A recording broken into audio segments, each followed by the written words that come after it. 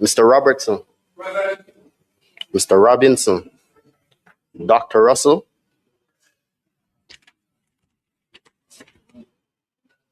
Miss Shaw, Mr. Smith, Mr. Dwayne Vaz, and Mr. Warmington. Thank you.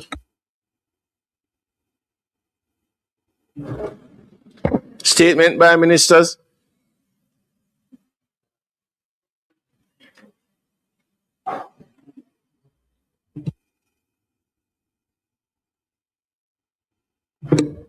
Announcement.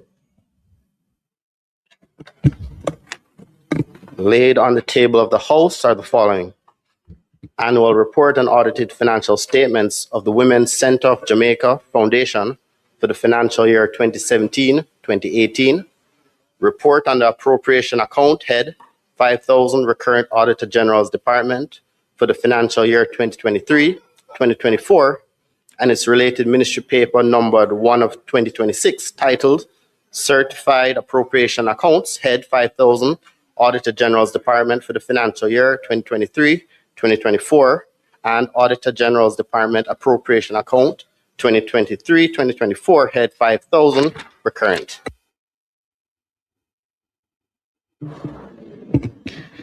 There was an live stream on the screen earlier for those who were here early. Announcement about the CPA post-election seminar. I would like to encourage all members to make every effort to attend the Commonwealth Parliamentary Association post-election seminar, which will take place next Wednesday, January 28th through to Friday, January 30th, from 9 a.m. to 4 p.m., each day at Gordon House. This seminar promises to be a highly informative and practical experience covering key areas such as the leadership development, effectively engaging with parliamentary procedures, and strengthening collaboration with the clerk committees and the wider parliamentary staff to improve efficiency and effectiveness in our work. We are also privileged to welcome a distinguished group of experts from CPA, Part Americas, Trinidad and Tobago, St. Lucia, the UK, and Canada. This will be an excellent opportunity for learning, exchange, and professional growth, and I strongly encourage all members to be present and participate fully. It is important that all parliamentarians attend. Bills brought from the Senate, petitions, papers, reports from committees, notice of motion given orally. Mr. Speaker, I beg to give notice that at the next meeting of the House, I will move the following motion. Be it resolved that the National Housing Trust Housing Benefits Special Selection Junior Crescent Housing Project Order 2025, which was laid on the table of the House on the 13th day of January 2026, be referred to the Regulations Committee of the House for consideration and report. Further, I beg to give notice that at a later stage today, I will move for the suspension of the standing orders to enable me to take this motion. Also, Mr. Speaker, I beg to give notice that at the next meeting of the House, I will move the following motion.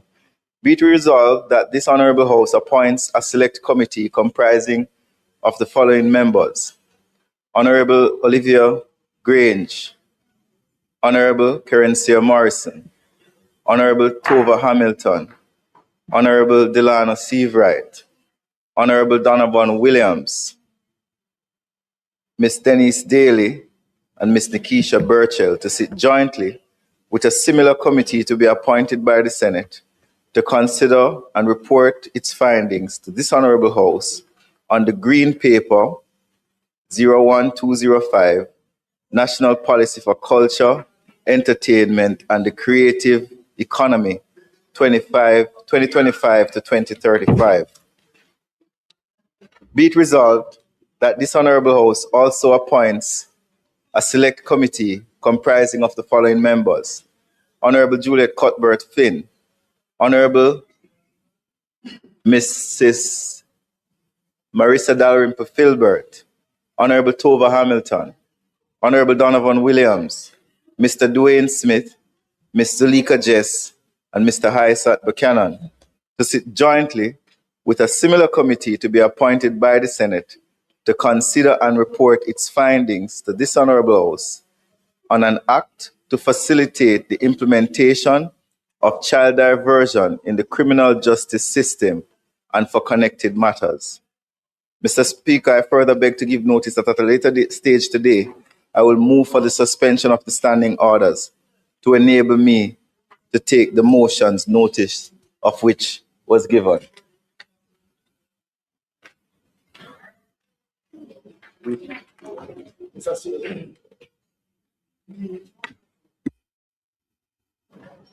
Mr. Speaker, I beg to give notice that at the next meeting of the House, I will move to introduce, and I've read a first time a bill shortly entitled the Cybercrimes Amendment Act 2026. I further beg to give notice that at a later stage today, I'll move for the suspension of the standing orders to enable me to take first reading of the bill.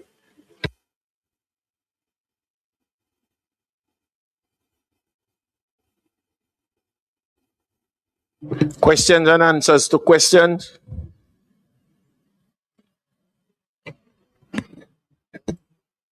Mr. Speaker, there is a question standing in my name that the Minister of Agriculture, Fisheries and Mining was scheduled to answer today.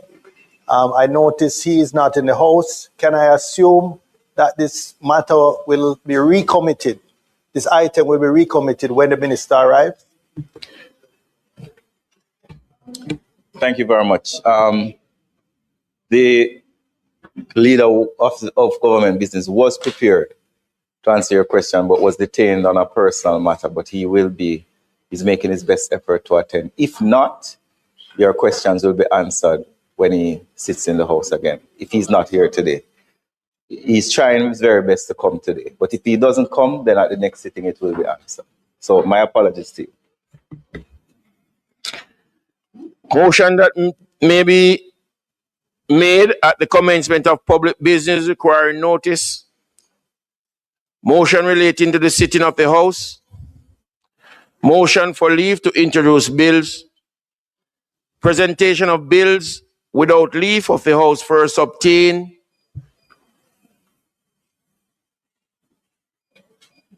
Public business.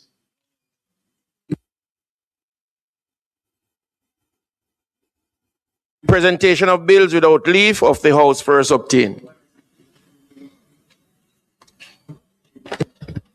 Mr. Speaker, I now move for the suspension of the standing orders to enable me to take the first reading of a bill shortly entitled the Cybercrimes Amendment Act 2026.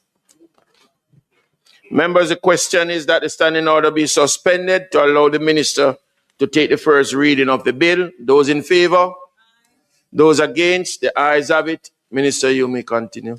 Mr. Speaker, I now move that a bill shortly entitled the Cybercrimes Amendment Act 2026 be read a first time. A bill shortly entitled the Cybercrimes Amendment Act 2026 read a first time. Mr. Speaker, I beg to give notice of second reading of the bill.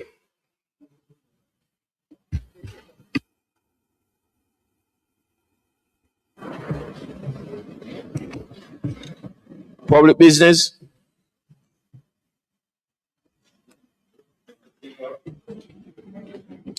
Mr. Speaker, I now move for the suspension of the standing orders to enable me to take the motion, notice of which I gave earlier.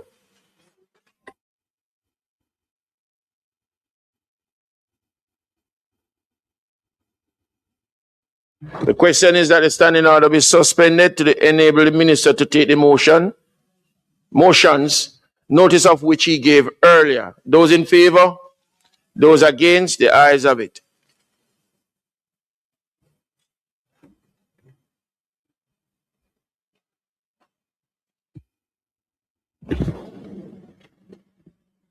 Mr. Speaker, I now ask that the motions be approved. The question is that the motions, notice of which Minister gave earlier, be approved. Those in favor? Those against? The ayes have it. Thank you, Mr. Speaker. The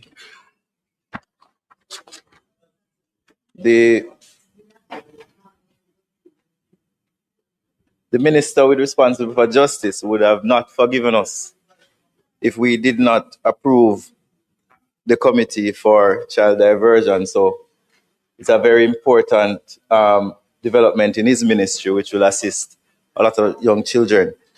We will now move to having a debate on the Financial Administration and Audit Act amendment, as well as the Financial Investigation Division amendments by the Minister of Finance. And then later on, we'll be discussing the Jury Amendment Act 2026 by the Minister of Justice. Madam Minister. Sure.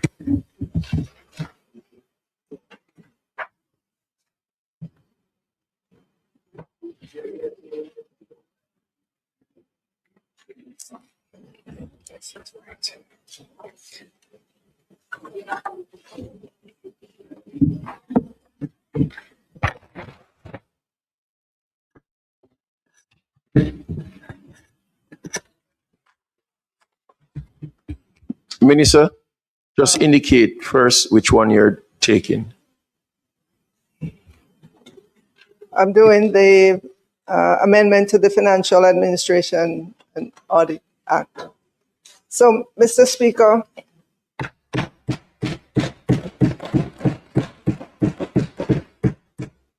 I stand here before this honorable House today to commence the debate on the bill entitled the Financial Administration and Audit Amendment Act 2026. Mr. Speaker, this bill seeks to amend the Financial Administration and Audit Act, the FAA Act, to remove the cap on the maximum amount that may be held in the National Natural Disaster Reserve Fund, NNDRF, cease mandatory annual transfers from the consolidated fund to the NNDRF once the balance is at or above $10 billion, and to remove Section 13A(1)(a)(I), which makes provision for the transfer of $200 million from the consolidated fund to the NNDRF during the financial year 2023-2024. Mr. Speaker, before conducting the clause-by-clause examination of the bill, I feel that it is important to remind this honorable House that the NNDRF was established pursuant to an amendment to the FAA Act in June 2024. Mr. Speaker, this honorable House may recall that this amendment to establish the NNDRF was to provide a disaster risk management facility that would enable an immediate financial response to a disaster affecting Jamaica that has either a fiscal impact equivalent to or greater than 1.5% of GDP, or about $55 billion, which triggers a disbursement under a natural disaster instrument held by or on behalf of the government of Jamaica. Mr. Speaker, currently Section 13A(1) of the FAA Act provides that the NNDRF shall consist of issues from the consolidated fund principal bank account, from the triggering of natural disaster instruments, and from other indicated sources of flows, such that the maximum amount of the NNDRF shall be $10 billion. However,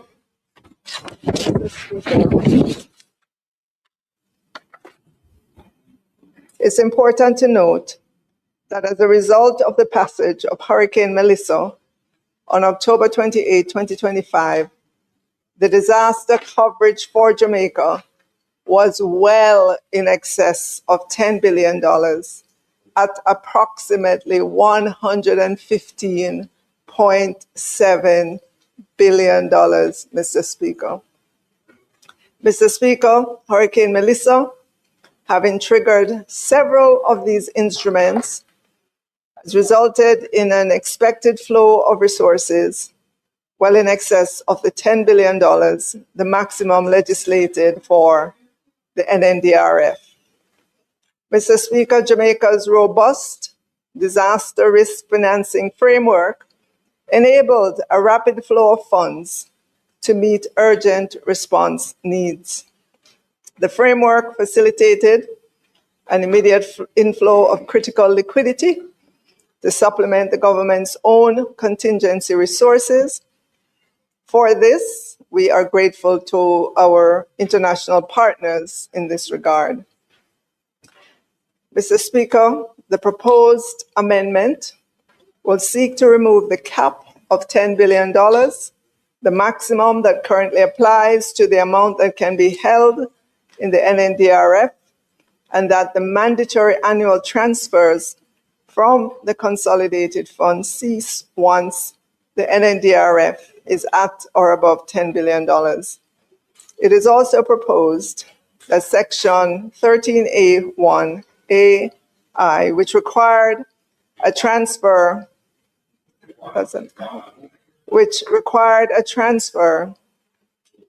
of $200 million from the consolidated fund to the NNDRF during financial year 2023-24 be removed. This is being done, Mr. Speaker, because the NNDRF was neither approved nor operational during that financial year. And so if you'll permit me, Mr. Speaker, I will now do a clause-by-clause presentation of the bill. So the bill entitled the Financial Administration and Audit Amendment Act 2026, clause by clause. The short title, Clause 1, Mr. Speaker, addresses preliminary issues of the bill. It sets out the short title, construction and commencement of the Act, which is cited as the Financial Administration and Audit Amendment Act 2026, and must be read and construed as one with the Financial Administration and Audit Act. Clause 2 amends Section 13A1 of the FAA Act, which establishes the NNDRF and provides for its funding with issues from the Consolidated Fund Principal Bank Account. This amendment proposes the deletion of the requirement of $200 million that was to be issued to the NNDRF in the aggregate in the financial year 2023-24, then $1 billion during the financial year 2024-2025, and thereafter no less than $400 million annually, so that the sums paid into the fund does not exceed $10 billion.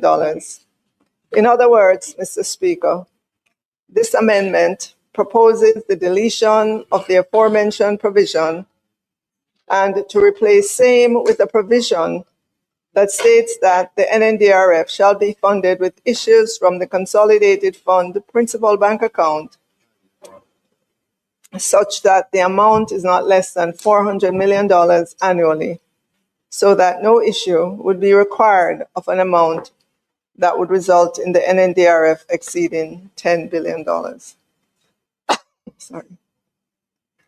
Finally, Mr. Speaker, the Memorandum of Objects and Reasons explains the purpose of the bill and provides an overview of the necessity and scope of the bill. The Memorandum of Objects and Reasons speaks to the fiscal response required to remove the cap of $10 billion on the amount that can be paid into the NNDRF and to remove the mandated requirement of annual issues from the consolidated fund once the NNDRF reaches the amount of $10 billion. I therefore seek the support of the members of this honorable House in passing this bill, subject to any amendments made here today. Thank you, Mr. Speaker.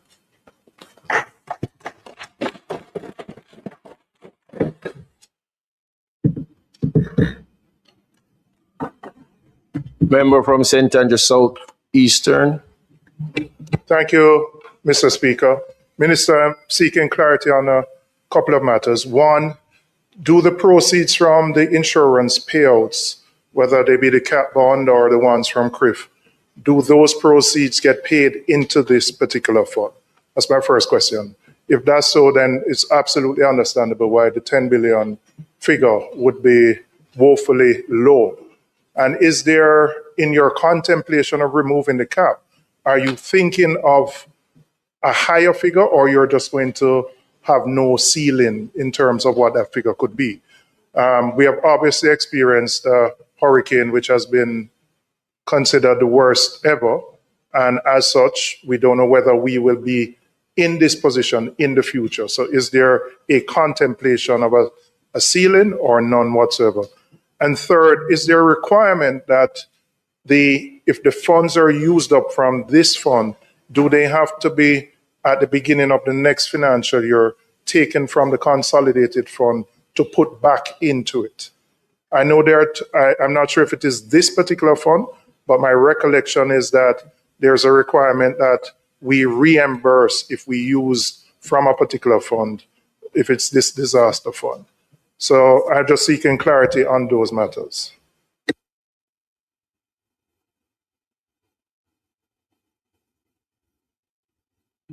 Member from St. Andrews Southern. Thank you, Mr. Speaker. Minister, what you're seeking to do here today, I think, is uncontroversial. The establishment of this fund was done by a bill passed in 2024 that amended the Financial Administration and Audit Act. And what you're seeking to do here is to amend one paragraph of the provisions that were enacted by the 2024 bill. You mentioned in your presentation that in replacing that paragraph, which is paragraph A of subsection 1 of section 13A,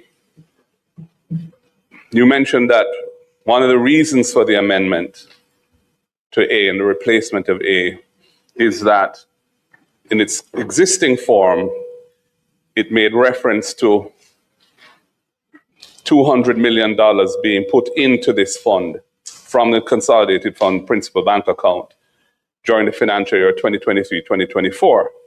And you made the point that the fund had not yet been established. What you didn't make reference to, though, was the next subparagraph, which is also being replaced. So, subparagraph Roman 2, which spoke to the need to put up to $1 billion in the fund during the financial year 2024-2025. And given that you had explained why you were replacing subparagraph 1, your omission in making a reference to subparagraph 2, which is also being replaced, made me wonder why you hadn't explained that as well. And is it that, what was the reason for replacing subparagraph 2? Is it that it didn't happen, that an amount up to $1 billion was put in the fund in the fiscal year 2024-2025? Is that why it's being replaced? I don't know.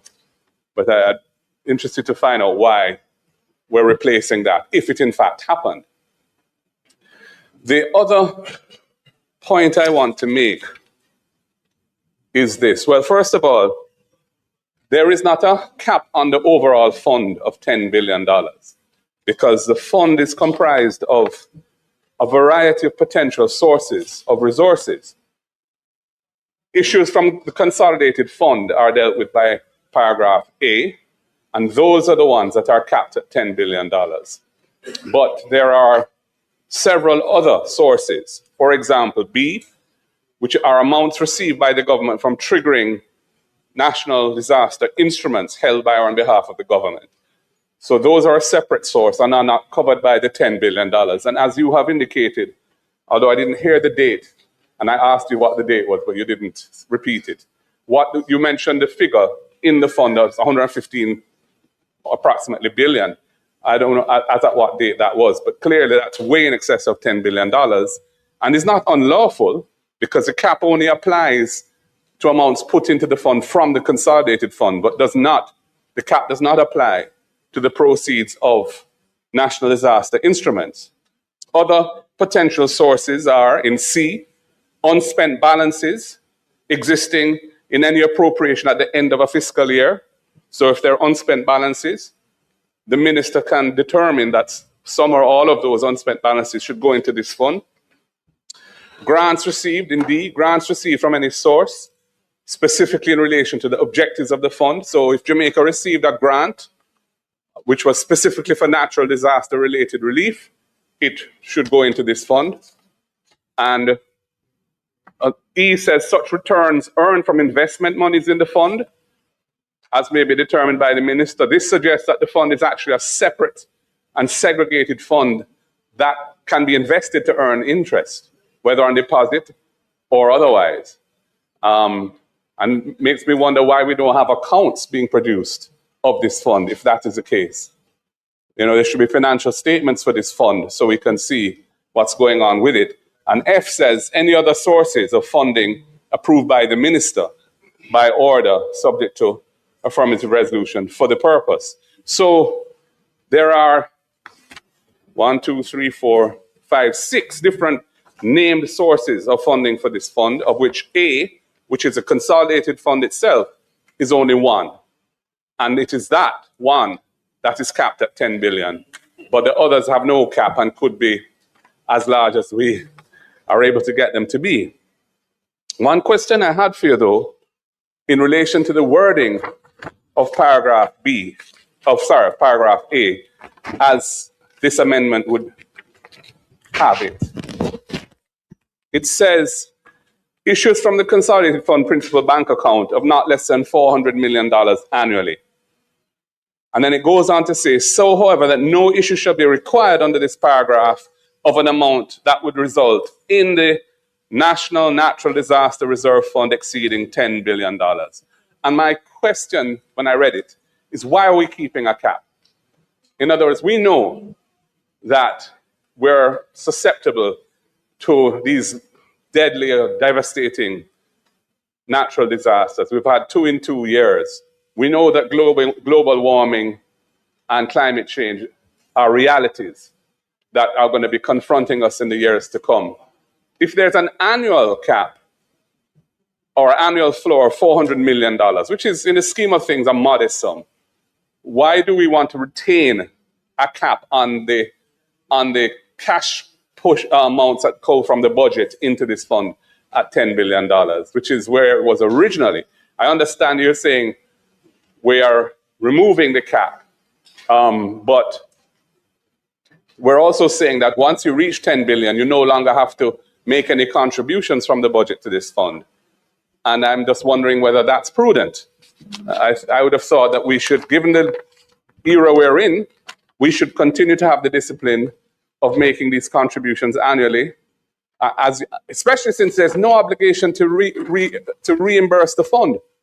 I can't find it anyway. I've looked, I don't see where in 13.8 says if you draw down on the fund because there's been a disaster which has to be dealt with, there's no obligation to top it back up over a certain number of fiscal years or anything of that nature. So given that there's no obligation in the law to reimburse the fund, why are we keeping a limit? When I say a limit, why are we saying that you don't have to make contributions out of the budget of at least 400 million a year on an ongoing basis, regardless of whether the fund has reached 10 billion or not? That's really my question for you. Speaking for myself, I think we should just delete the words in the bill that come after the word annually in paragraph A and continue to contribute 400 million a year to this fund on an ongoing basis, regardless of where the amount is. Because 10 billion, as we've seen, is totally inadequate to address the likely consequences of any serious national disaster. So that's my suggestion there. I have one other comment, which is not on the content of the bill, but is more on the legislative process. And this has been triggered by my experience with this bill. So when I received the bill, when it was tabled last week, it was in long form, and it's an amending bill. I wanted to see the principal act, to see what was being changed. Because on reading the bill in isolation, you have no idea of what it's doing or what it's saying. I tried on Parliament's website to find a complete copy, up-to-date copy of the Financial Administration Audit Act, or even of the legislation that had introduced this fund. Neither the bill that did that, nor the act that resulted when that bill was passed were available on Parliament's website. And, Mr. Speaker, I must complain about the management of the website of Parliament in relation to legislation. It is not being kept current. I looked on it, there was one act for 2025 on the website of Parliament. And the 2024 did not have the Financial Administration Amendment Act 2024, which is a legislation that introduced this fund into our law. I checked on the Ministry of Justice's website. It's not there.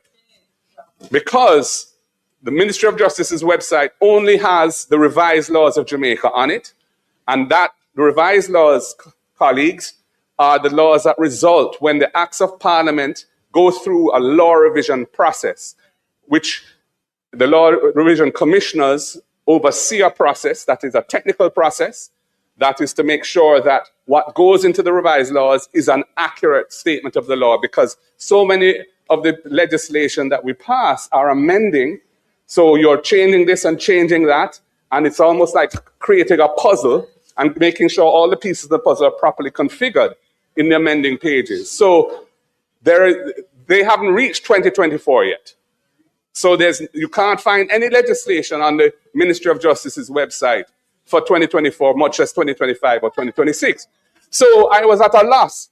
So I had to reach out to the Ministry of Finance and to the Office of Parliamentary Counsel, and they very kindly were able to provide me with the 2024 Amendment Act, which is this, which has enabled me to make this presentation here today. This is not good enough, Mr. Speaker. Our laws are important. Access to our laws are fundamental to the rule of law in the country. And I really think we need to do better, and the necessary human or other resources need to be put in place to ensure that the website of Parliament has all bills and all acts that have been passed or tabled or passed in this Parliament on a current basis. Too often, I have to be emailing Parliament and they tell me it's not yet done, and it is a chaotic and chaka-chaka system of running the Parliament and the legislative side of it. I had to raise that today, Mr. Speaker, because I think, these are not resource-constrained things. This is just a question of putting a little bit of effort and priority behind it because it is important. And it is very important that we do that. So going back to Going back to the bill itself, Mr. Speaker, Minister, as I've said, it is uncontroversial. I do not understand why we are retaining a cap, so to speak, on the contributions that can be made into this fund, or at least saying that once 10 billion is in there, the consolidated fund, we no longer have to make annual contributions from the budget to the fund of at least 400 million. I think that is I would say we must make those contributions every year because we know the times we're living in. We will need the money sooner or later, and it's good that it's there when we need it. Thank you, Mr. Speaker.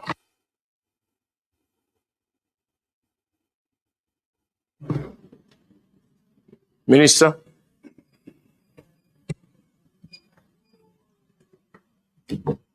Or, Mr. Speaker, the member from St. Andrew Northeast asked, do the proceeds, Southeast, just across the street from me. Do the proceeds get paid into this fund? And Mr. Speaker, the short answer is yes, we direct it. We direct proceeds into the NNDRF. And the next question was, if we use from a particular fund, do we reimburse? If the funds go into the NNDRF, and if we use it out of that, what we try to do is to ensure that our national natural disaster risk financing framework continues to be maintained. So, for example, in the recent disaster, the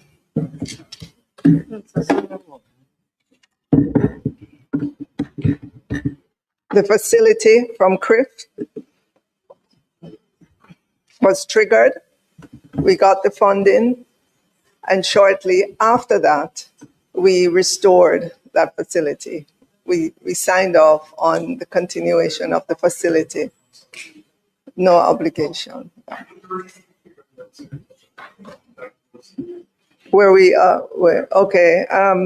Approximately $115.7 billion. No, this is the amount that we would expect to, when everything is said and done, that is the amount that would have flowed through that from all insurance, from our IFIs, from everywhere into that fund. Right, but it's also a catastrophe, right? Catastrophe bond as well. And we are speaking to our partners to restore the global cap bond, the one that was purchased on the international markets. You would think that investors would shy away from catastrophe bond after this, but the opposite, because they recognize the efficiency of the market. And when you look at their portfolios, they're able to buy small amounts. So you have many investors participating in a bond, catastrophe bond, for example. Yeah. All right. And the member from St. Andrews Southern, I know you recognize that it's uncontroversial, and it is. And in all of your remarks that you went through, the one question that I have from that is, why are we keeping a cap from the funds that flow from the budget? Is this prudent? Why are we saying the Consol does not have to make a contribution? So the member from St. Andrews Southern, in the old days, a fund such as this would have a small contribution from central budget, and to the extent that the budget in another year could put something into the fund, it would put into the fund or not put into the fund. And so you find that there wasn't any structure to Jamaica's national natural disaster risk financing. This government has taken it on to bring a framework to disaster risk financing. And so rather than just depending on the budget or a transfer into the fund, we have looked wide and far and found instruments, financial instruments, to bring into this framework of different, different nature.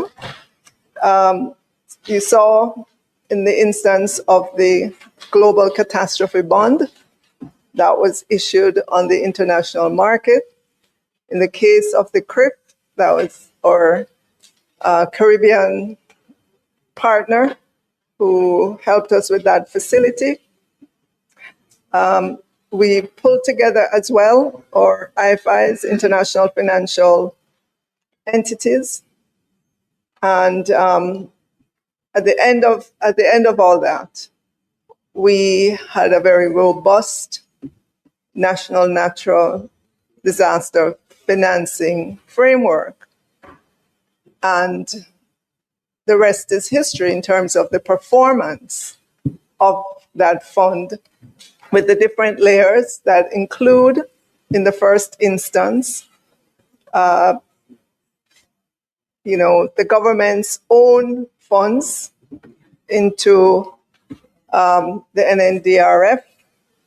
We also had contingency fund, and then layered on top of that was the CRIF, IDB contingent facility, World Bank catastrophe bond, the Global Catastrophe Bond, the IMF rapid financing instrument. So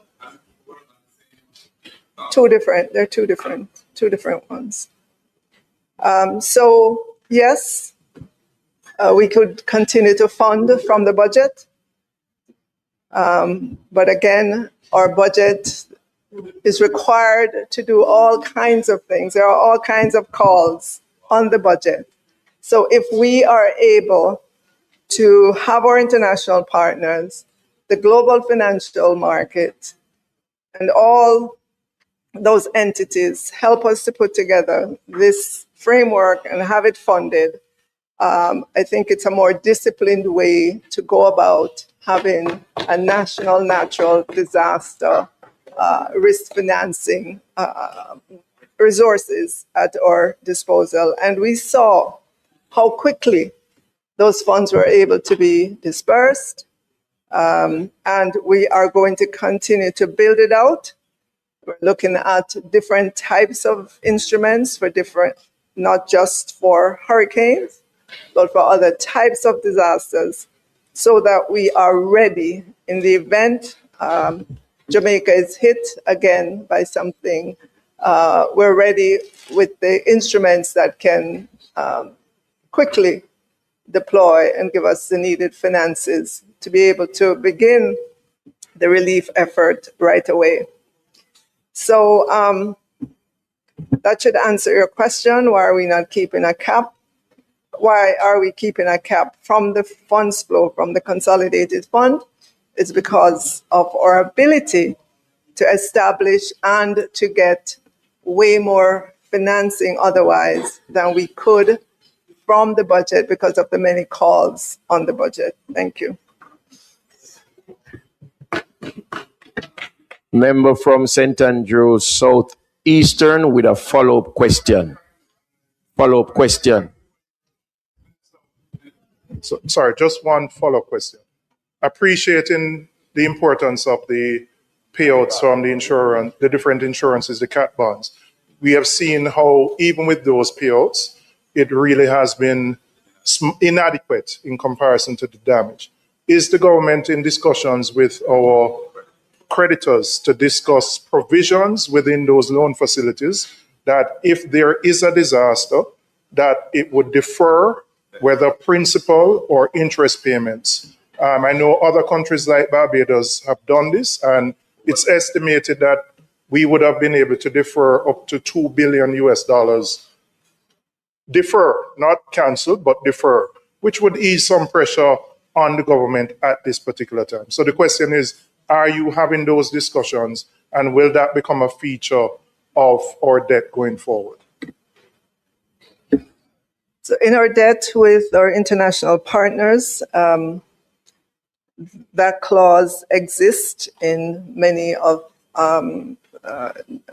that clause already exists, and in new debt going forward, we will ensure, we've indicated already that we would like that those kinds of clauses to continue in those instruments. It becomes a little bit more difficult when you issue debt on the international market, right? But if you're right, so it's easier to negotiate with our partners or international partners than on the international market. But that is something, if we ever go to market, that we would try to do.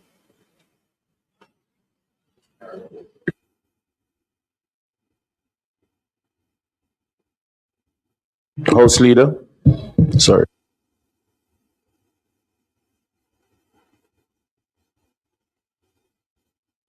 Minister, you can now ask for the second reading.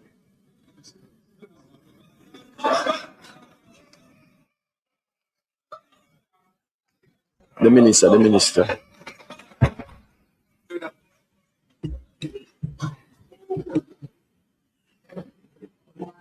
Mr. Speaker, I conclude the debate on the bill and ask that it be read a second time. The question is that the bill be read a second time. Those in favor? Those against, the ayes have it. An act to amend the Financial Administration and Audit Act, read for a second time. The House will now resolve itself into a committee of the whole House to consider the bill clause by clause.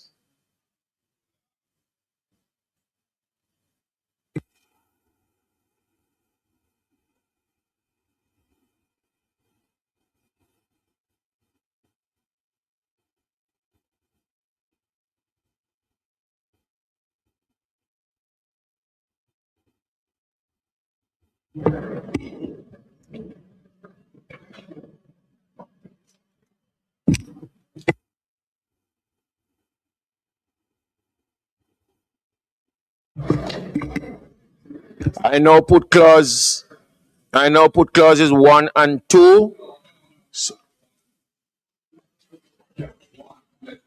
Individual. Okay. I now put clause 1. Those in favor? Those against, the ayes have it. I now put clause 2. No, yeah. Thank you. Mike. Yes, thank you, Mr. Chairman. Minister, I had proposed an amendment to clause 2, which would have deleted the proviso, i.e. all the words after annually in the clause, on the basis that given the situation we're living in and the environment and climatic conditions that we face, the prudent thing would be for the fund to be continually built up year by year from what is really a modest contribution from the budget of 400 million as a minimum. Your response to that was saying, well, we have these other arrangements that are satisfactory, so we really don't need to stress the budget out any longer once we reach 10 billion. For the record, I don't think that's a satisfactory response. I think that we should continue to contribute to this fund. I agree with you that times have changed and have shown the importance of discipline around financing of disaster relief. I do commend the government for the efforts it has made over the years with that.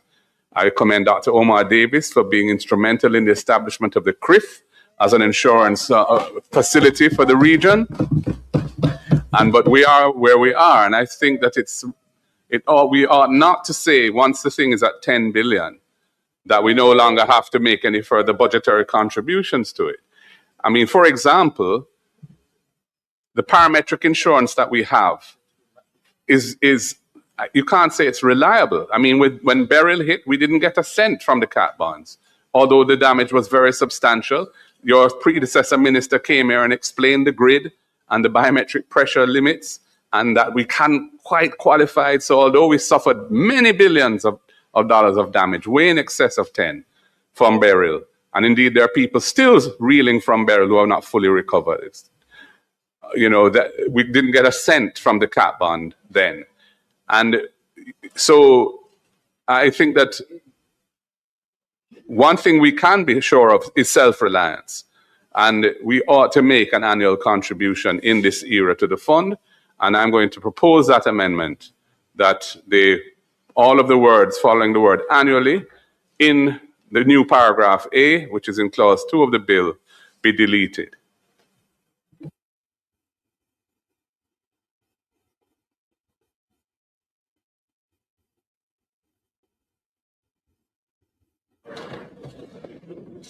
So, member, we will continue to look to search for different instruments for the fund.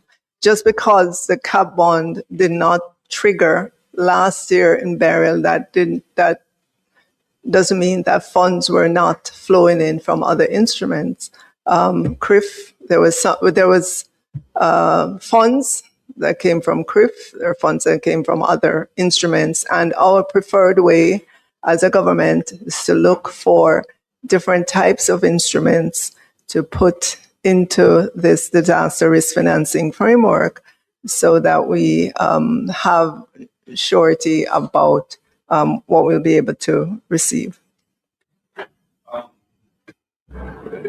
Minister, I hear you, and I agree 100% that we need to have an array of different sources of relief to deal with natural disasters. And there are credit lines, there are these bonds, there are insurance policies, etc., and there's the budget.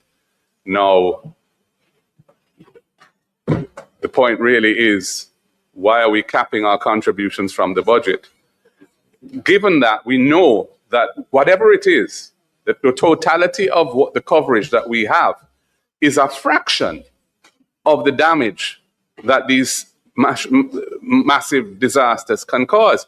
The physical damage from Melissa has been quantified with reasonable accuracy at, I think, 8.8 billion US. That's a physical damage to Jamaican assets, private and public.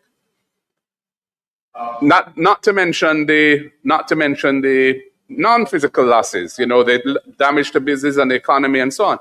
So the sum of the total of what you're expecting by way of flows for this fund, including the cat bond and the credit lines and the CRIF insurance, etc., is $115 billion, which is not even 1 billion US. So it's not even, it's about 15% of the physical losses that the country has sustained. So to say that we're gonna cover it in other ways is really fictional. And that is why I propose the amendment I've proposed. But anyway, the minister is not in favor of it. We can move on. Minister, if I could. Prime Minister, your mic is on. Thank you, Chairman. The leader of the opposition's point is not to be dismissed. And I interpret what he's saying to be that the National Disaster Risk Fund should be at its highest level possible. And nobody argues with that point. But remember the framework that we have, where we have different funds for different levels of risk. So the National Disaster Risk Fund is meant to be your first call, essentially, to deal with what is usually described as low intensity, low risk incidents that occur. And therefore, what the Ministry of Finance is trying to do is to gauge what that kind of low intensity disaster, low risk disaster would be. And then if you go past low intensity disaster, then there is another kind of instrument that addresses it. And I think that they have come up with that framework, which works. So it's not that we don't want the fund to be huge, but remember, when we sequester funds from the consolidated fund, it increases the fiscal pressure because you can't use those funds for anything else other than disaster. So it's a balancing act. And I think that where we are with the threshold that we have set, we have struck the right balance. So it's not to dismiss the validity of the argument, but bear in mind what we have said. Taking funds out of the consolidated funds increases the fiscal pressure, and that there are other instruments and other financial arrangements that can be made to address frequency, intensity, and risk of other disasters. Chairman, Mr. Chairman, just for the purpose of accuracy, I just want to make a couple of points in response to the Prime Minister. First of all, we're not talking about modest or small losses here, because in order to draw down any money from this fund, the Fiscal Commission has to certify that the estimated fiscal impact of the disaster is at least 1.5% of GDP, which I think the minister had indicated is over $50 billion. So we're talking about substantial disasters is what this fund is for. Secondly, all of your matrix or layers go into this fund. So the cat bond proceeds come into the fund, because if you look at paragraph B of 13A, it says all amounts received by the government from the triggering of national disaster instruments held by or on behalf of the government all come in. There are different sources of what goes into this fund to fund the losses. My only point is, I don't see the relevance of saying that once you get to 10 billion from the consolidated fund over time, you no longer have to make the annual contribution to it of $400 million. 400 million Jamaican dollars is what the law says you have to make available each fiscal year to this fund, but it caps it at 10 billion. And what this amendment does, it says, once you reach 10 billion, you no longer have to make those contributions. I'm just questioning that the sense of that or the prudence of that in the era in which we live. I only made this point in response to yours because I just wanted to make it clear the overall parameters of how this fund works. So if just Mr. Chairman, thank you again for allowing me. So again, once we are taking out of the consolidated fund, taking out of revenues that we have earned, and we're locking it off in a fund, it's no longer available for anything else.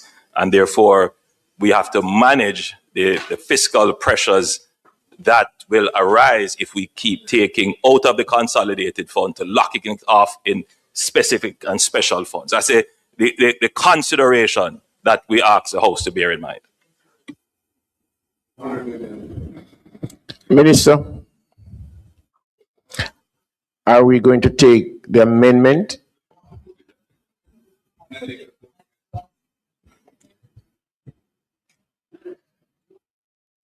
I now put clause 2. Those in favor?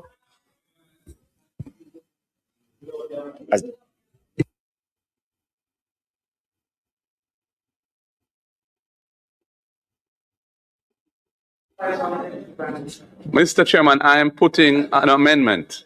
I'm proposing an amendment to the bill. And the amendment I've articulated very clear. I'm saying delete from clause 2 in the new paragraph A all words following the word annually. Put the amendment and you can.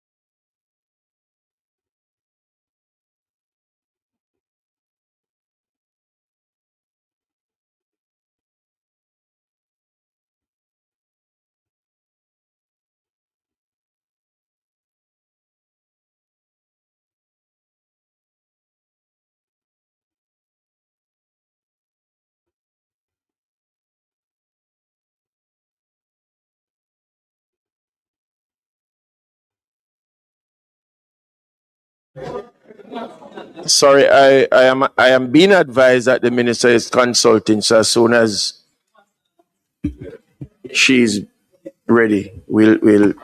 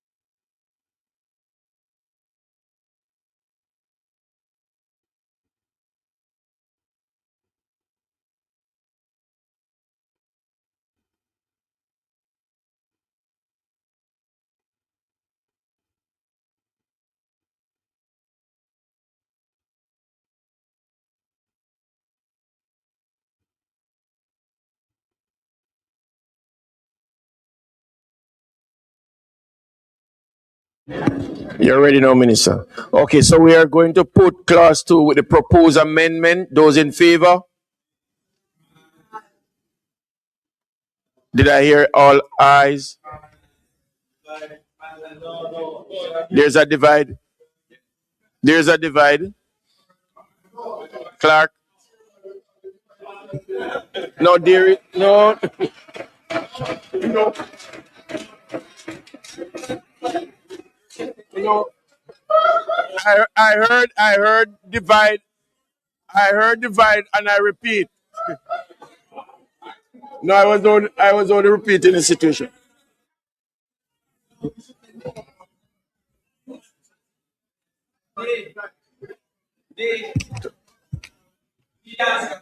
So, Miss,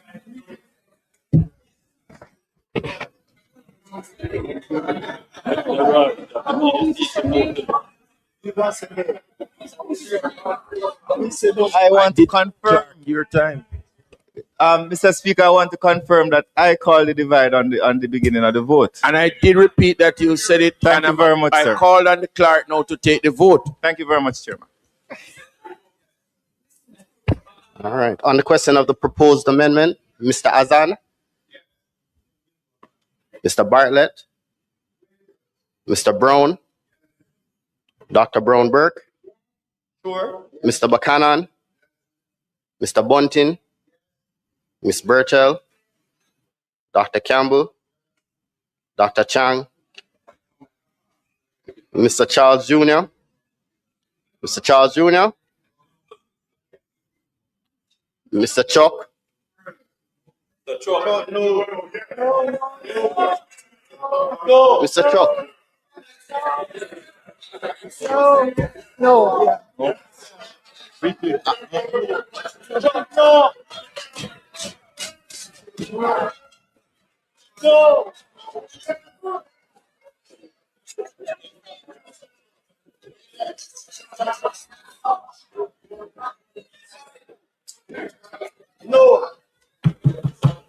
Mr. Chuck, your vote is? Clark.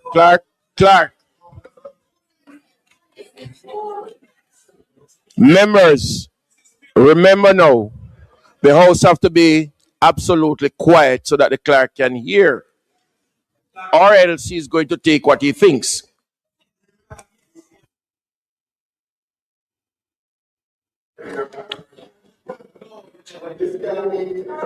Mr. Chuck,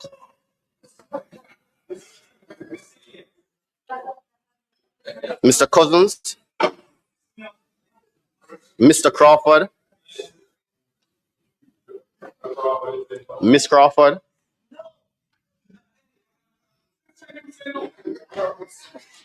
Mrs. Clotworth Flynn, Miss Daly, Mrs. Dalrymple Philibert, Dr. Dawes, Mr. Golding, Mr. Gordon, Miss Grange, Mr. Green, Miss Hamilton, Mr. Hales, Mr. Hines, Dr. Holness, Mr. Hilton, Mr. Jackson, Miss Jess, Miss Lee, Miss Lee, Miss Lee, Mrs. Malahu Fort, Ambassador Marks, Mr. Main, Mr. Mackenzie, Mrs. Miller Bennett, Mr. Montague, Mr. Morgan, Mr. Morris, Miss Morrison, Miss Nita Garvey, Mr. Newell, Mr. Paulwell, Mr. Phillips, Miss Perkis, Mr. Robertson, Mr. Robinson, Dr. Russell, Mr. Samuda, Mr. Seabright, Mr. Shaw, Miss Shaw, Mr. Smith, Mr. Terlong, Dr. Tufton, Mr. Darrell Vaz, Mr. Dwayne Vaz, Mr. Warmington, Dr. Wheatley, Mr. Williams Delroy, Mr. Donovan Williams,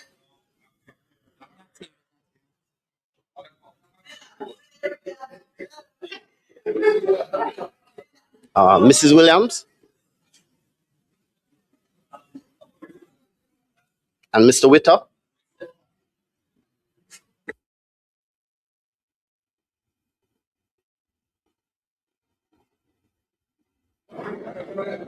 Minister, you want to say something? Right. So, Mr. Speaker, it is to be noted that it doesn't mean that we would not contribute more to the NNDRF. It's just that we're not making it mandatory. We're taking the mandatory nature out of it.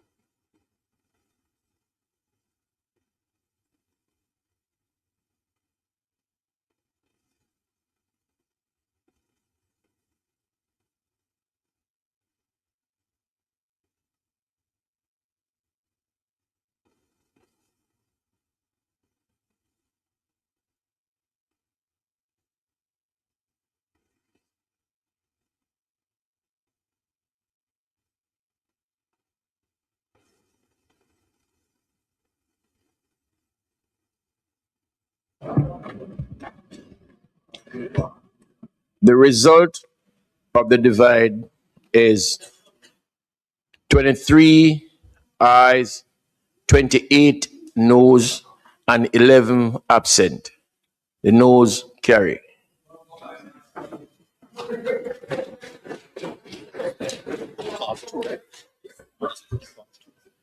I now put clause 2. Those in favor? Those against? I now put the title in a clause. Those in favor? Those against? The question is that I do report the bill as having passed committee stage without amendment or without amendment. Those in favor? Those against? The ayes have it.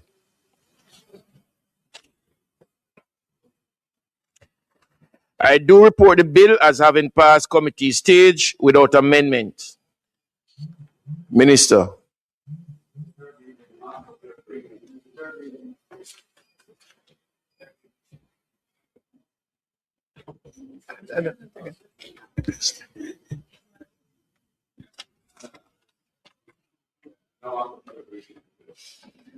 Ask that the bill be ready. Mr. Ask that the bill- Speaker, I now ask for a third reading of the bill. The question is that the bill be read a third time. Those in favor? Those against? The ayes have it. A bill entitled An Act to Amend the Financial Administration and Audit Act read a third time and passed.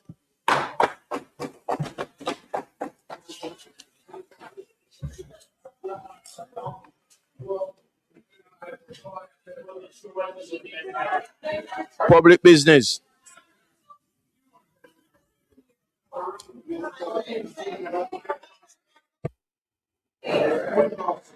Mr. Speaker, we are now going to go to the Financial Investigation Division Amendment Act. Again, allow me to welcome the students from the Cartridge College. I hope they are enjoying Parliament. I remind the members that the students are watching, observing the behavior. The Minister of Finance.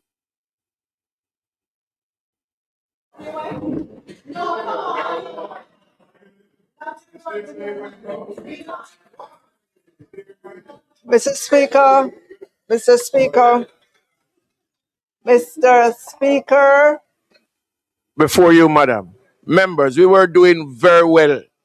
Let us continue. Minister, you may. Mr. Speaker, the Financial Investigations Division Act, the statute establishing the Financial Investigations Division, or FID, seeks to incorporate the necessary functions that will facilitate both local financial crime investigations as well as cooperation with other countries.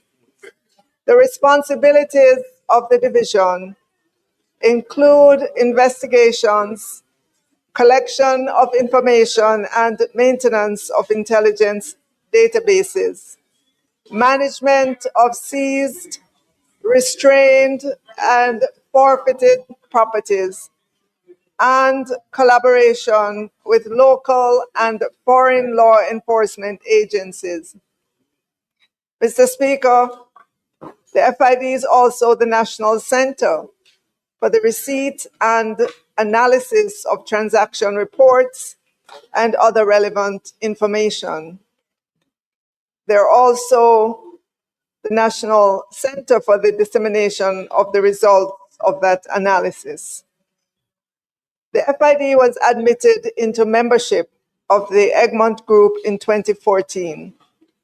The Egmont Group, which was established in 1995, facilitates international collaboration and cooperation between financial intelligence units to combat money laundering, financing of terrorism, proliferation financing, and predicate offenses.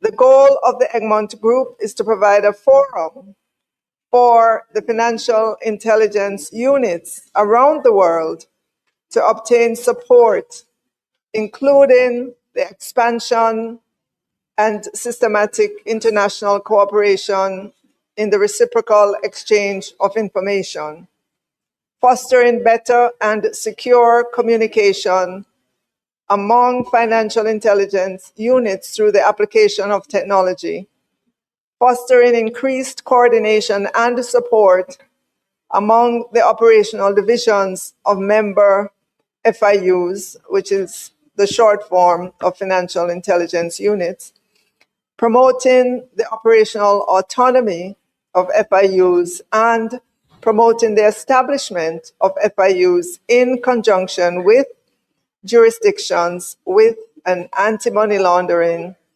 counter-terrorist financing, counter-proliferation financing, or AML, CFT, CPF program in place or in areas with a program in the early stages of development. Mr. Speaker, as you may be aware, in 2017, the Financial Action Task Force / Caribbean Financial Action Task Force approved the Mutual Evaluation Report, MER, for which Jamaica was rated partially compliant for recommendation 40, which deals with international cooperation. A low mutual evaluation report rating serves as a trigger for a close review by the Egmont Group. The Egmont Group identified areas of deficiency in the Financial Investigations Division Act, which they interpreted as the division not being operationally independent and autonomous. Mr. Speaker, this bill, containing the proposal to amend the FID Act, seeks to address the issues relating to independence and to ensure that FID complies with the Financial Action Task Force standards and principles of Egmont, thus maintaining membership. Further, Mr. Speaker, the amendment is also pertinent to ensure that Jamaica is better prepared for the 5th round of the Financial Action Task Force mutual evaluation, as international cooperation is one of the focus areas to test for effectiveness. Mr. Speaker, the provisions of the bill are set out as follows. Clause 2 seeks to amend Section 12 of the Act by, in paragraph A, deleting the marginal note and inserting new marginal note to describe the purpose of provisions of Section 12, which is the exchange of information. In paragraph B, deleting subsections 1, 2, 4, 5, 7, and 8, and inserting new subsections 1 to 4. Listing in the new subsection 1 the regulatory counterpart and the purpose for which the FID may exchange information. It stipulates that the exchange may be with a local public body, foreign financial intelligence department, or an association of such body, and for the purposes of investigation and prosecution of financial crime. Stipulating in the new subsection 2 that the FID may exchange information with the bodies mentioned before to enable the division or that body or financial intelligence department or association of departments to exercise regulatory functions, including the conduct of civil, criminal, or administrative investigations and proceedings to enforce laws administered. Requiring in the new subsection 4 that the FID to enter into a memorandum of understanding or other arrangements with the public body or foreign financial intelligence department or association before the disclosure of information. It also seeks to remove the requirement for approval by the minister before the FID can enter into a memorandum of understanding, MOU, or other arrangements, thus ensuring operational independence. Nevertheless, to ensure accountability, provisions in subsection 4 also stipulate that any such memorandum of understanding or other arrangement entered into by FID must be done in accordance with the Constitution of Jamaica, the laws of Jamaica, and government policy. Government policy that will be considered include anti-money laundering, counter-terrorist financing, counter-proliferation financing, secrecy, cybersecurity, data protection, Mutual Assistance Criminal Matters Act, Sharing of Forfeited Property Act, and time frame for retention of information. Mr. Speaker, it should be noted that the existing constitutional safeguards, foreign relations policies governing how and with whom FID enters into foreign agreements, and relevant legislation, including but not limited to the Data Protection Act and the Mutual Legal Assistance Treaty, the MLAT framework, collectively provide assurance that the FID is unlikely to engage in actions outside its legal and constitutional authority, including entering into MOUs with entities lacking requisite permissions and procedures. The new subsection 4 at paragraph B also stipulates the responsibility for confidentiality and permission by the FID before any further disclosure by the relevant party as defined in subsection 3. Seeking in paragraph C to amend subsection 9 to ensure that regulations relating to the exchange of information for the purposes of investigation and prosecution of financial crimes have parliamentary oversight by including the requirement for them to be subject to affirmative resolution. Mr. Speaker, the information shared among local public bodies, foreign financial intelligence department, or an association of somebody of such body is for intelligence purposes only and cannot be used for evidential purposes in a court of law.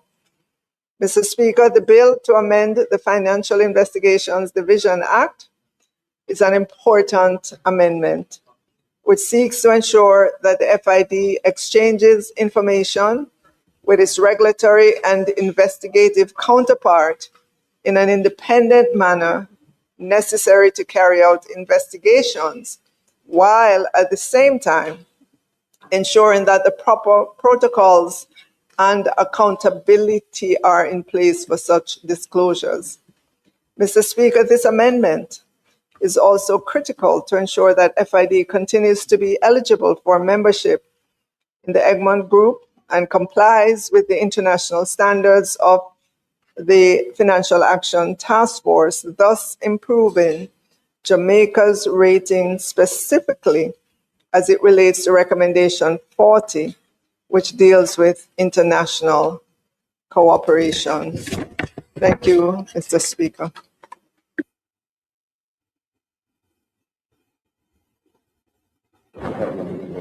Mr. Speaker, it's clear that the primary motivation for the amendment is being driven by, I would say, external factors and pressures, FATF, and also to maintain membership in the Egmont Group. What I would want to ask, Minister, I'm aware that there are MOUs between the FID and other local agencies, for example, MOCA, possibly the Integrity Commission. Is it that the amendment that you're proposing now will supersede those MOUs? And is it that in the exchange of information, either way, that FID will still require an MOU from any other local or overseas entity, or will the amendment be to the Act allow the Chief Technical Director the discretion to determine who he shares or receives information from?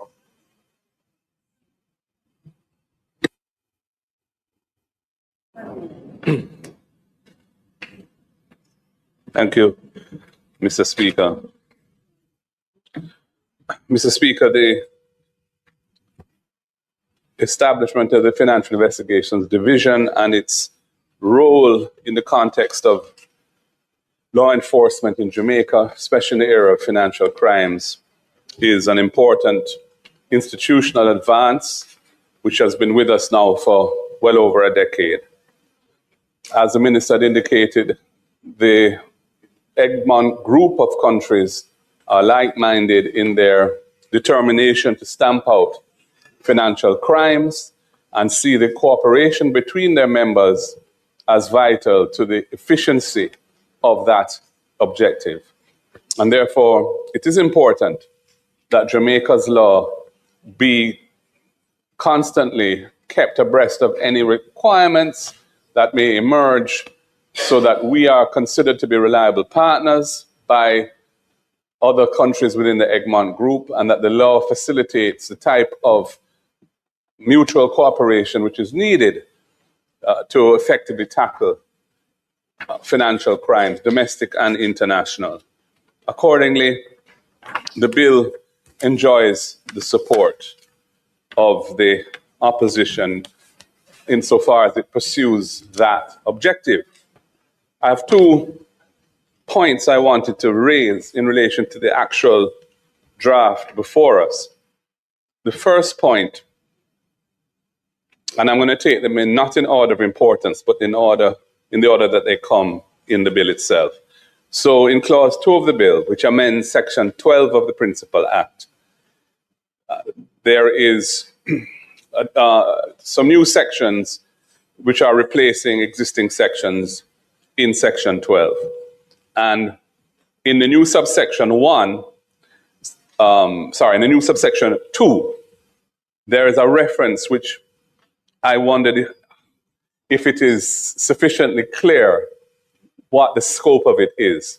So subsection 2 says that the Chief Technical Director, who is the head of the FID, the Financial Investigations Division, may give to or receive from any public body in Jamaica or any foreign financial intelligence department or association of such departments any information necessary to enable the division or that body or department or association of departments, as the case may be, to exercise regulatory functions, including the conduct of civil, criminal, or administrative investigations and proceedings, and these are the words I'm concerned about, to enforce laws administered by the division, body, department, or association of departments.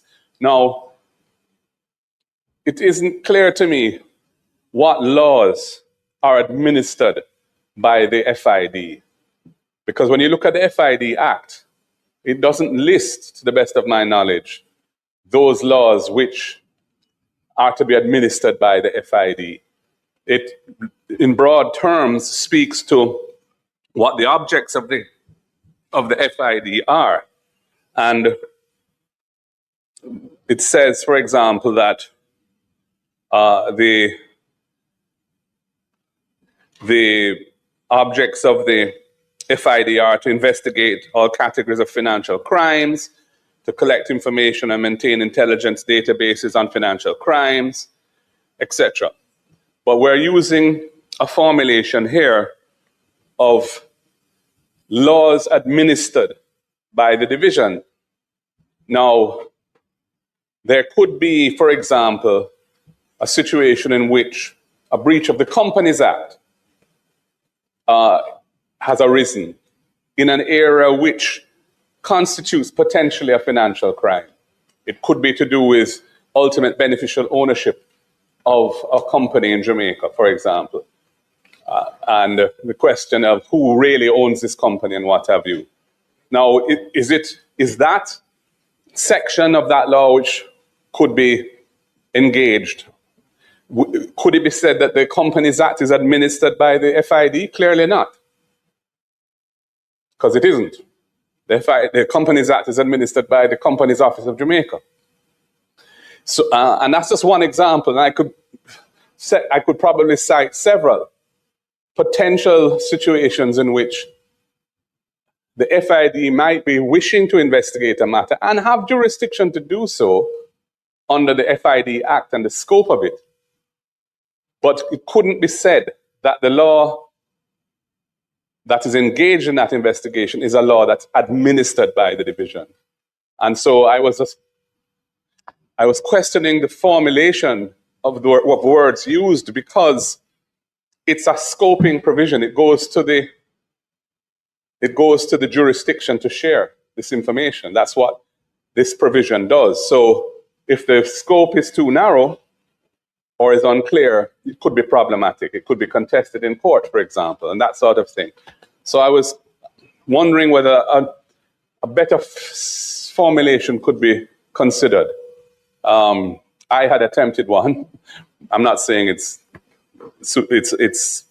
by any means perfect, but I was suggesting, for example, rather than talk about civil criminal administrative investigations proceedings to enforce laws administered by the division, you could say civil criminal administrative investigations proceedings to enforce laws, the enforcement of which fall within the statutory functions of the division, which is a bit broader than the idea of the division administering those specific laws, which it may not, in fact, do. So that's a technical point, and the drafters can consider it and see if they feel there's any merit to it or not. But it's an important point because it goes to the scope of this amendment, and therefore is the sort of thing that if there's a problem with it, it could be contested in court. The other point I wanted to raise is in relation to the new subsection 4 of clause 12. And this is setting out the parameters in which the chief technical director is authorized to disclose information about a Jamaican citizen, potentially to a foreign department, foreign law enforcement agency. And in paragraph B, it says that the chief technical director has to be satisfied. And in subparagraph 2, it says the information to be disclosed to the relevant party, which would be the overseas law enforcement agency, for example, or a public body here in Jamaica, that information, that disclosure is required for the purposes of the relevant party's functions, including the conduct of civil, criminal, or administrative investigations. That's fine. I agree with that. So if the disclosure is required for the purposes of that entity's functions, then yes, I can see why we'd want to share that information. But the question to my mind is, why would you want to share it with them if it's not required for the purposes of their functions? And if you look at subparagraph 1 of B, it allows the disclosure as an alternative. It's disjunctive. So it may not be required for the purposes of that entity's functions, but yet the chief technical director could share it with them, could disclose it to them. And that I have a problem with. I don't see why we would be doing that. Why would we be allowing the sharing of information which is not required by the functions of the entity that's receiving the information? And to me, that opens the door too wide. And I would like to see that door have appropriate limits around it. Yes, subsection 1 says that if you're going on the basis that it may not be required for their functions, but you're sharing sharing it with them nonetheless, you need to have a confidentiality undertaking from them, or some other written undertaking from them not to disclose it. But that to me is not sufficient. If it's not required for their functions, then why should it be shared with them at all? And I don't know the answer to that question, and that's why I've raised it here. I think subparagraph B is sufficient and covers the proper ground. And I'm not sure why we need to expand that ground beyond subparagraph 2 of paragraph B in the new section 4. Maybe there's a good answer to it, but I would like to hear what that is. Thank you, Mr. Speaker.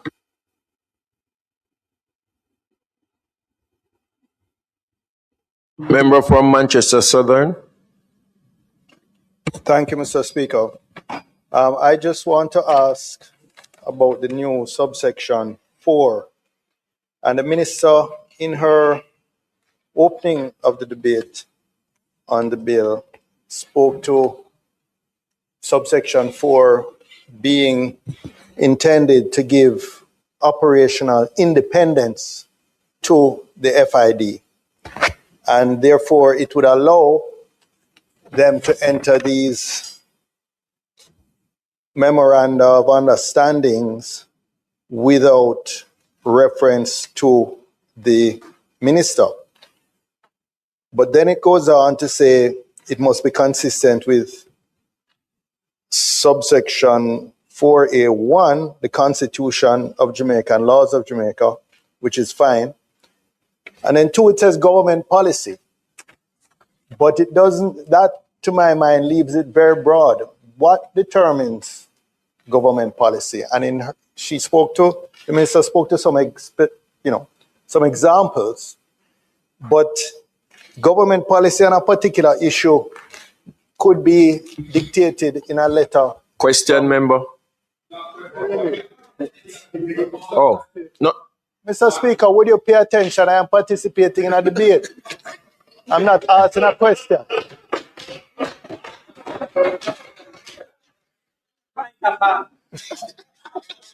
Sir. May I proceed? May I proceed, Mr. Speaker?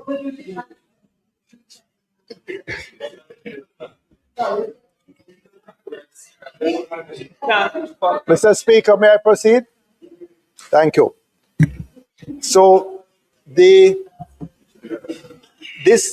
to my mind, in a sense, we are, on the one hand, making an amendment to give more independence to the FID, but then by constraining it with a vague reference to consistency with government policy. Any minister can then write a letter to the head of the FID and say, for example, it is government policy that you don't share information on cabinet ministers. And would that now be government policy? It would not be public, it would not be transparent. So I don't believe that this corrects the mischief that Section 4 is trying to address. In fact, it makes it worse because there, as far as I know, it's ministers who make policy over their portfolios. The FID, unusually to my mind, because I thought it would have been better for portfolio responsibility for the Financial Investigation Division or any criminal investigation division to be under Ministry of National Security. For example, the Proceeds of Crime Act. You spoke about laws that were administered. The Proceeds of Crime Act comes under the Ministry of National Security. But and that deals with a whole range of offenses, including money laundering, etc., that the FID can prosecute. So in many ways, it would have been tidier for the law enforcement and investigation agencies to be all under the umbrella of the Ministry of National Security. But it is not so, and it has not been so from the inception.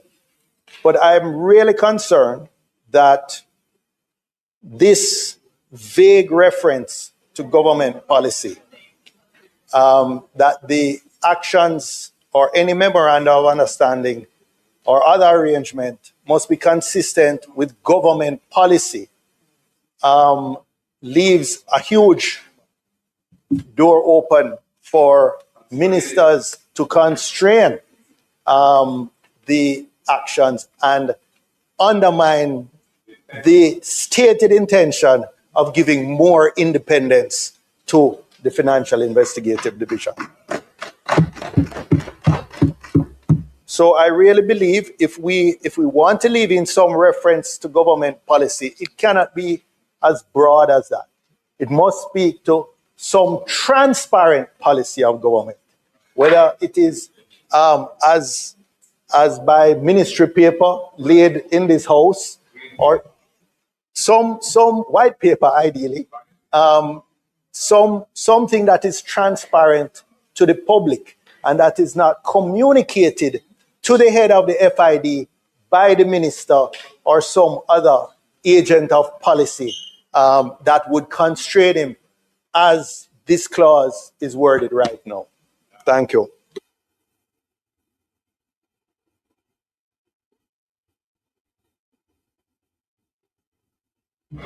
Member from West Central St. James. Mr. Speaker, permission to speak from a seat other than my own.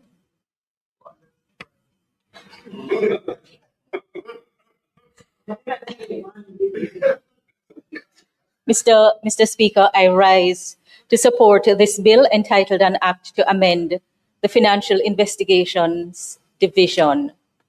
The purpose of the amendment is set out very clearly in the Memorandum of Objects and Reason.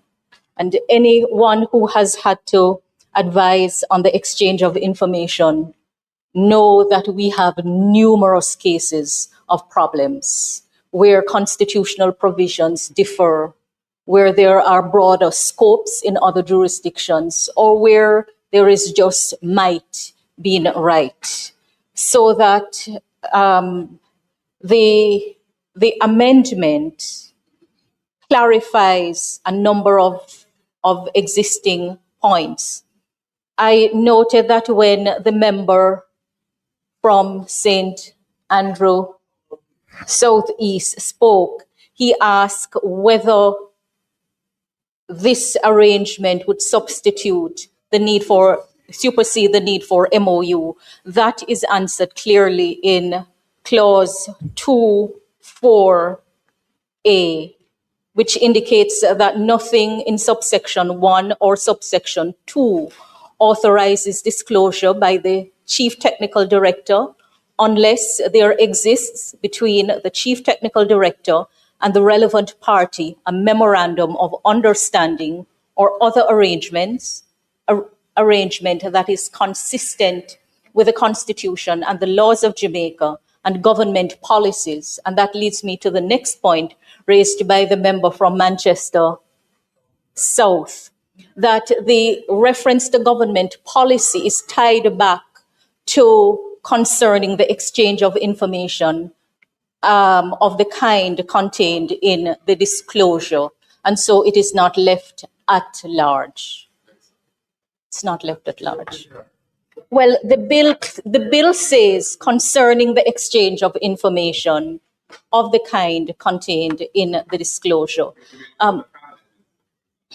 Well, you will always have matters that may run you into murky waters, but the purpose of the amendment is to establish and demonstrate independence. But decisions have to be taken in accordance with laws and policies. No one acting in a public role is at liberty to act at large under a rule of law.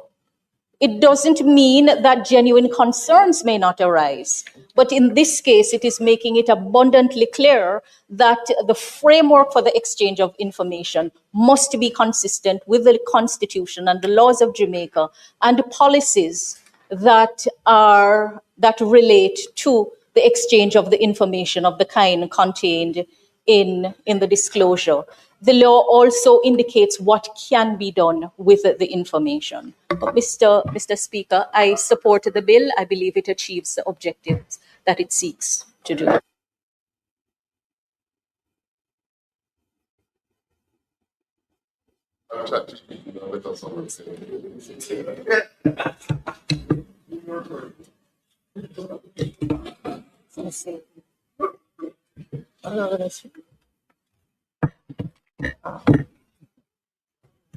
Thank you. Thank you, member.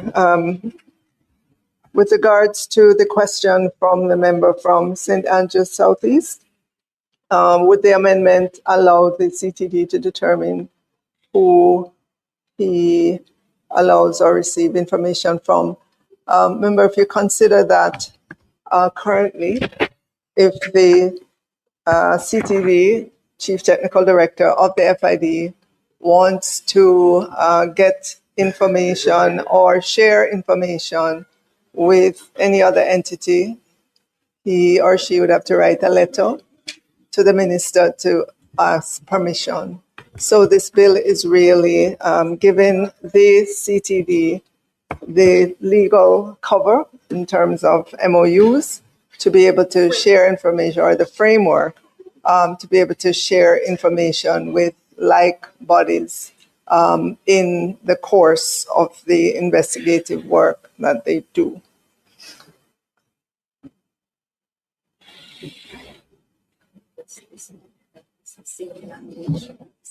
Okay, and the member from St. Andrew Northeast, you, oh, sorry.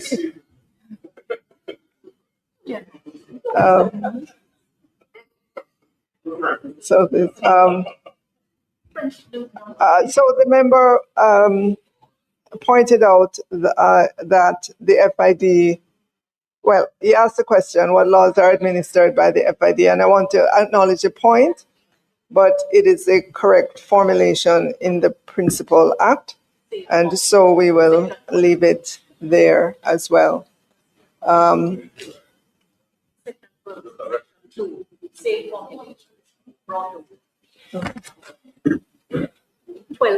And then with regards to the observation that government policy leaves a huge open door open for the minister to constrain. Again, there's a process by which government policy is made.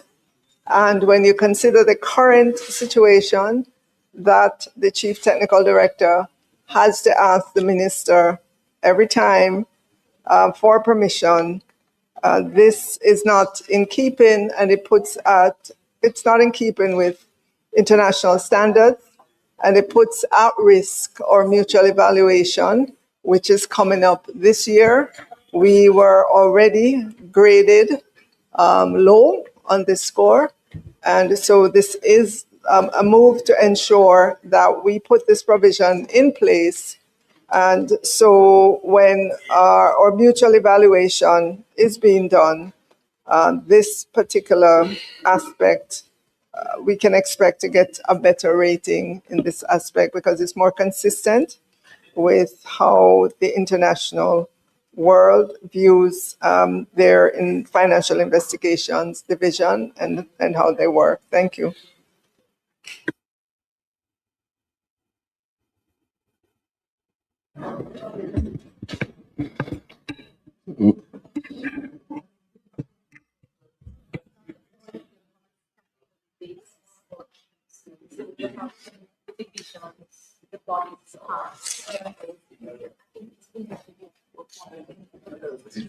I'm done.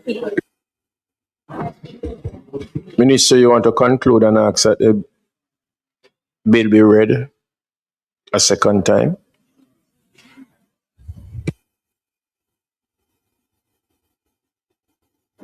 Mr. Speaker, I conclude on the bill and ask that it be read a second time.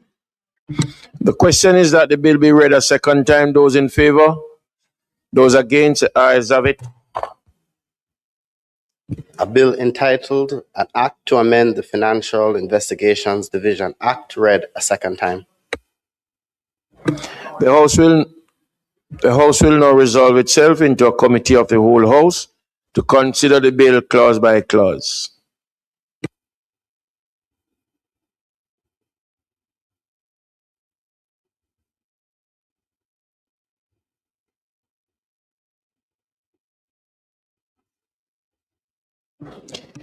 I now put clause 1. Those in favor? Those against? Ayes have it. I now put clause 2. Those in favor?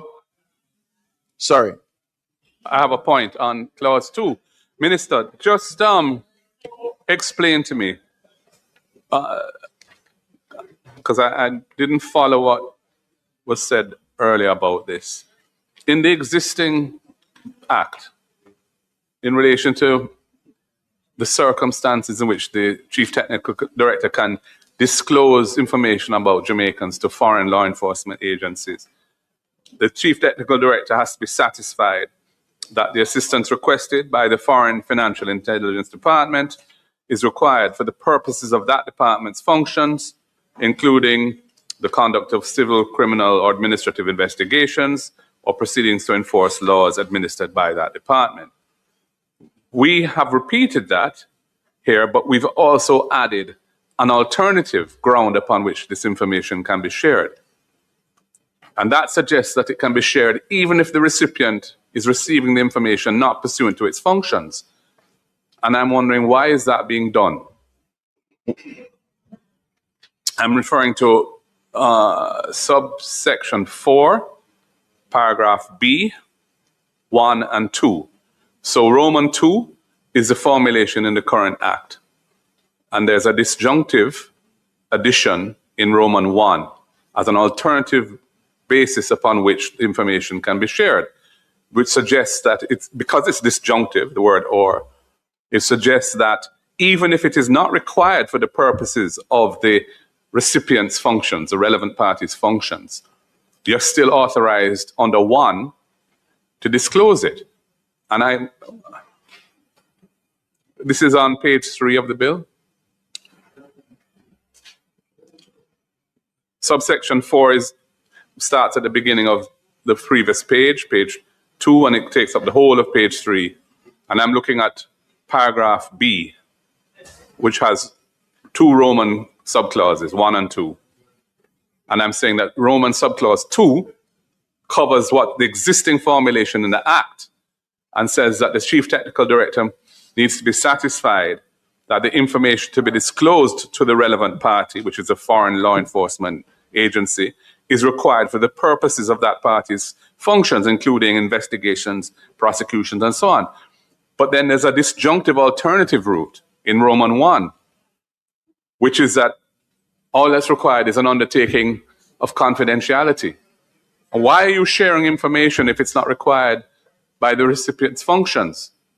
That's my question. It's very broad. That's so clause, yeah. You know.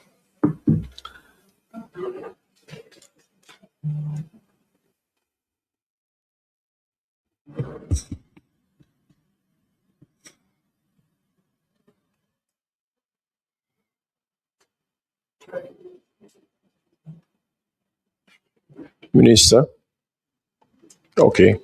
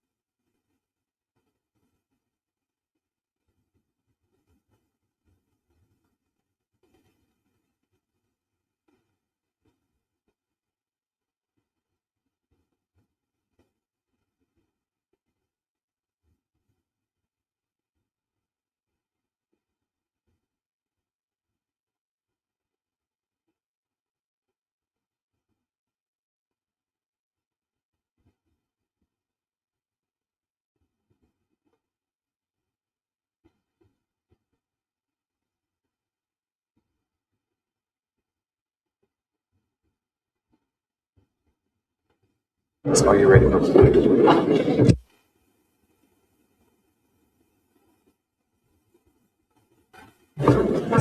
Minister?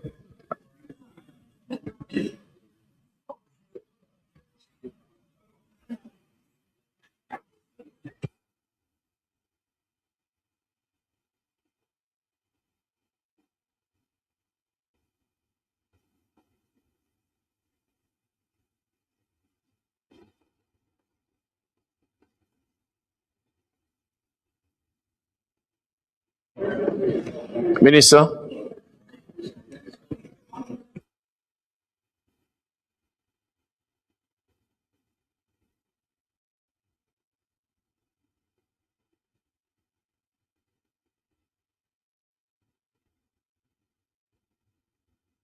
So, Mr. Speaker, just to repeat, in the case of the question from the member, where he pointed to the case of a disclosure permitted under subsection 2, the legal team has advised that this is covered by the MOU. Minister, my difficulty with that answer is that the content of the MOU is at large. The law doesn't determine what the MOU says. The law is what authorizes a public officer to disclose confidential information about citizens. And Roman 2 of paragraph B says that it's permissible if the recipient of the information is receiving it because it's required by the functions that they have, the law enforcement functions that they have essentially. But subsection 1 is an alternative basis and simply says you can share it with them if there's an MOU, whether they need it for their functions or not.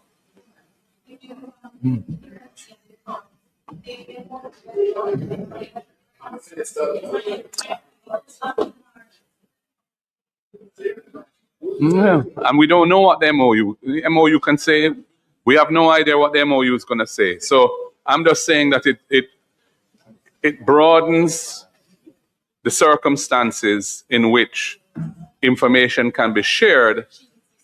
And the only thing I'm hearing in response is that don't worry about it. The MOUs will give sufficient protection.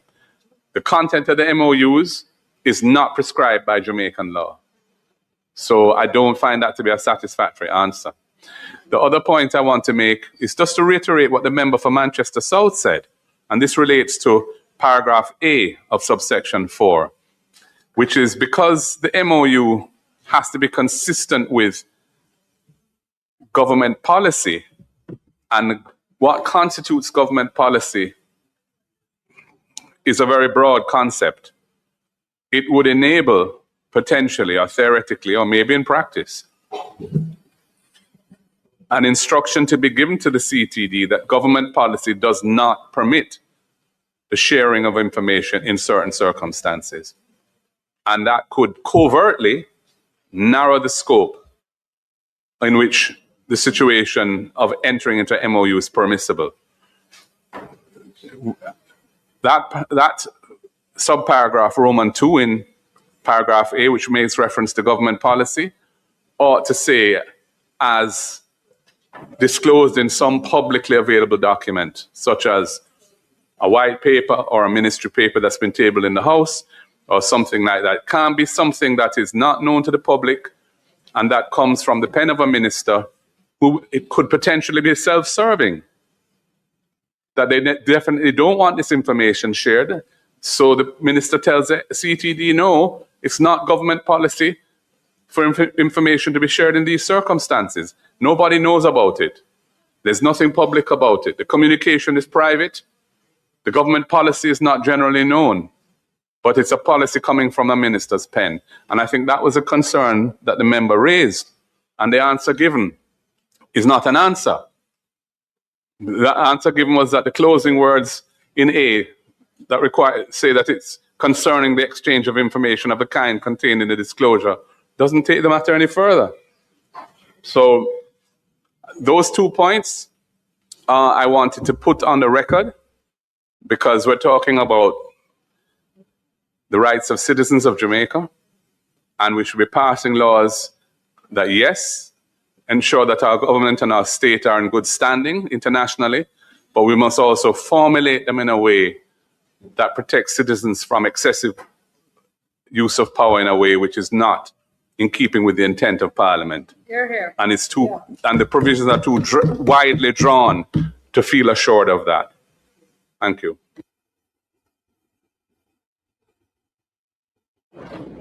And just to make the further point, it contradicts the stated intent of the minister of this subsection, which was to give greater operational independence to the FID.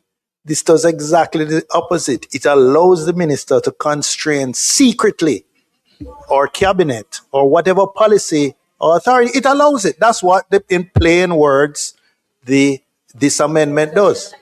So it goes exactly, it allows, without coming to Parliament, without any affirmative resolution, without any ministry paper, it allows cabinet or the minister could make a policy that's communicated to the FID director by letter, which constrains him from entering into any memorandum of understanding, which would affect, for example, a cabinet minister, a parliamentarian, a senior member of the administration.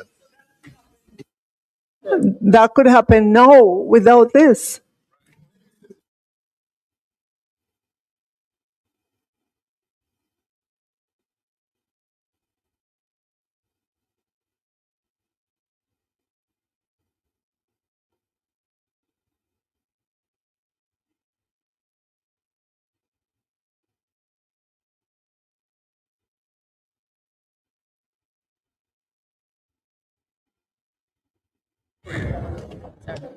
Members, your points are noted.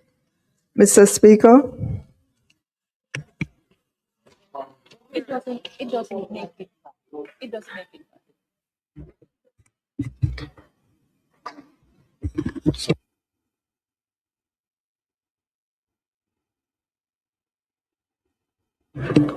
it. Minister, you're asking us to just put clause 2. I now put clause 2. Those in favor? Those against? The ayes have it.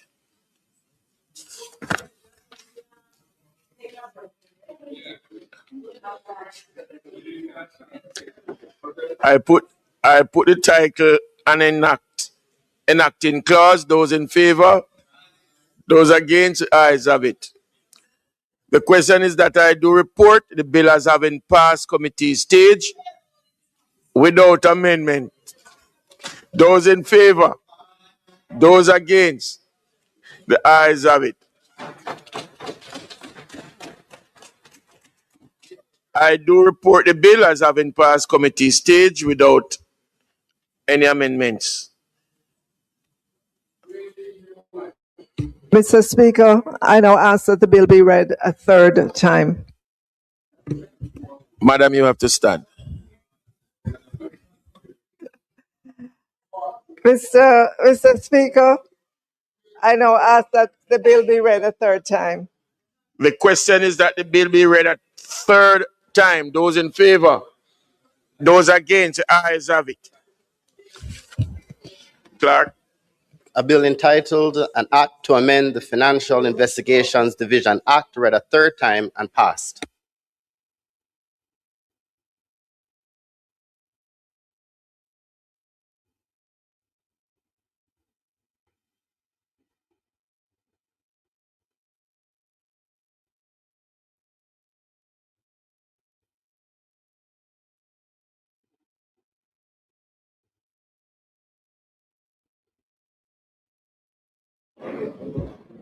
Huh? So I went take, sorry.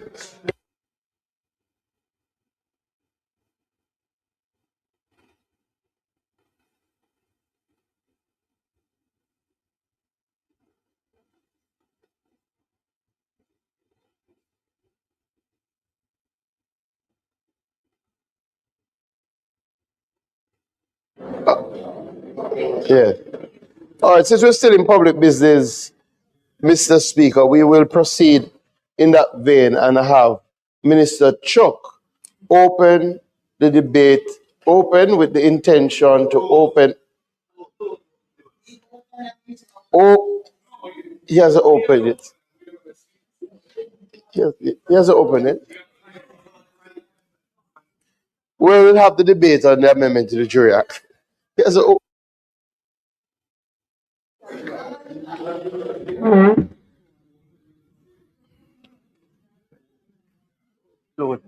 Mr. Speaker, my hope is that I will open and also take it through all its stages.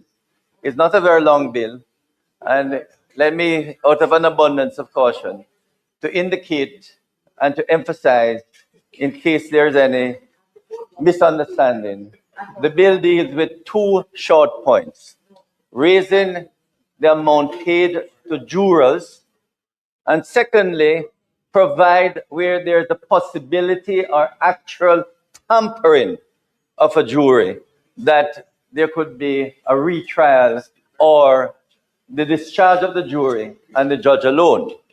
I did intimate last time, Mr. Speaker, that when this bill is passed, we would, after, remember, not now, after, set up a joint select committee to look at other aspects of the Jury Act.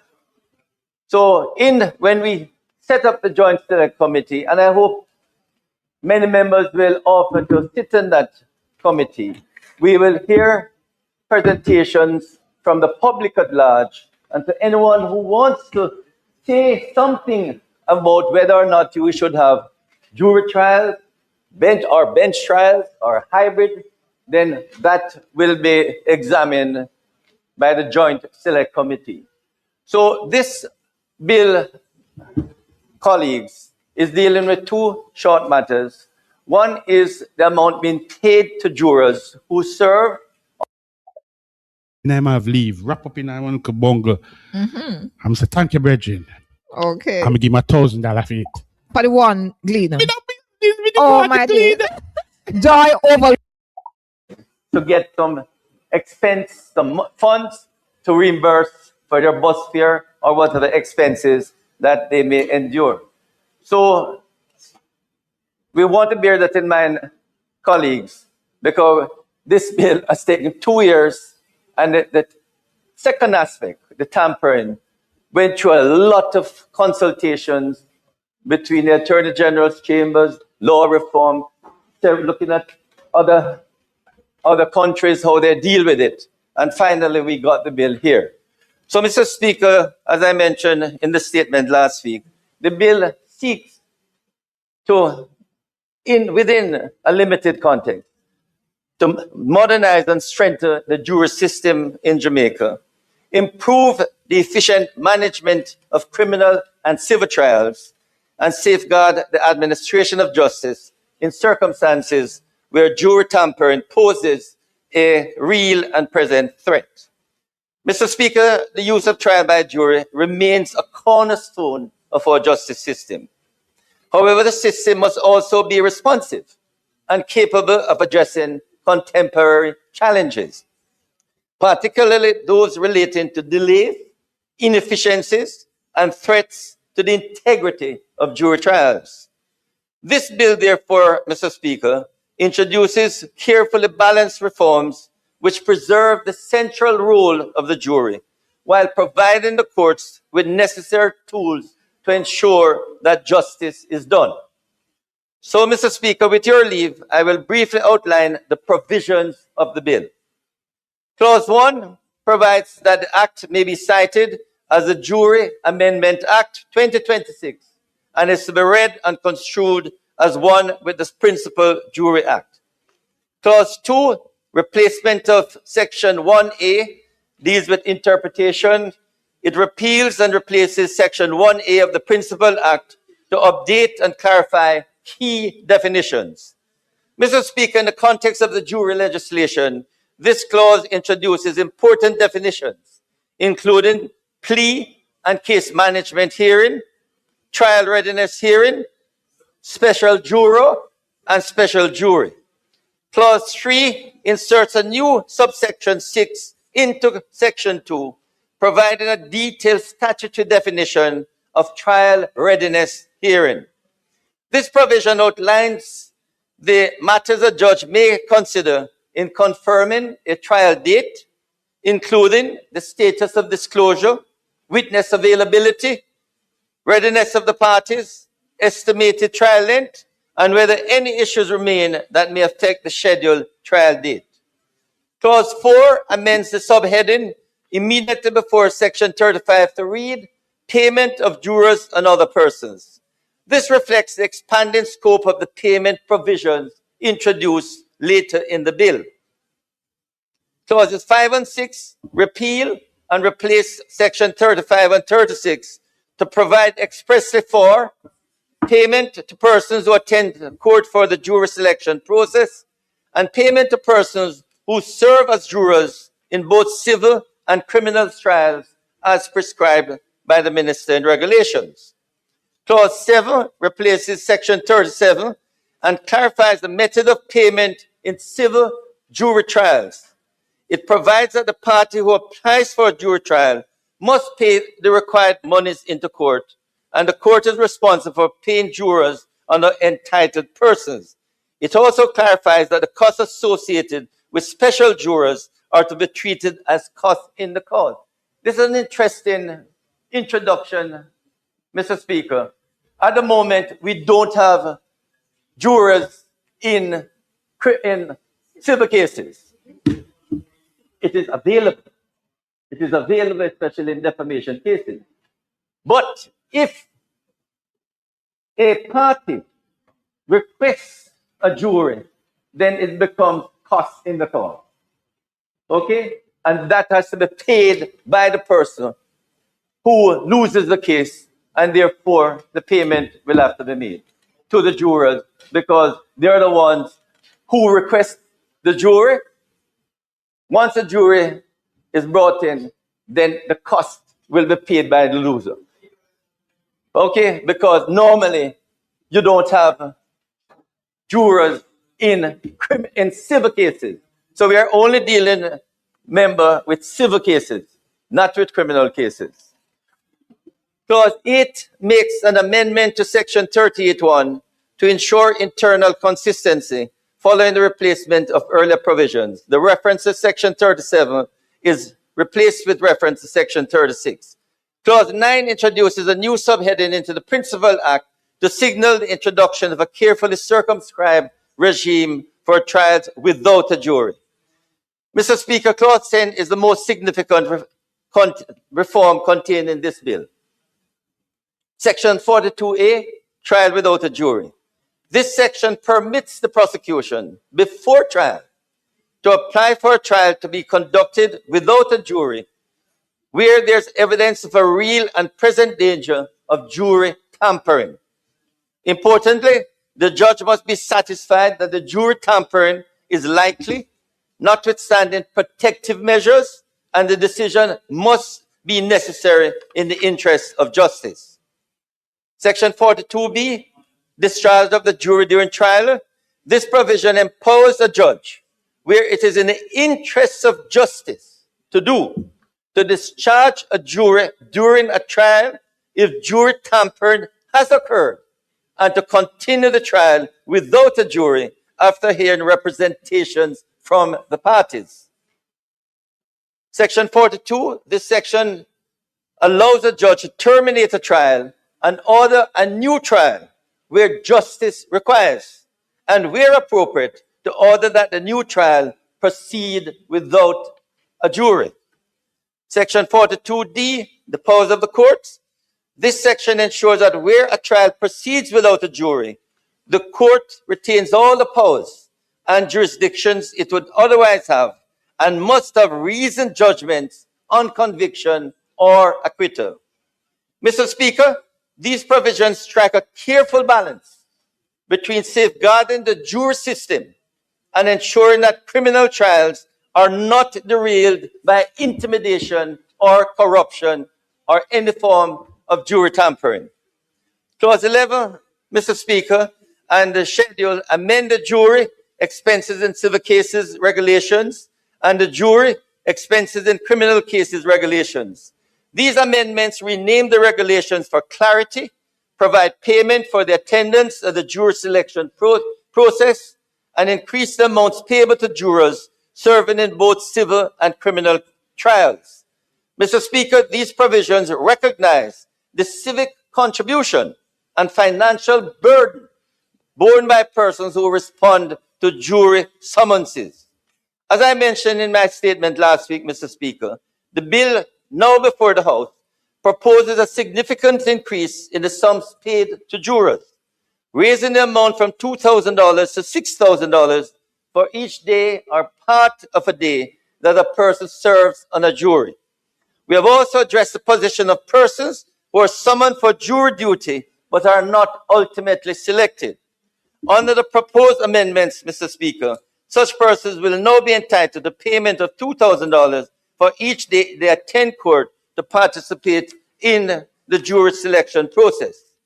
Mr. Speaker, we wish to make it very clear that this administration remains deeply appreciative of those who respond to the call for jury duty. The truth of the matter, Mr. Speaker, especially in the rural areas, when you're called for jury duty, you have to spend up to $1,000 or more to get to court from way up in the hills. And if you're in court for the day, the court doesn't provide lunch, basic refreshments like water. So funds will be made available to the jurors so that they can at least be reimbursed for some of the expenses that they have to endure coming to court. And indeed, Mr. Speaker and colleagues, it is a major reason why you don't have a number of persons turning up for jury duty that just can't afford to get to court. Most importantly, Mr. Speaker, when we do come to look at the jury overall, we have to find ways and means to ensure that if the voters list, for example, is not up to date, we sort of specify that we use, say, the TRN list, which is now possible. But somehow it's expensive to get the TRN list in all the courts. But it should be mandatory because the voters list needs a complete overall and improvement, because many times when summons are served in communities, people don't know the names, you know. They know the nicknames. You know. If you want Dirty Foot, they know who Dirty Foot is. But if you ask the right name, people don't know who that is. So we need to find a way, maybe using the NIDS or maybe a measure that when you go into a community, you know exactly the address that the person lives at. In addition, Mr. Speaker, the upper age now to serve on jury is 70. It may well be we look at that, because a lot of retired persons or who should retire beyond age 70 and would enjoy serving on a jury. But once you reach 70, you are now prevented from serving on a jury, and those persons should be allowed if they are summoned. Also, we want to widen that maybe teachers, civil servants, other professional bodies should be able to serve on jury. At the moment, they're prevented by the jury, the act, and we need to look at that when we get to the Joint Select Committee. So, Mr. Speaker, in conclusion, this bill strengthens the integrity of the jury system, improves efficiency, enhances fairness to jurors, and equips the court to respond decisively to jury tampering. It reflects a careful and proportionate approach to modernizing our justice system. I therefore commend the Jury Amendment Bill 2026 to this honorable House. We also look forward to the ultimate convening, as I said, of the Joint Select Committee to consider further reform to the jury system and the applicable legislation. I do urge members to participate, make your contribution, short contribution, so we can go through everything this afternoon. Thank you, Mr. Speaker.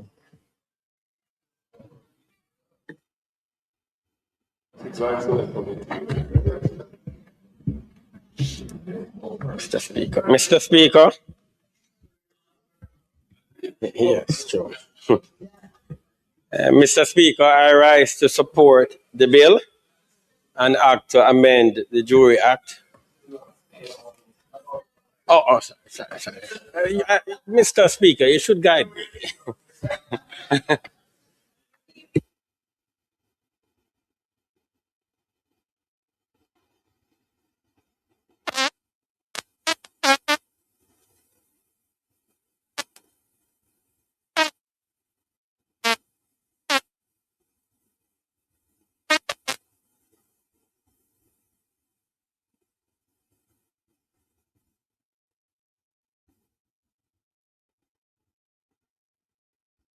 Check.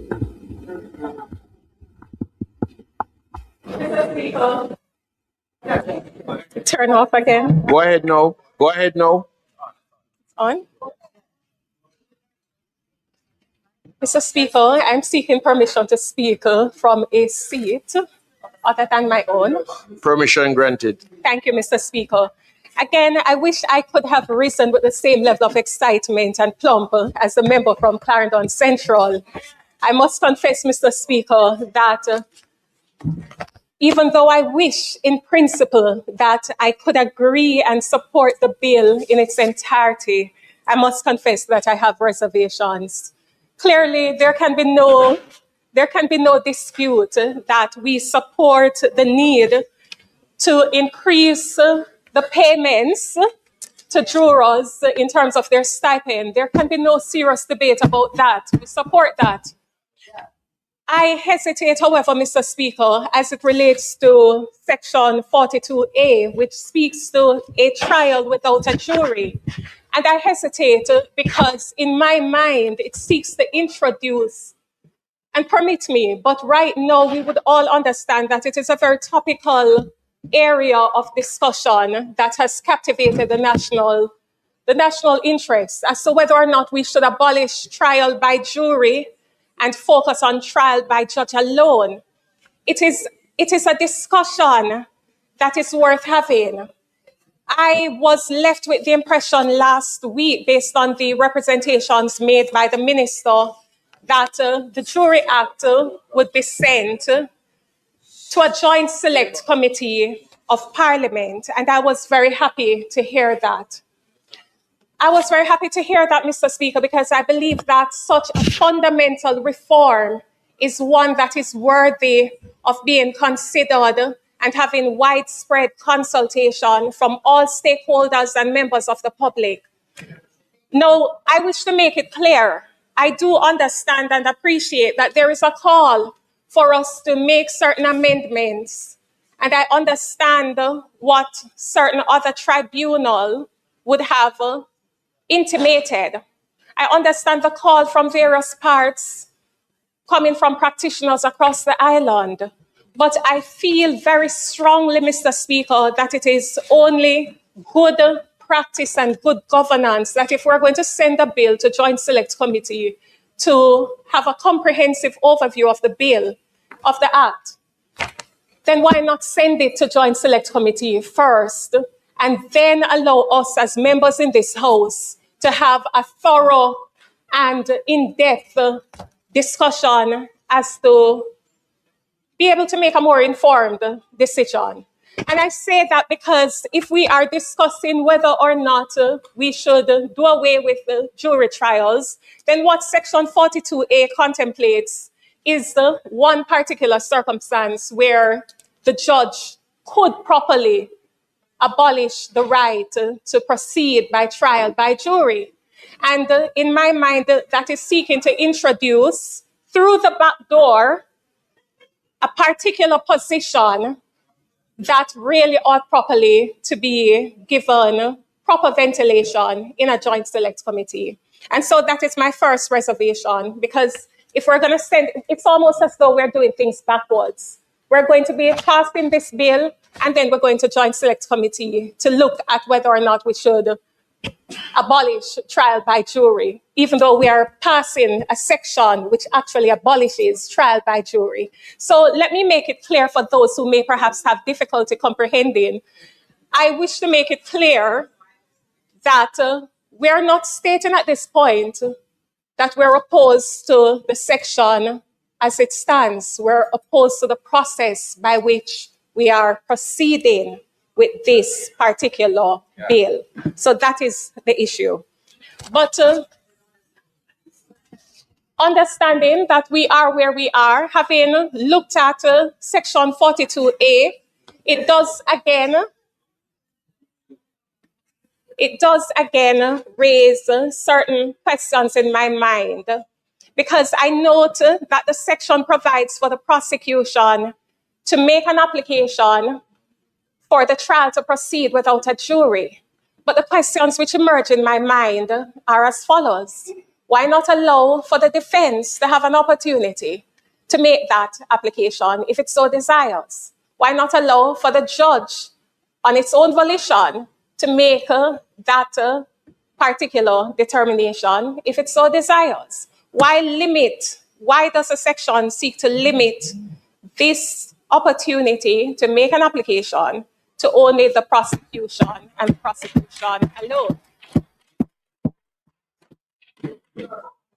And it is worthy of consideration, Mr. Speaker, because when I reviewed the Criminal Justice Administration Act, which allows for the defense to opt to proceed by way of trial without a jury, that only applies if that position is taken or that election is made prior to a jury being empaneled. Once a jury is empaneled, that option is off the table. And so it's important that if there is going to be this option being provided for in the Jury Act, then the prosecution, the defense, and the judge ought to be afforded an opportunity to make that application.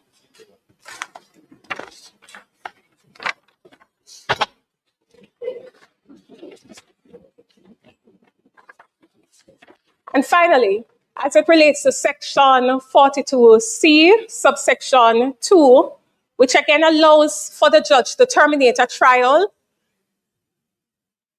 and thereafter conduct a trial without a jury, I make the point, Mr. Speaker, that contrary to the minister's assertion, this is not just a simple run-of-the-mill, banal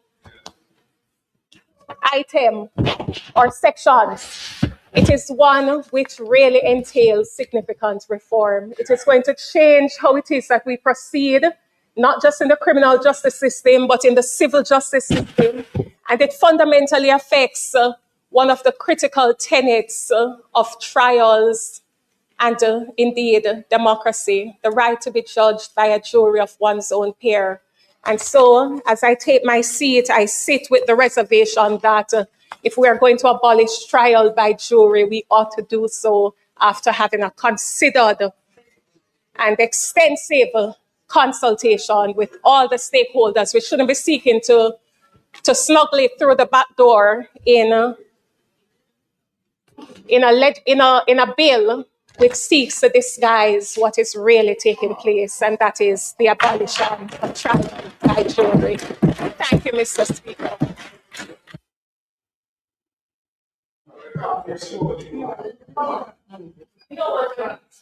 Mr. Chair, Mr. Speaker, sorry. Mr. Speaker, that's true. I rise to support the bill and act to amend the Jury Act, Mr. Speaker. I must add, Mr. Speaker, that I do not share the same pessimism as the member from St. Elizabeth Northeast, I believe.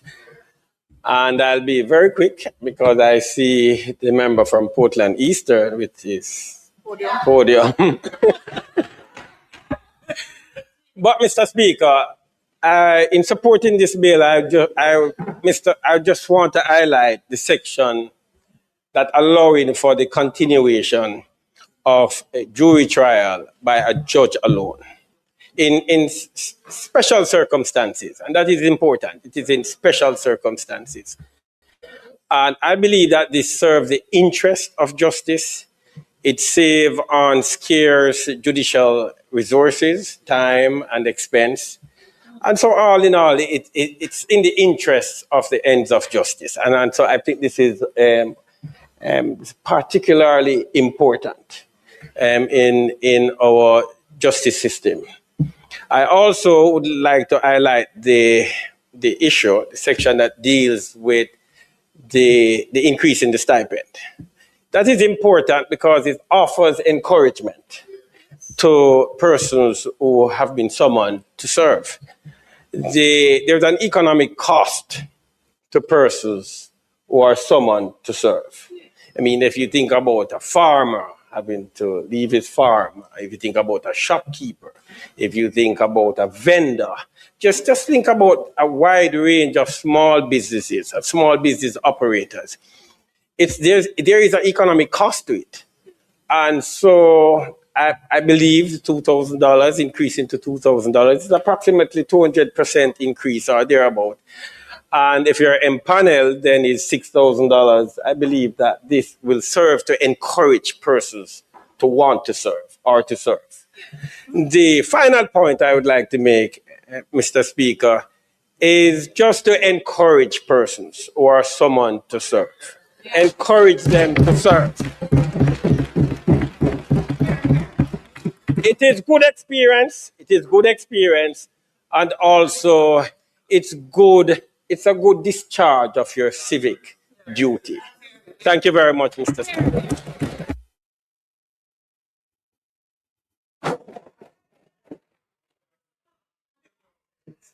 Member from Portland Eastern. Thank you, Mr. Speaker. Mr. Speaker, I wasn't going to have this elaborate setup, but then the minister attempted to scandalize the court by saying that the jurors weren't being fed.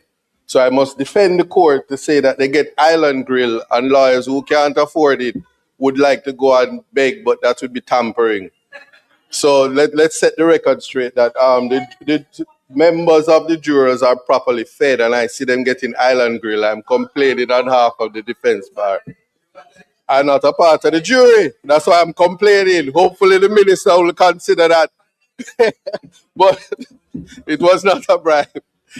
But Mr. Speaker, I do rise to certainly say to the minister that no one in Jamaica would ever object to the increase in the stipend for jurors.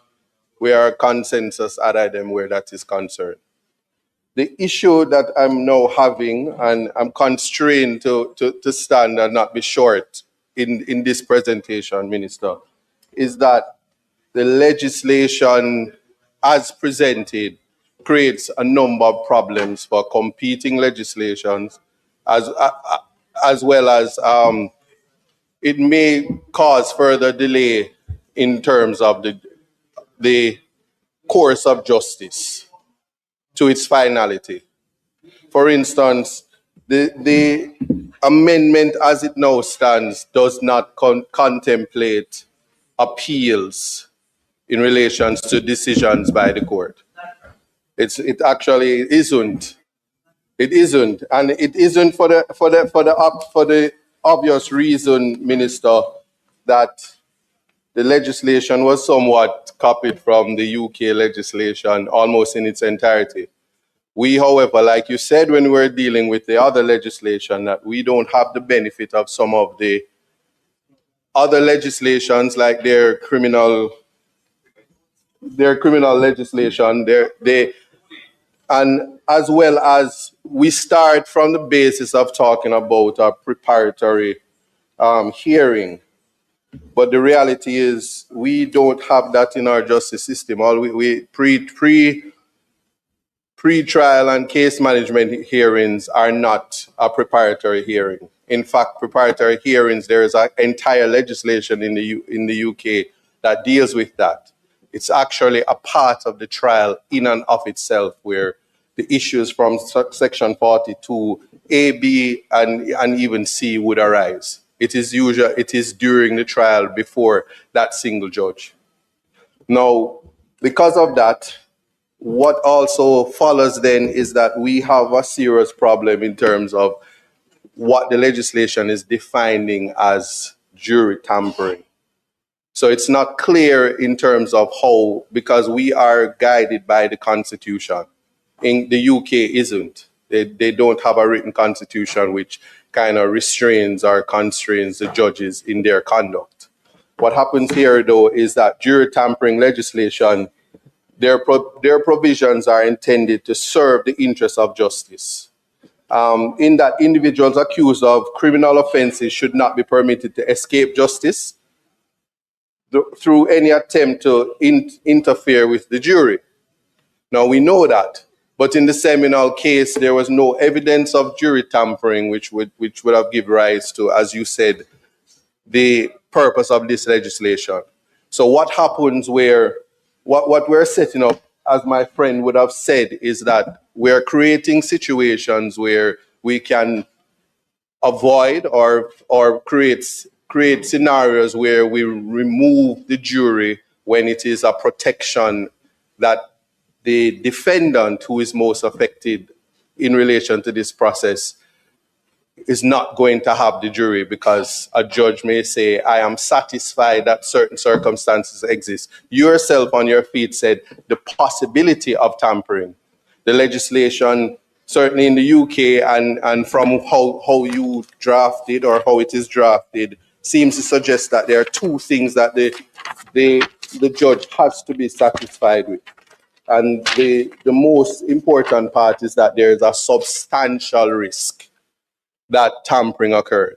And that tampering would mean that there's evidence of a threat to the integrity of the process, and that evidence would found an application under the sections as you have it amended. The election by the prosecution.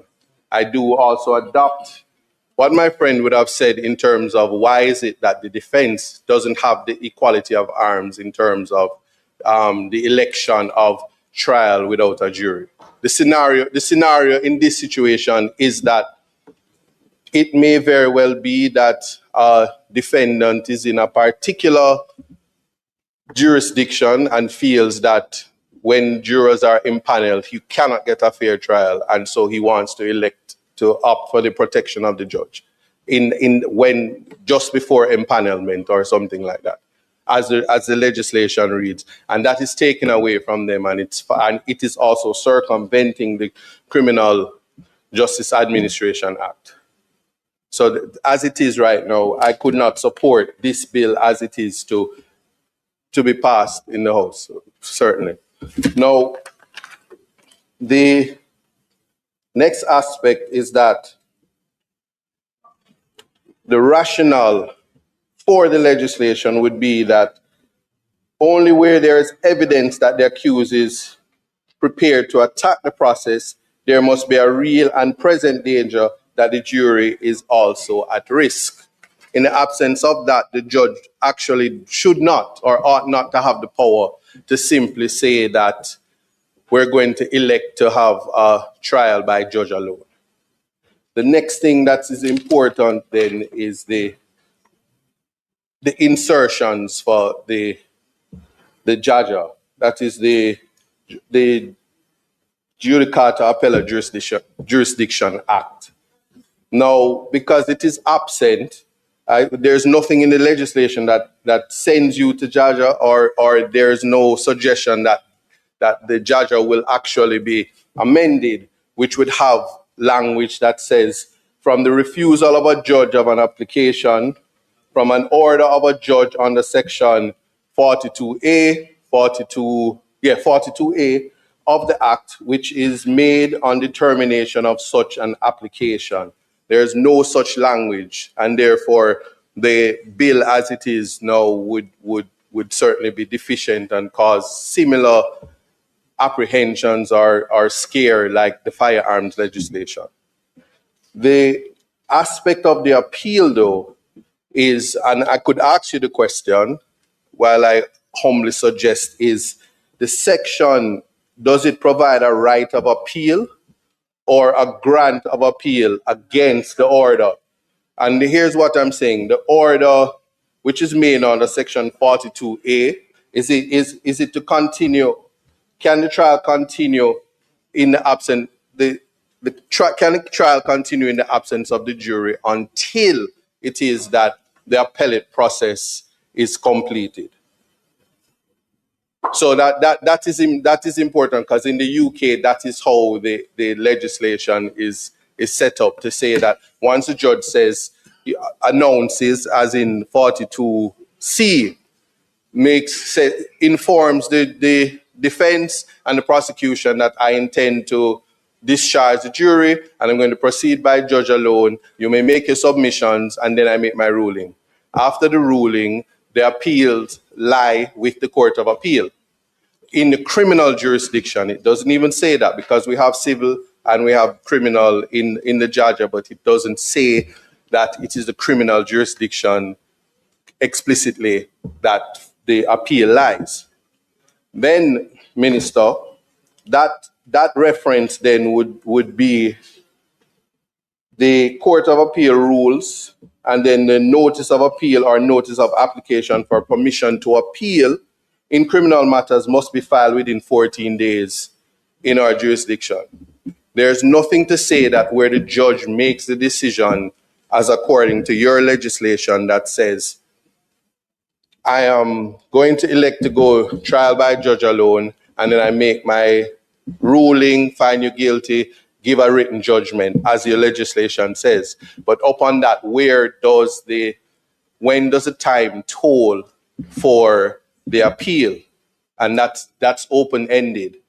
My suggestion would be humbly that it would have to, the appeal, the 14 days would toll at the end of the written judgment of the judge at first instance. And that would be similar in keeping with what happens in the UK. Similarly, it would follow that there must be a stay of proceedings until the appellate process is concluded. If the decision to go by trial by judge alone, and both persons have the option, both prosecution and the defense have the option to appeal the decision. At the point where we have a stay, Minister, you did say that we're trying to be more efficient. I can see the Chief Justice cringing, because these trials would then bring about some form of delay as it goes through the Court of Appeal, as it gets a date, and somebody is dissatisfied. Our final court is still at the UK. And so you can see the type of delay that would come from matters arising from this. So one wonders if this is actually improving efficiency, protecting the integrity of the jury system, or is it further clogging the court as written just now? So that is somewhat problematic. Again, with the same legislation and the election or the application made by the prosecution as the bill suggests, there's nothing to say in like similar legislation, which it was adopted from, that the judge may not make such an order without the approval of the Chief Justice or the judge nominated by him. So is it a specialized situation with the application? Because again, we do not have the preparatory hearing, which is that we have trial readiness, as I said earlier, but the preparatory hearing, we don't have the legislation to give guidance for such a hearing. So it then wonders if we are relying again on what now exists, which is directions, practice directions from the Chief Justice, or are we cementing the legislation to direct the process that we want? So while it is that I take no objection to advancing and improving and modernizing the legislation, and hope that we never would have again a scenario which took place in the Sean Campbell matter, which went all the way to the Privy Council, is that we must ensure that the legislation is meeting the object and purpose and the mischief that is trying to correct. And in the absence of correcting the appellate jurisdiction where that lies, and in the absence of or the attempt, not intentionally, but it has the effect of circumventing the Criminal Justice Administration Act, that it just needs to be revisited.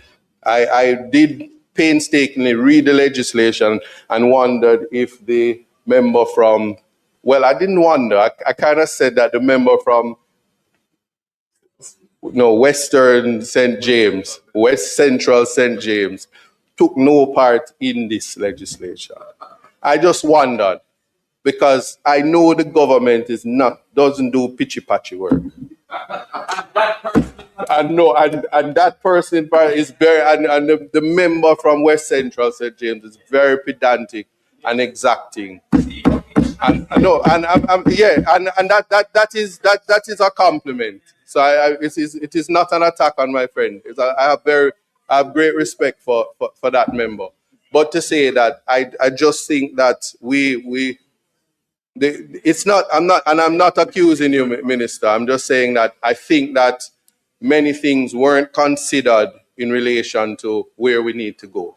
And I'm just rising to say that I'm hoping that as a House, we're not embarrassed by passing a legislation that has too many holes, and then the general social media will say all we did was copy and paste, and we didn't have mature considerations and all the critiques that come from it.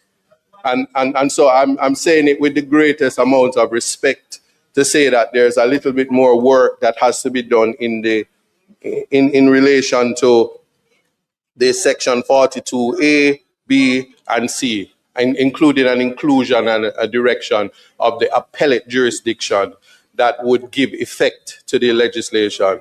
I'm truly saddened that the increase in the stipend is attached to this particular amendment, because it's a tricky or a slippery slope. And those are just my humble contributions, and ask that you would consider it so that it doesn't delay what I know is much needed. And I support, Minister. Thank you. Thank you, Mr. Speaker. You're speaking, Mary? Yes. Go ahead. Your mic is on. Your mic was on.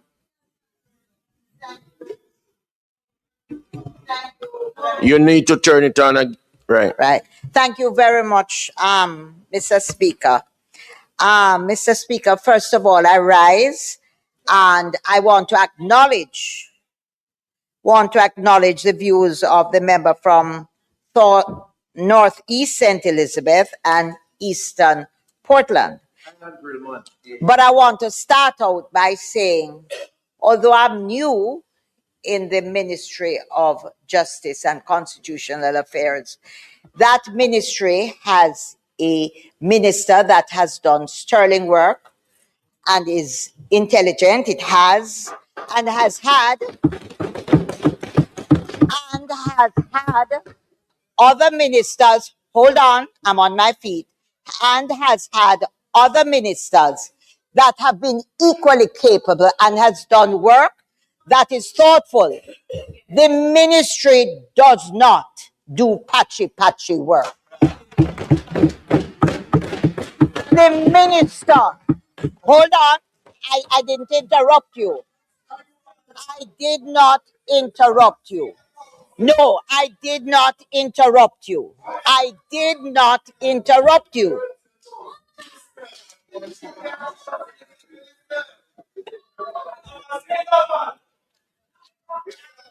Mr. Speaker, a point with the greatest amount of respect. And I said I was constrained and painstakingly. And no, I said it. I said we do not want to have that said about this House, further the ministry. I have the greatest amount of respect for Mr. Chuck, and I have the greatest amount of respect for Ms. Ford. Mrs. Ford. And I want it to be clear that I said the very attack that I'm speaking of is what we do not want for the House. I'm a part of this House. And no, I'm saying that. I'm making that clear. And I said, in fact, and I just want that to say, because we are in a social media area where persons will cut and paste, and I'm not here for sound bites. No, I was not. And I said I painstakingly said it. Thank you. But that's what I said. I was clear on what I said. Member, you have to turn. Therefore, yes, I want to say, therefore, that my comment is very appropriate. It's a backhanded way of introducing to the public as we speak as members of parliament that there is incompetence. It is a backhanded way of doing it. We have a minister that is, no, I'm not saying that. I am saying we have a minister that is capable, has managed a ministry, and in addition to the minister and previous ministers who have worked here, we have a technical team at the ministry that is excellent and very good and careful with their deliberations. And I want to make the point that this act that has languished in this parliament for, I think, from 2016, went through, I allowed both members to speak. And I would expect the same courtesy to be extended to me. Again? Member.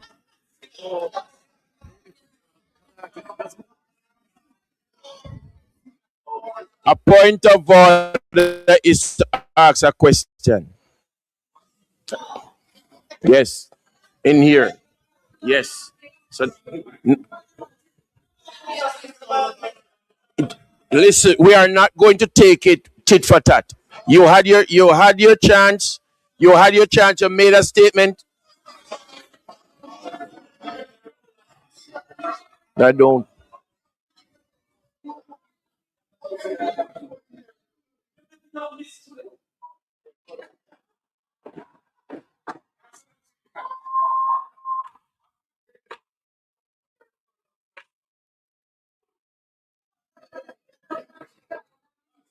I don't have to hear the point of order. I am going to allow the member to continue, and you are going to take your seat.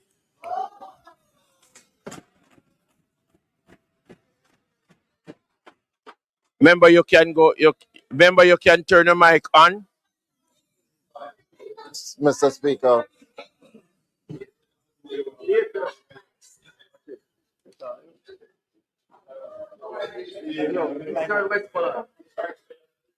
Member, you can sit first, please.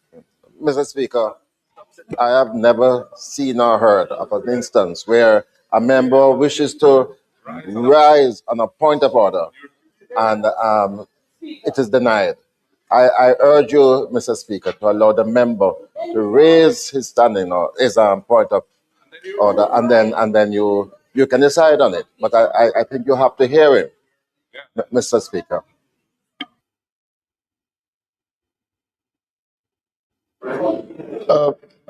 Mr. Speaker, I would agree that the point of order, once the member rises to indicate that he has a point of order, the point of order should be heard. However, I ask the member to keep the point of order in the confines of the standing orders. A point of order is not to say that you don't like how something is being phrased, is to make a clear designation that the member speaking may be doing something contrary to the standing order. So I think because the last time it was more of, I think because the last time it was more of a conversation, right? So if you could keep the point of order clear so that the speaker can rule on the point. Mr. Speaker, the member from South Trelawney spoke about the particular amendment which I spoke about and said that it was there from 2016. The matter in question was before the Privy Council in 2024, where I stood before the Privy Council, and I say, and the minister respectfully said that the particular amendment which I gave my contribution to was as a result of that very case. And I just heard the speaker misleading this house to say that it was there from 2016. I cannot sit and allow that. Thank you.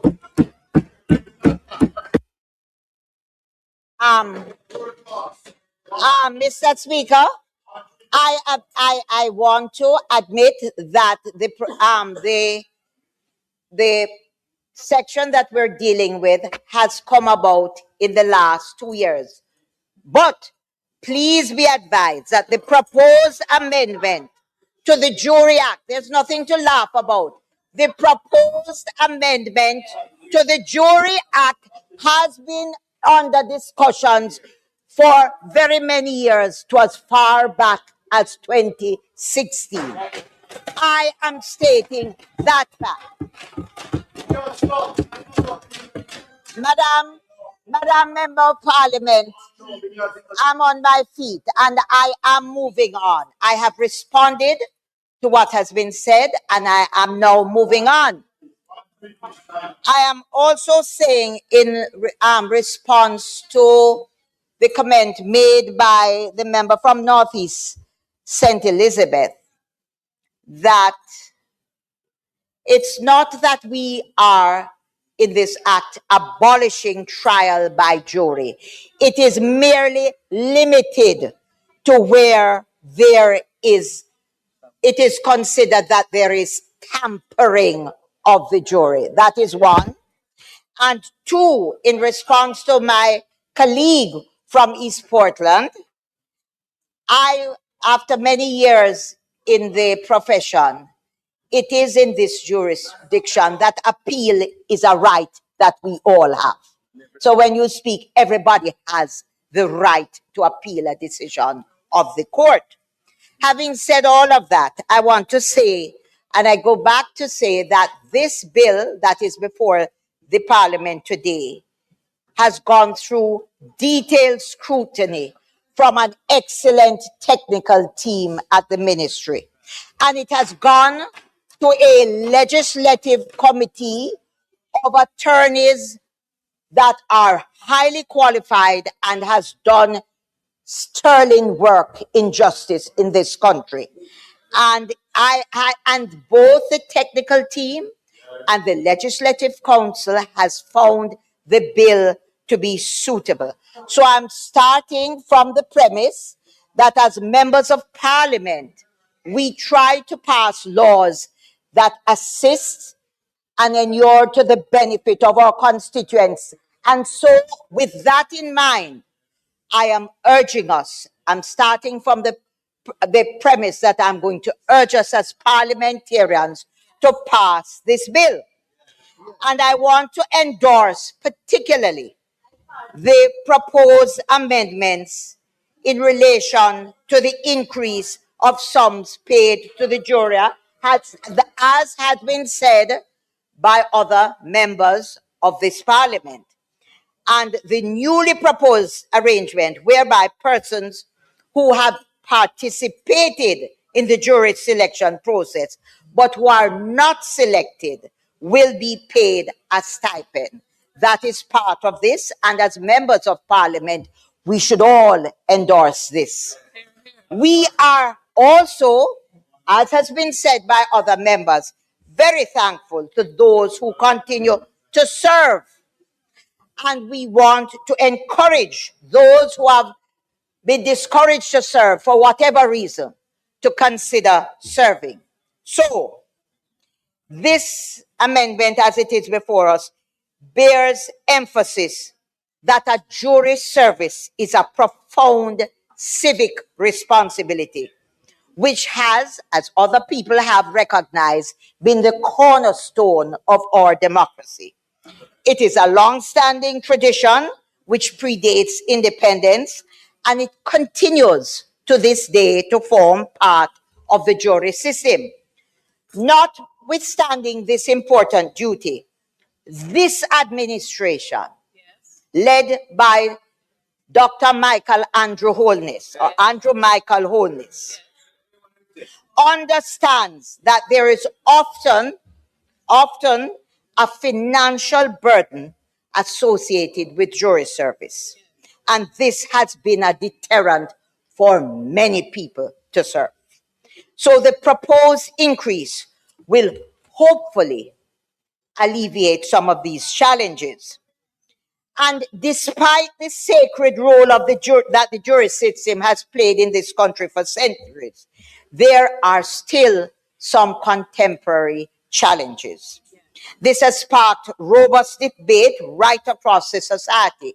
In fact, only today in the 12 o'clock news, I heard King's Counsel Peter Champagny commenting that Jamaica's current mix of jury trials and judge-alone trials reflects a system that is functioning within our context, or local context here now.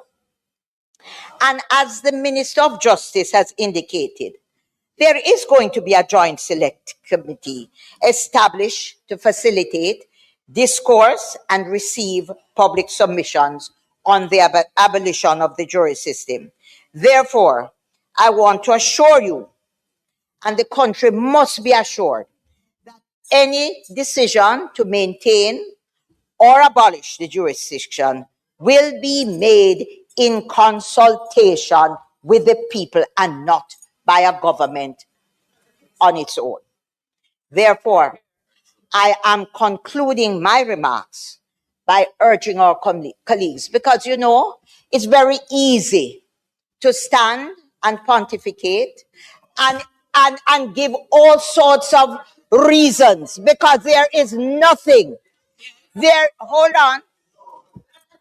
I withdraw the comment, pontificate, but it's very easy for us to hold on. It is very easy for us because there is absolutely nothing that is perfect. It is very easy for us to read through, dissect, and always find an opposition to something. But I urge us as parliamentarians who represent the people of this country. You are from a constituency like mine that is rural, so many of us, that have people who need to support the system. And this act, this bill seeks to assist our people who put us here. And this act seeks to amend a situation where we have a set of judges who this country has confidence in. And as King's Counsel Peter Champagny said this afternoon, we have a hybrid system which has appeared to work well for us. Let us give this bill a chance. Let us be honest with ourselves. Let us not be parliamentarians who come back month after month, sitting after sitting, and bemoan the fact that nothing has been done in something. Everything cannot be achieved in one leap. We are going in steps so that we can address, we can get the views of our people, and we can move forward in a justice system. We are led by an excellent minister of, that has experience, an excellent team, and all of us. Parliamentarians, we don't have to oppose everything. We don't have to oppose everything.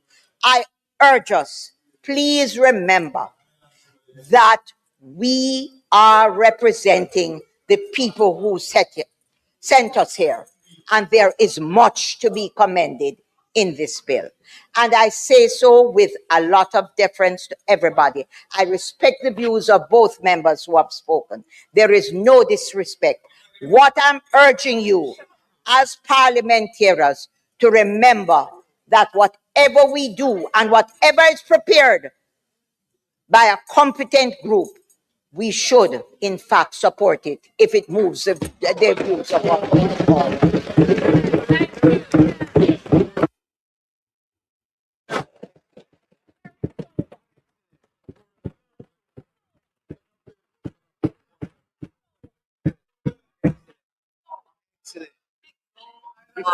Murray said, cannot keep it pin. Cannot keep it. That's a pro. You can't keep it pin. Never mind. Keep it pin. Excellent. I agree. Right support.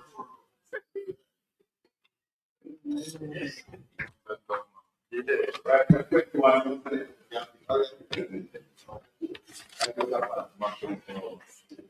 Mr. Speaker, I rise to make my contribution to the debate on this bill entitled An Act to Amend the Jury Act. The bill is seeking to do two principal things, though stated in three. It is increasing the sum that is paid to jurors who serve, and that amount is being increased to provide for a payment to those who are summoned to serve for jury duty and those who actually serve as jurors.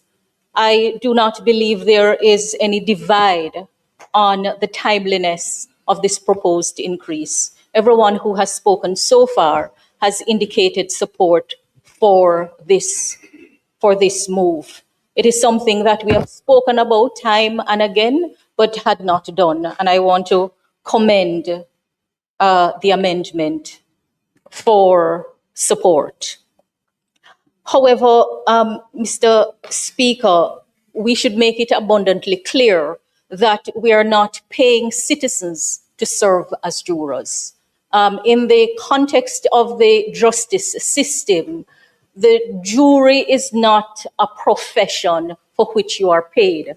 But in the Jamaican context, it is recognized that many who are summoned to serve as jurors incur expenses that should be defrayed. And I think it is in the spirit of that incursion of expenses that the increase is made to take care of the inflationary impact on the existing amount. So it is without a doubt a good move, but all citizens are to understand that the civic duty to serve as juror, trying your peers, is not one to be seen as a profession. And so it's not intended to create professional jurors simply because you are being paid. But the increase is a proper increase and should be supported. The other main point that the bill is addressing is in response to issues raised in the Sean Campbell, Deja Palmer et al. Trial in respect of a gap in the Jamaican law on the jury system. And this is a matter, too, that is commended for support because it is not in the interest of justice to have a case tried. If we use the Vibes Cartel case from which the point arose as an example, the length of time that it took for the trial to be held, and then the length of time that the trial itself took, only to find that the court on appeal had to send back to our local courts consideration whether a fresh trial should be done. And the interest of justice did not demand, after so many years had elapsed, for an additional trial to be ordered, a new trial to be ordered. And so empowering the court and a judge to discharge a juror where there is evidence of jury tampering and continuing the case without having to start de novo is something that needed to be addressed. And this bill is addressing it, and it has to be supported. When I served as Attorney General, Mr. Speaker, time and again, I came to this House in previous parliaments asking members or commending an approach to members I've always found it helpful to debate the actual provisions of a bill instead of speaking at large on the subject matter. And it really doesn't take away from the thoroughness of preparing a bill before it comes to Parliament for proposals for amendment to be made on the floor. At the end of the day, you want to ensure that what is drafted is achieving the intention of Parliament. And that is why you pay close attention to what is drafted. Having said that, I indicated to the minister piloting the bill that I would be proposing just a few amendments for consideration. Starting at clause 2 of the bill, I have no issue with clause 1, which deals with the short title and construction.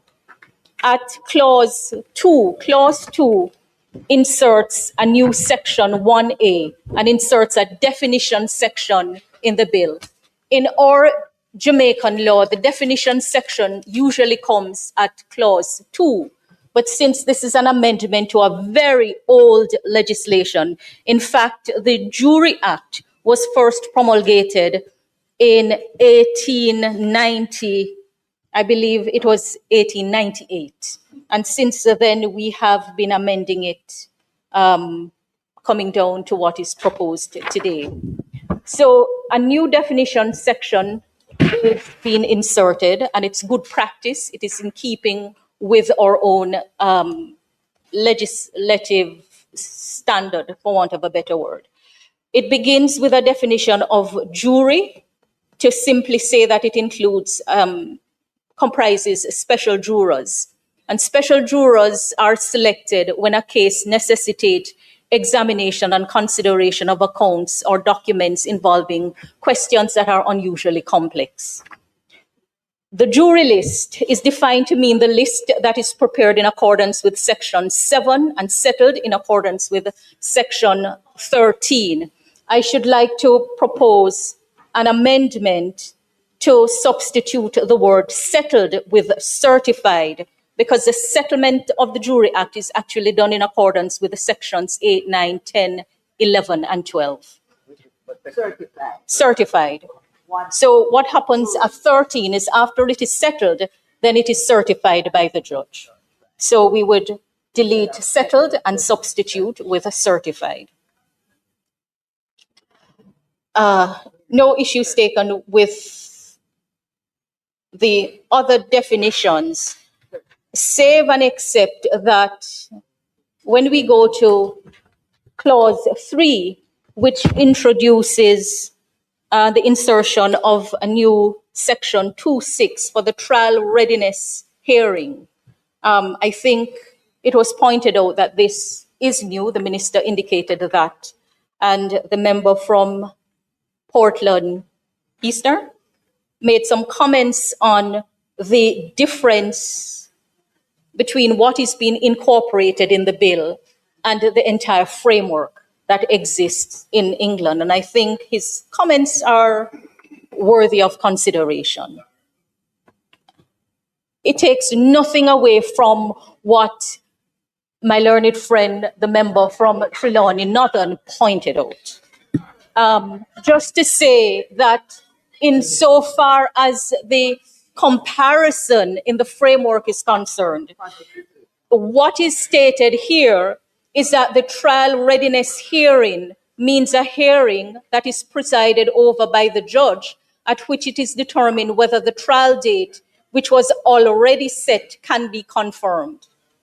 Now, what is set out for consideration are matters, properly speaking, that should be taken into account before a date is set. And so it does raise some questions as to whether the inclusion or the addition of a trial readiness hearing when a trial is already set will not operate to prolong proceedings and delay proceedings. And I believe that is the point, if I understood it, that was being made.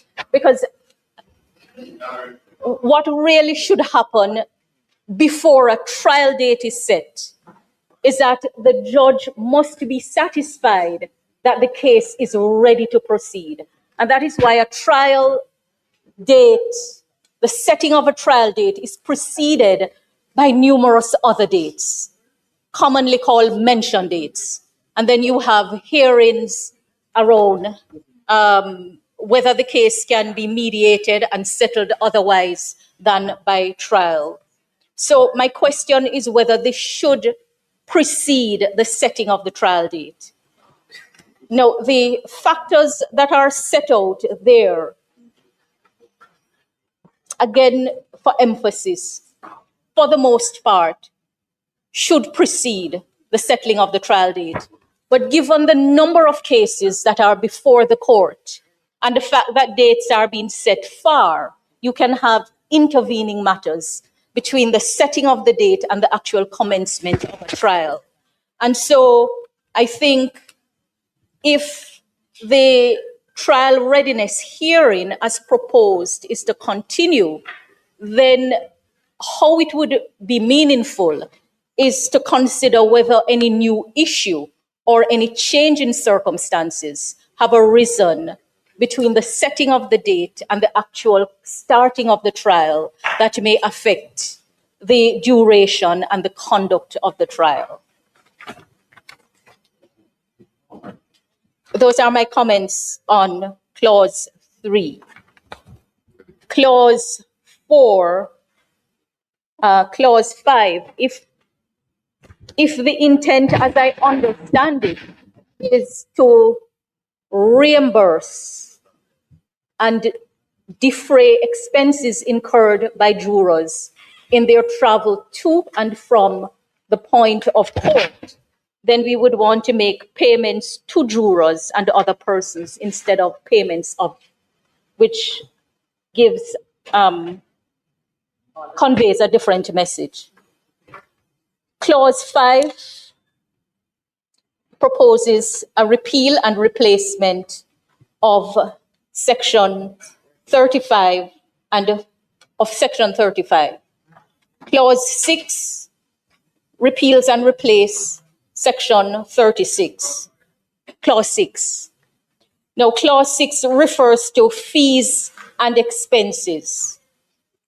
In the Principal Act, the payments that are made to jurors are paid in respect of the jurors traveling to and from the place to which he is summoned. And so it raises a question as to what other fees are contemplated if the wording is that there shall be paid a person who serves as a juror in a criminal or civil trial shall be paid such fees and expenses. So the question is, what type of fees are contemplated for payment to the juror other than the defraying of expenses incurred?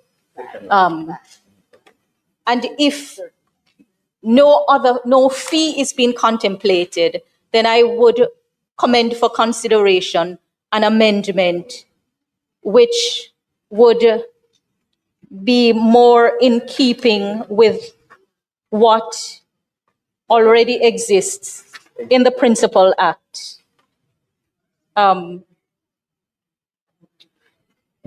About payment, I crave your indulgence. Essentially, payment to defer the expense of traveling. Unless, of course, other fees are contemplated, and if they are, then I don't know what they are. But bear in mind that we're not creating professional jurors. We're really defraying the expense that is incurred by them to travel. See, the administration of justice is a very fragile thing, and you really have to be careful what you incentivize or not incentivize to ensure that justice is done at the end of the day. Clause 7, which repeals and replaces Section 37, at 37.3 speaks to compensation. The same comment would apply if it is a payment to defray expenses as opposed to paying for the service. So perhaps the word stipend may be more appropriate there, or for expenses. No, the matter of trial without jury is a matter that has become somewhat contentious, or I should say that has always been contentious. When the Charter of Fundamental Rights and Freedom was being drafted, if you look in the documents, you'll see that there was advocacy for a constitutional right to trial by jury. And after extensive hearing, it was determined that it would not be in the interest of justice to provide for a constitutional right to trial by jury. And so it was not included among the new rights that were enshrined in the new Chapter 3. But the right was created at a lower level in the law. And since then, we have had changes to mode of trial. So trial by jury and trial by judge, bench trial, jury trial are referred to as modes of trial. And at the end of the day, whatever the mode of trial, the interest of justice has to be served. In Jamaica, the matter has been debated at length in many places, and I think the debate will come to the House in due course, as the Minister has said. But it should not be lost on anyone that across administrations, we have scaled back trial by jury for good reason. It was done when the member who sits as the leader of the opposition served as Minister of Justice and piloted a number of bills. And there were good reasons for doing so. What I have heard many times is that the executive and legislative branch of government can trust the judicial branch for guidance on many things. And so the call for consideration, further consideration on the modes of trial is one that has to be listened to. What is being proposed here is not whole-scale abolition of trial by jury. And I think there seemed to be some misunderstanding, even though it was acknowledged that what is provided for is a partial doing away of trial by jury. But let us look at what is being proposed here. The proposal is empowering an application to be made for trial by judge alone in very specific circumstances, where trial by jury would not serve the ends of justice. So it focuses exclusively on jury tampering. And where a juror or an entire array, the jury, has been improperly approached, for a juror or the jury to be influenced, that may be for or against either side. And if there is ever a proper case to provide for a discretion for trial by bench alone, is in circumstances where you have jury tampering. I don't think it gets any higher than that, because the mode of trial is a means to an end, and that end is for justice to be served. So, notwithstanding the discomfort that revision of the Jury Act is coming soon, and It will allow for wider discussions on the matter. I do not see any injustice being done by what is being proposed at this time in the very limited circumstances. I would only say that in keeping with what the board pointed out, and which I will repeat for emphasis, an improper approach to a juror may influence that juror for or against a defendant. And I would add for or against the prosecution. And so at the proposed 42B, subsection 3, where it says that the judge may order that the trial is to continue without a jury if the judge is satisfied that jury tampering has taken place, and to continue the trial without a jury would be fair to the defendant. That is kind of one-sided. It must also be fair to the other side. And it shouldn't be against one side and in favor of the other side. So it's really where the interest of justice require. And that, I think, is what the proposed 42C speaks to for the termination of trial. But it would require some tidying up between the proposed 42B and the 42C.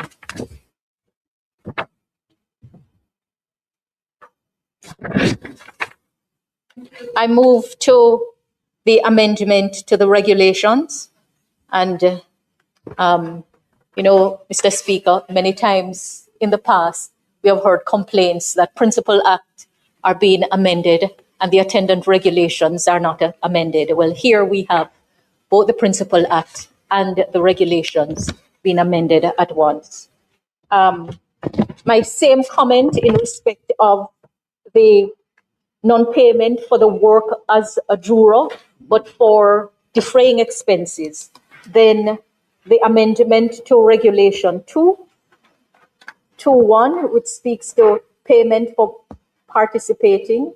Well, it says to cover the expense incurred for participating in the jury selection process and the traveling. That sets it out because it makes it clear that is those expenses that are incurred for those purposes. So,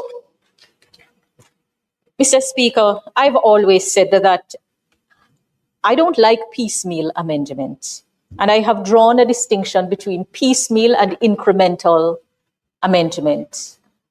This bill kind of fall in between the two, but what is being proposed is important, is important. So supporting the increase, it doesn't make sense putting off the empowering of the judge to continue with a trial where the jury has been tampered with to another time. And for that reason, I believe the bill should be supported, and I commend it for support.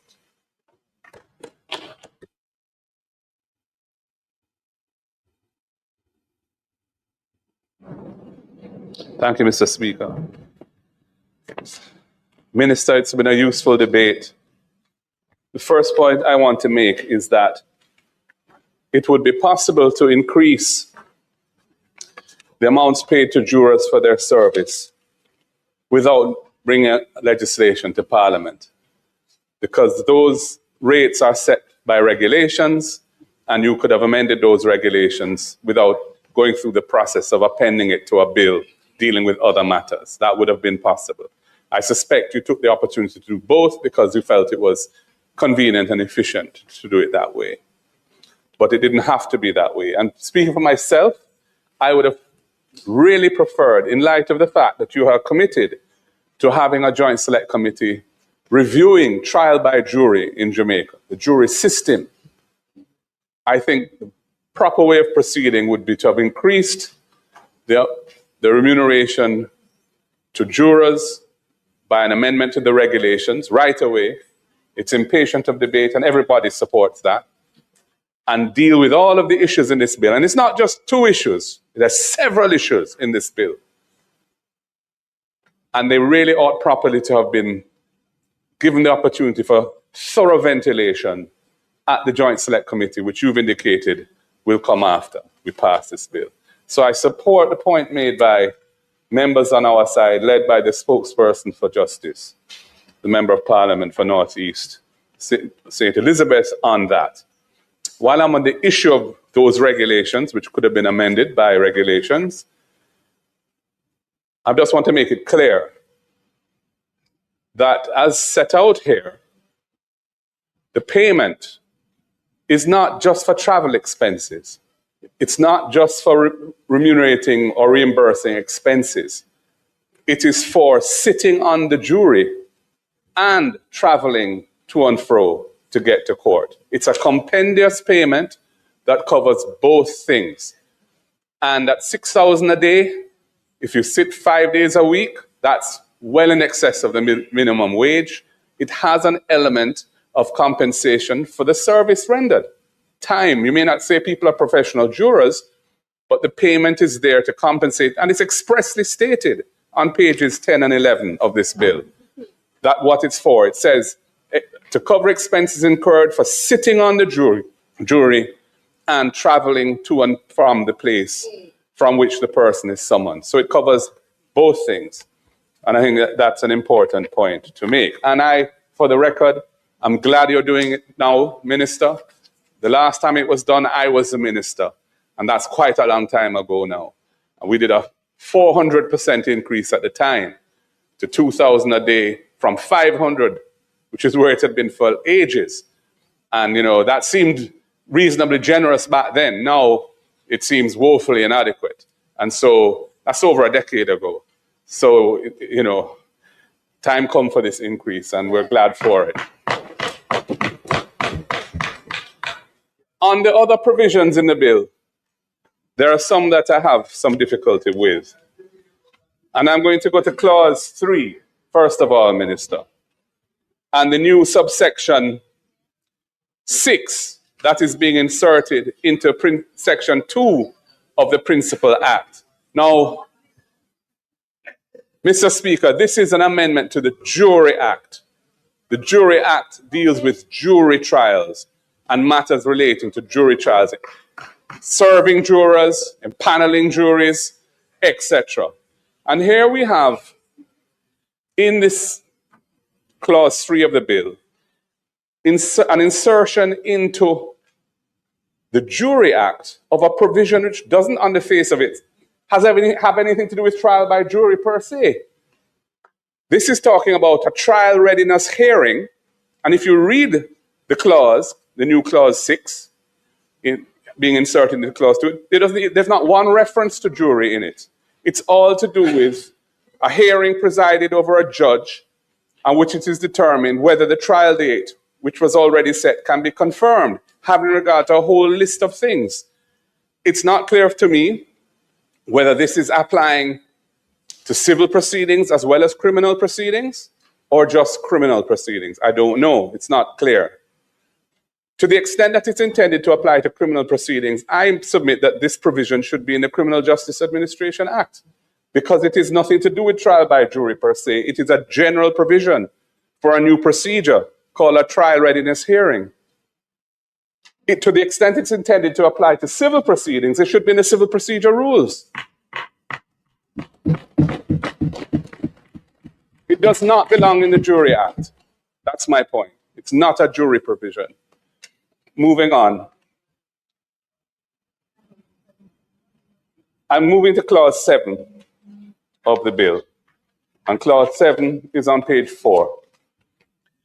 And it's important to understand the scheme of it. So there are 3 subsections that are being inserted in a new section 37 of the Jury Act, which replaces the existing 37, which is being repealed. Subsection 1 deals with parties to a civil trial.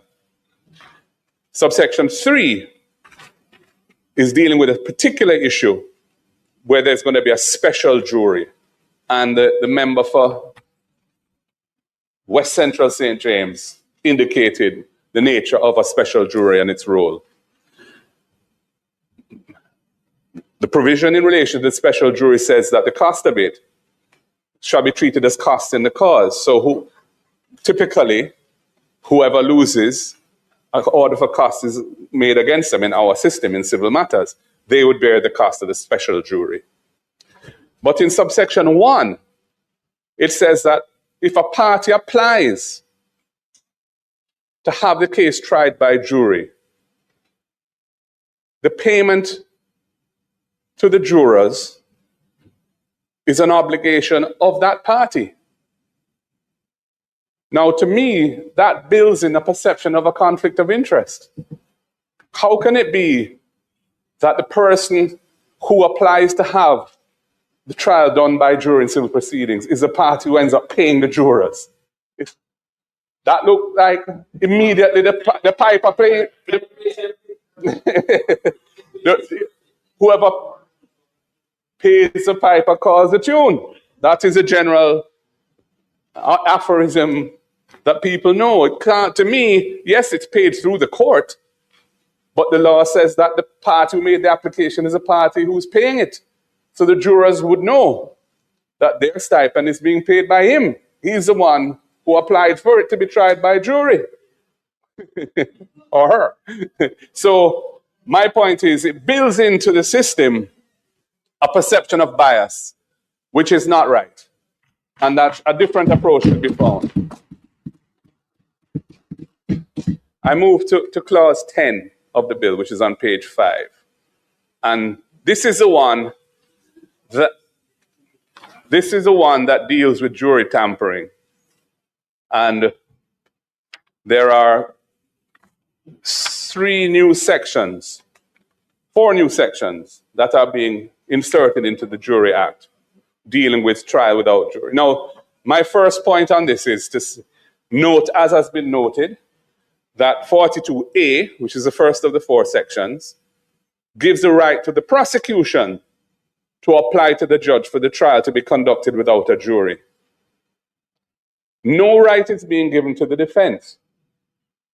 Now, under the existing law, as I understand it, and I was the minister who piloted the legislation that brought this into the law, any trial, criminal trial that would be triable by jury, which is not a trial where the death penalty can be administered on a conviction, is a trial that the parties can agree should be by judge alone. They have to agree. The defense and the prosecution currently have to agree. If they agree, it doesn't matter the nature of the offense. If it's not one to which the death penalty applies, not a capital offense, then the trial must proceed by judge alone if the parties want that. Parties being the defense and the prosecution. Here we're achieving an imbalance because we're giving the prosecution a right to apply for something that would otherwise be a jury trial to proceed as a judge alone trial. And the defense is given no such right. I think that there ought to be a general right in the defense to apply to the court for a trial by judge alone if the defense wishes to do so. The member for East Portland indicated that in certain jurisdictions, as he puts it, and I assume he means parts of Jamaica, where there, where circuits are heard, circuit courts are heard with juries, there may be a sense that a defendant can't get a fair trial because the case, the publicity around the case and so on was such that people may already have a particular view of the guilt of that defendant. So, the defendant may feel the only way he or she can get a fair trial is if it's a judge alone trial. But there's no right being given to the defendant to make that application. And that ought to be there if you're giving the prosecution a right to apply for a judge alone trial because of alleged or suspected tampering. So I think that needs to be fixed, or at least needs to be addressed and corrected. The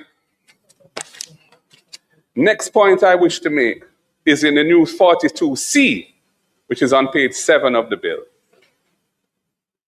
And by the way, Minister, I'm going to pause here a second. And again, this is a procedural matter. Here we are debating an amendment to the Jury Act which is far-reaching. As has already been indicated, it's not just one thing it's dealing with. There are a number of far-reaching things that it's doing. And I am debating this bill, holding a long form. Well, I haven't received it.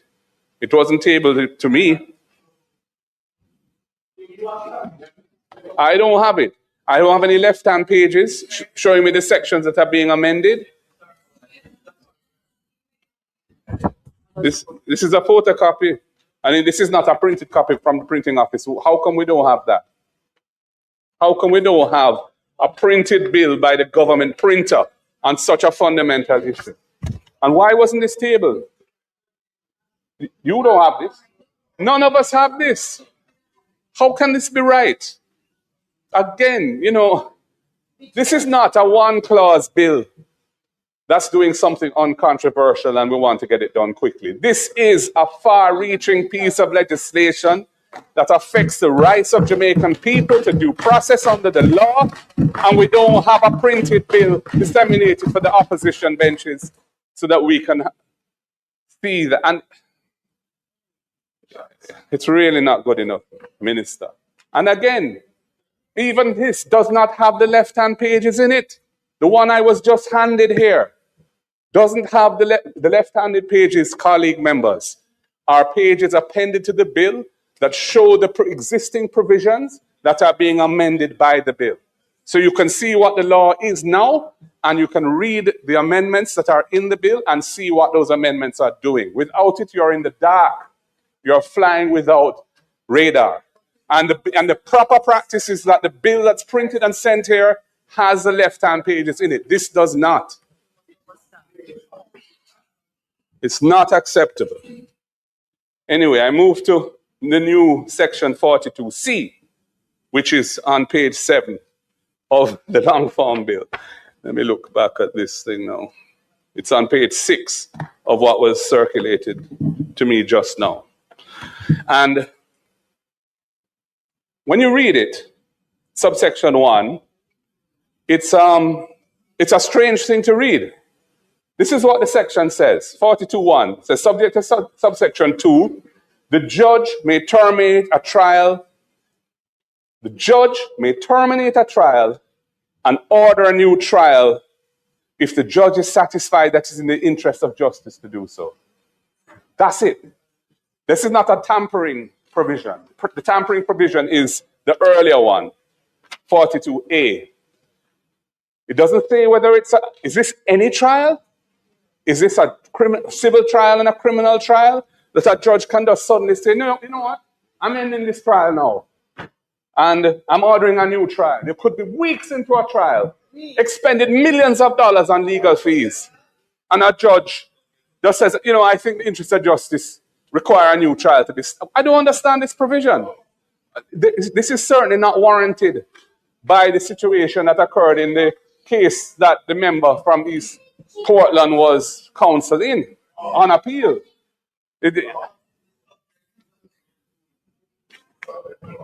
Yes, it's subject to subsection 2. And it says that where a judge terminates a trial under subsection 1, the judge may order that the new trial is conducted without a jury. If the judge is satisfied in respect of a new trial, the conditions in 42A3 are fulfilled. But there's nothing in subsection 1 that suggests it's limited to a trial by jury, or that it's even limited to a criminal trial. It says nothing about that. Yeah, and subsection 2 simply says that when the judge is deciding to terminate the trial and order a new one, he may order that it's without a jury. Yeah, but he may not. It may not have been a trial by jury in the first place. I'm just saying it's subsection 1 is broad, and the proper scope of it needs to be clear. It can't be just a general provision that seems to apply to all trials in Jamaica. So, Minister, these are my comments. I've already addressed the issue of the stipend, or whatever you call it now, the fees, the remuneration for jurors, which we support that increase. And of course, we would all want it to be as high as possible, because as the member for Central Clarendon said on his maiden presentation, we all want to encourage people to serve as jurors. And Minister, I thought, quite frankly, that you would have used this opportunity to reduce the scope of persons who are exempt from jury duty. Because when I made the last set of amendments to the Juries Act over a decade ago, we had reduced the scope of exemptions. In some jurisdictions, there are no exemptions, zero. And I'm saying I made a start. But the problem of impaneling juries, member for West Rural, I think you are, St. Andrew, the problem of impaneling jurors is continuing. And we hear about it all the time, that we're having a challenge in impaneling sufficient jurors, that not sufficient jurors are responding to summonses. The minister indicated the voters list doesn't give alias names, and people in the community don't know who Ebenezer Forrest is. They only know him as Dirty Foot. So, Minister, I thought maybe that sort of a reform could have been considered now as well. But it's a bit piecemeal. We're proceeding in a piecemeal manner. And given that you're having this joint select committee, Minister, again, I would say to you, look, deal with the regulations that increase the remuneration, the stipend right away, and have the select committee appointed to review jury law in Jamaica, the jury system in Jamaica. As it stands, some of these provisions would be difficult for us to support because their scope is too wide.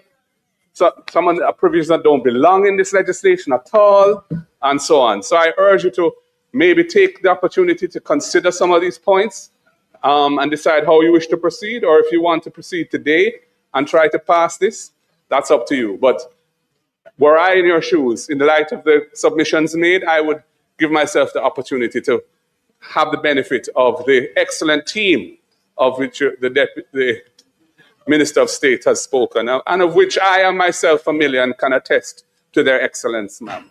So, thank you. Those are my submissions.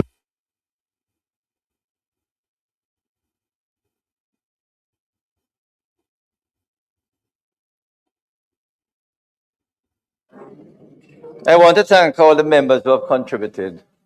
And you will see that I will take advice, okay? Let me first of all deal with the points that my colleague from West Central pointed out, and also with what the leader of the opposition has reiterated some and also indicated how to proceed. Before I touch on the other members from Northeast St. Elizabeth and Eastern Portland. And that will guide me as to how I'm going to proceed, okay? First, I think the member from West Central made some good points, but a lot of them has to deal with a bit of, should I say, does affect a bit of the drafting. So you say instead of saying settled, we use certified. And the question in subsection 2, which I'll come back to in a second, section 3, where the trial, as the date has already been set, I had hoped to move an amendment to say whether the trial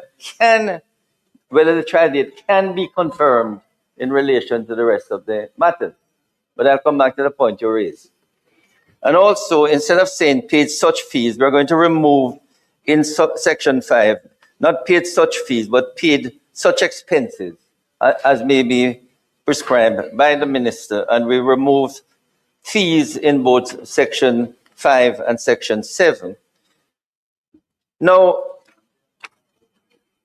the point I think, leader of the opposition, member from St. Andrew South, I believe to see at the trial readiness stage, when these matters are being considered, I think at that trial readiness stage, the question of whether there's some insinuation that tampering is likely to take place, but is not properly conveyed there.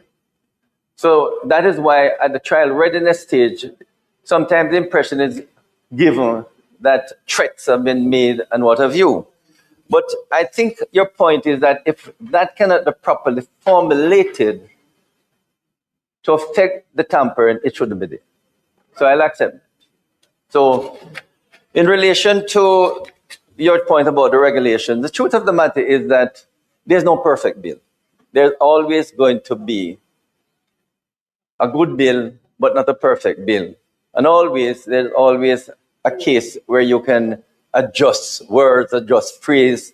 Believe me, as chairman of legislation committee, we sit there for hours changing phrases. So it's one of the concern with legislation. But just to say that, to emphasize, we want a bill that is acceptable and can do what it says it should. And that is, yes, raise the fees, not fees, provide the expenses to have to be, when you're summoned, that you're not out of pocket totally from being summoned to jury duty. You can pay your bus fare, you can, buy lunch or a drink.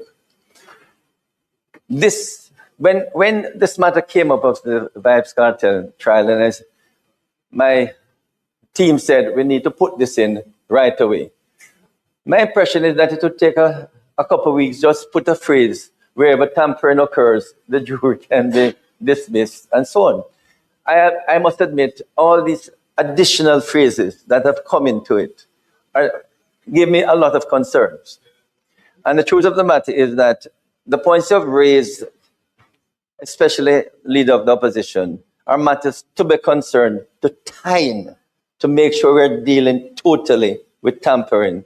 And for that reason, I'm going to postpone the closure and look at how we can properly adjust it. And if it can't be adjusted, we do it over.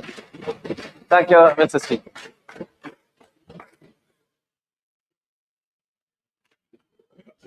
Mr. Speaker, I therefore ask for the suspension of the debate on the Jury Act.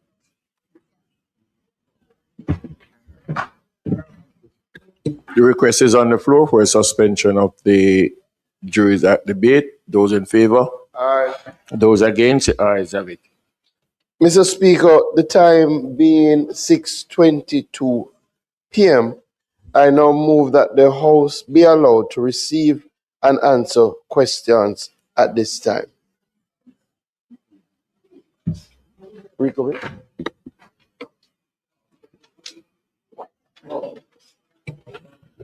Before that, Mr. Speaker, can I ask for the recommittal of questions and answers to questions? The request is on the floor for the recommittal of question and answer. Those in favor? Aye. Those against? The ayes have it. Mr. Speaker, the time being 6:23 p.m., I now move that the House be allowed to receive and answer questions at this time. The question is on the floor. Those in favor? Those against? The ayes have it. Question and answers to questions.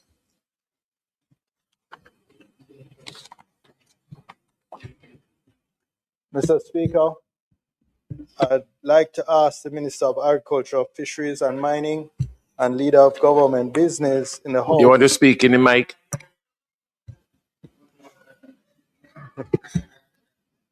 Mr. Speaker, at this time, I'll invite the Minister of Agriculture, Fisheries and Mining and Leader of Government Business in the House. The following question standing in my name on the question notice paper.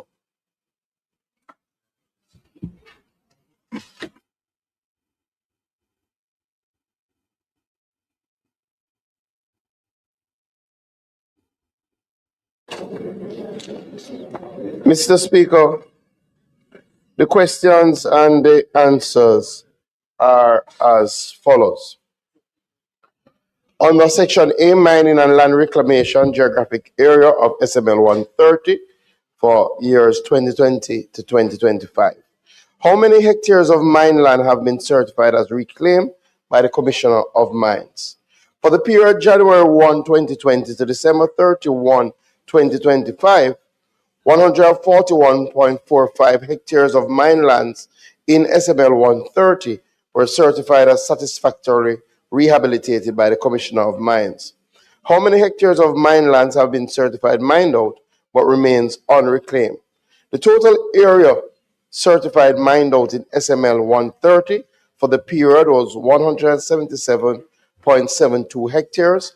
Of this figure, 24.23 hectares have been certified as satisfactorily reclaimed, which leaves a balance of 153.49 hectares that have not yet been certified as satisfactorily rehabilitated. Of that number, of the 153.49 hectares not certified as satisfactorily rehabilitated, 70 hectares were due to be certified the end of this year. 11.93 end of 2025. Sorry, 11.93 hectares are due to be certified by the end of 2026, and 67.94 hectares are due to be certified by the end of 2027. The penalty is US $25,000 per hectare for not having land certified within 3 years after being certified mined out. How many hectares have been mined but not yet certified as mined out? For the period, 39.66 hectares have been partially mined but not yet depleted and therefore not certified as mined out. This is for two main reasons. Property acquisition issues where mining of the remainder of the ore body is hampered by the lack of access to adjacent properties on which the rest of the bauxite is found, and two, bauxite remaining in ore bodies based on quality issues which requires blending. There have been efforts to reduce this area, especially with regard to the ones affected by property acquisition issues. In cases where the portion with bauxite has been depleted, they will be deemed mined out and subsequently rehabilitated. When the lands to the access of the remaining portion of the ore body have been obtained, then mining will continue on the remainder. How many hectares are currently being actively mined? As of January 9, 2026, 2 ore bodies are actively being mined. Actively being mined means that the bauxite is being removed from the pits, and these are in Porous, Victoria area. They are PTV 134, which is 1.6 hectares, and PVT 169, 1.06 hectares, which means 2.66 hectares are currently being actively mined. How many hectares have been used for haul roads and other activities supported mining? An estimated 32 hectares were used for haul roads during the period. The roads will remain in use for after mining for agriculture, subdivisions, and community expansion. How many hectares are scheduled for mining in the future? Approximately 2,100 hectares of bauxite deposits are available for mining in the geographic area SML 130. B Land Management Program. As of November 30, 2025, how many hectares are leased to tenant farmers and how many farmers are tenants? Jamaica acknowledges that a total of 31 farmers are currently utilizing 219.34 hectares of bauxite lands within the SML for agricultural purposes. However, there has been no active leasing program in place for several years. Plans are underway to revamp and relaunch the program in 2026. The Jamaica Bauxite Institute also has small parcels within the SML that they manage under a program called Midlands. These represent former Reynolds properties that are also being used for tenant farming. Under that program, a total of 33 hectares is available for lease, of which 16.2 hectares have been leased to 2 farmers within SML 130. The total hectares of land occupied by tenant farmers is therefore 235 hectares. For the years 2020 to 2025, how many hectares of crops have been damaged or otherwise impacted by mining activities, and what is the corresponding assessed value? Jamaica does not maintain a record of crops damaged or otherwise impacted by mining activities on a per hectare basis. Crop compensation is negotiated with individuals under different types of arrangements and not reported as a line item. What methodology is currently employed to assess crop damage and determine compensation? Compensation is determined on a case-by-case basis. Complaints are directed through the various community councils or directly to the company through the company's community relations officer, CRO. The CRO then elevates the matter to the appropriate officer within the bauxite company, where the company has employed a dedicated agricultural officer. That person would assess the crops to determine the extent of damage to the crop.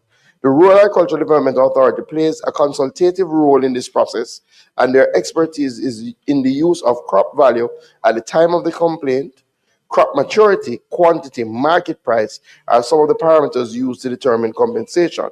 Where the company has no agricultural officer, the matter is referred to RADA, which does an assessment and provides a report to the bauxite company. The report would include estimated crop value at the time of the complaint, crop maturity, quantity, among other information relevant to the specific claim. The report from RADA can then be used to form the basis of discussions between the company and the claimant in order to arrive at an agreement on the final compensation value. Resettlement and infrastructure. How many hectares of resettlement lands remain unallocated? There are approximately 657 lots averaging 0.2 hectares each, which have not yet been allocated, some of which are in undeveloped subdivisions. Approximately 289 lots remain unallocated in SML 130 in the South Manchester area. Jamalco is in the process of onboarding developers to assist in expediting the outstanding works. This is contingent clearly on Jamalco's budget and may be impacted by the pace of the relevant approvals. How many land vendors are pending allocations? Approximately 261 vendors are currently awaiting allocation of lots as of December 2025, with 172 persons pending allocation in Manchester. How many resettlement houses remain to be constructed? Jamalco seldom undertakes the rebuilding of houses, as compensation is usually paid to landowners occupiers based on the reinstatement value of their houses. Currently, construction of only 2 houses are outstanding in Manchester. How many resettlement land titles were transferred to the owners between 2020 and 2025? As of December 2025, 311 certificates of titles were transferred to landowners between 2020 and 2025. Data from the Bauxite Land Titling Committee shows that within the boundaries of SML 130, between August 20 and September 2025, a total of 45 titles were transferred by Jamalco, 23 in South Manchester, 22 in Western Clarendon. How many resettlement land titles remain outstanding? Data from the Bauxite Land Titling Committee shows that within the boundaries of SML 130 at the end of September 2025, a total of 348 resettlement titles remain outstanding within subdivisions, 48 in South Manchester, 300 in Western Clarendon. For subdivisions with incomplete infrastructure, please provide the number of subdivisions, total area, number of lots in each. Data from the Bauxite Land Titling Committee shows that within the boundaries of SML 130, there are 11 subdivisions with incomplete infrastructure. The total area of each and the number of the lots are as follows. Jamalco, South Manchester, SML 130, Hampton Phase 1, total area 2.075 hectares, number of lots 9, Hampton Phase 2, 1.265 hectares, number of lots 8, Hampton Phase 3, 1.253 hectares, number of lots 8, John Robinson, 8.28 hectares, number of lots 42, Little Hampton, 6.67 hectares, number of lots 34, Trinity Phase 1, 6.36 hectares, number of lots 33, Trinity Phase 2, 3.50, number of lots 6. Jamalco Clarendon, SML 130, Denby Crawl Phase 1, 59.89 hectares, 67 lots. Denby Crawl Phase 2, 70.42 hectares, 193 lots. Stewarton, 2.4 hectares, 11 lots. Whitney was available in terms of the amount of hectares, 126 lots. Identify the community development projects and related budgets for 2020-2025.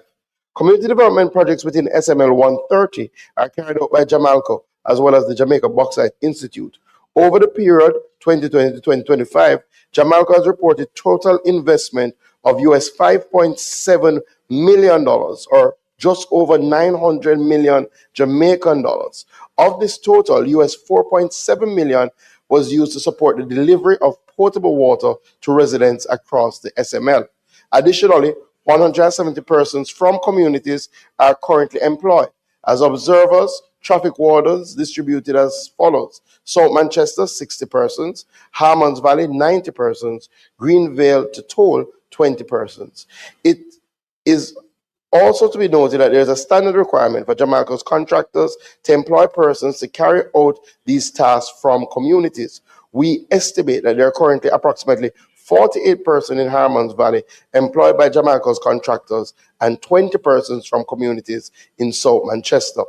The Jamaica Bauxite Institute, through the Bauxite Community Development Program, has invested close to 30 million Jamaican dollars in SML 130 between 2020 and 2025 in relation to parts of the SML within the parish of Manchester.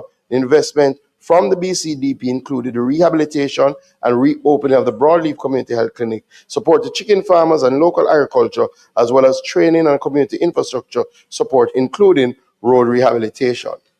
What is the total compensation paid to affected residents for dust, noise, and other nuisances caused by mining activities for 2025 to 2020 to 2025? Total compensation paid to affected residents for dust, noise, and other nuisances caused by mining from 2020 to 2025 is approximately $350 million just in this year.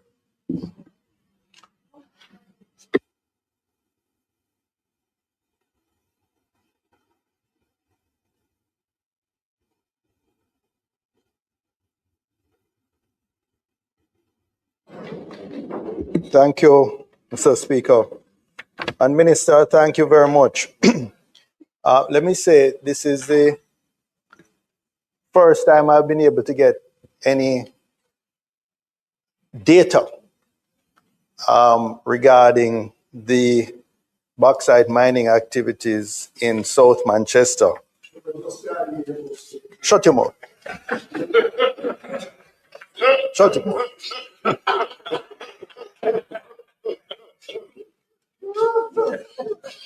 And, you know, if I were to just use one example in terms of the answers you gave me, when I asked about community development projects, you maybe only one time. Could you just turn on this speaker? It doesn't seem any better. Thank you. If I were to use one example, Minister, the question related to community development projects. It turns out that basically more than 80% of what they call community development projects is water trucking. And that works out at about somewhere around $10 or $12 million a month that they spend trucking water. Now, a lot of this trucking water is really for dust suppression in the mining areas and the haul roads. Don't get the impression that all of this is to provide potable water to communities. But, Minister, you will recall immediately after Hurricane Melissa, when you wrote us with an allocation for water trucking. I believe you were the minister that wrote us making an allocation for water trucking. Minister Samuda. And I immediately attempted to get from Jamalco. I called, I sent emails, WhatsApp.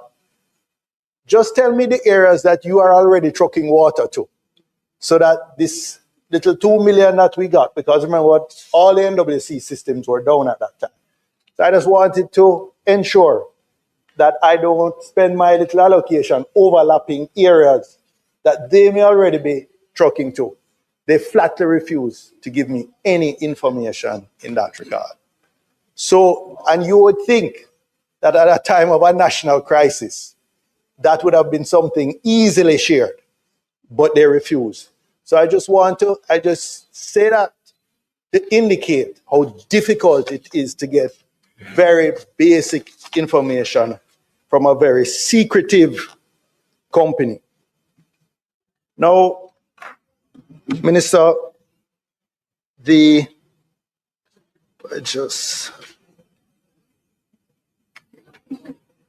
you've provided a lot of information, and I thank you for that. But let me just say, what matters to communities is not just the mining licenses, as those are necessary and those are important but not sufficient.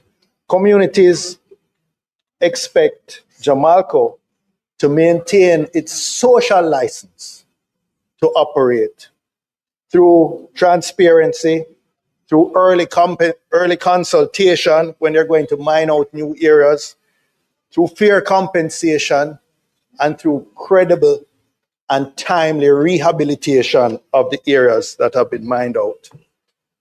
When you speak today, 70 hectares and 100 and this hectares and 1,000 hectares, it might be difficult for people to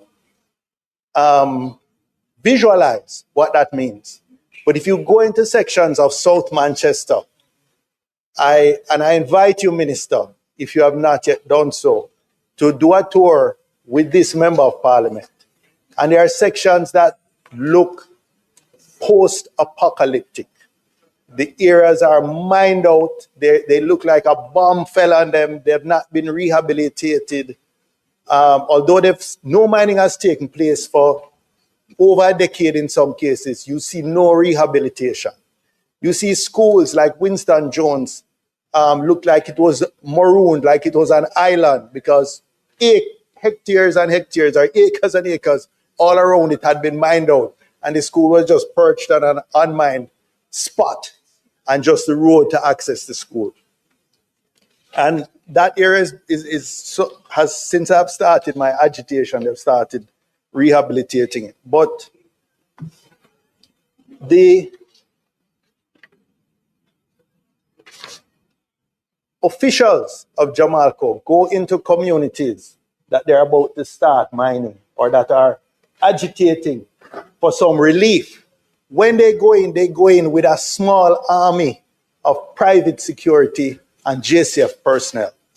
And the communities find that show of force intimidating, and it immediately sets up a power imbalance. Then there's also a knowledge imbalance. Information is asymmetric.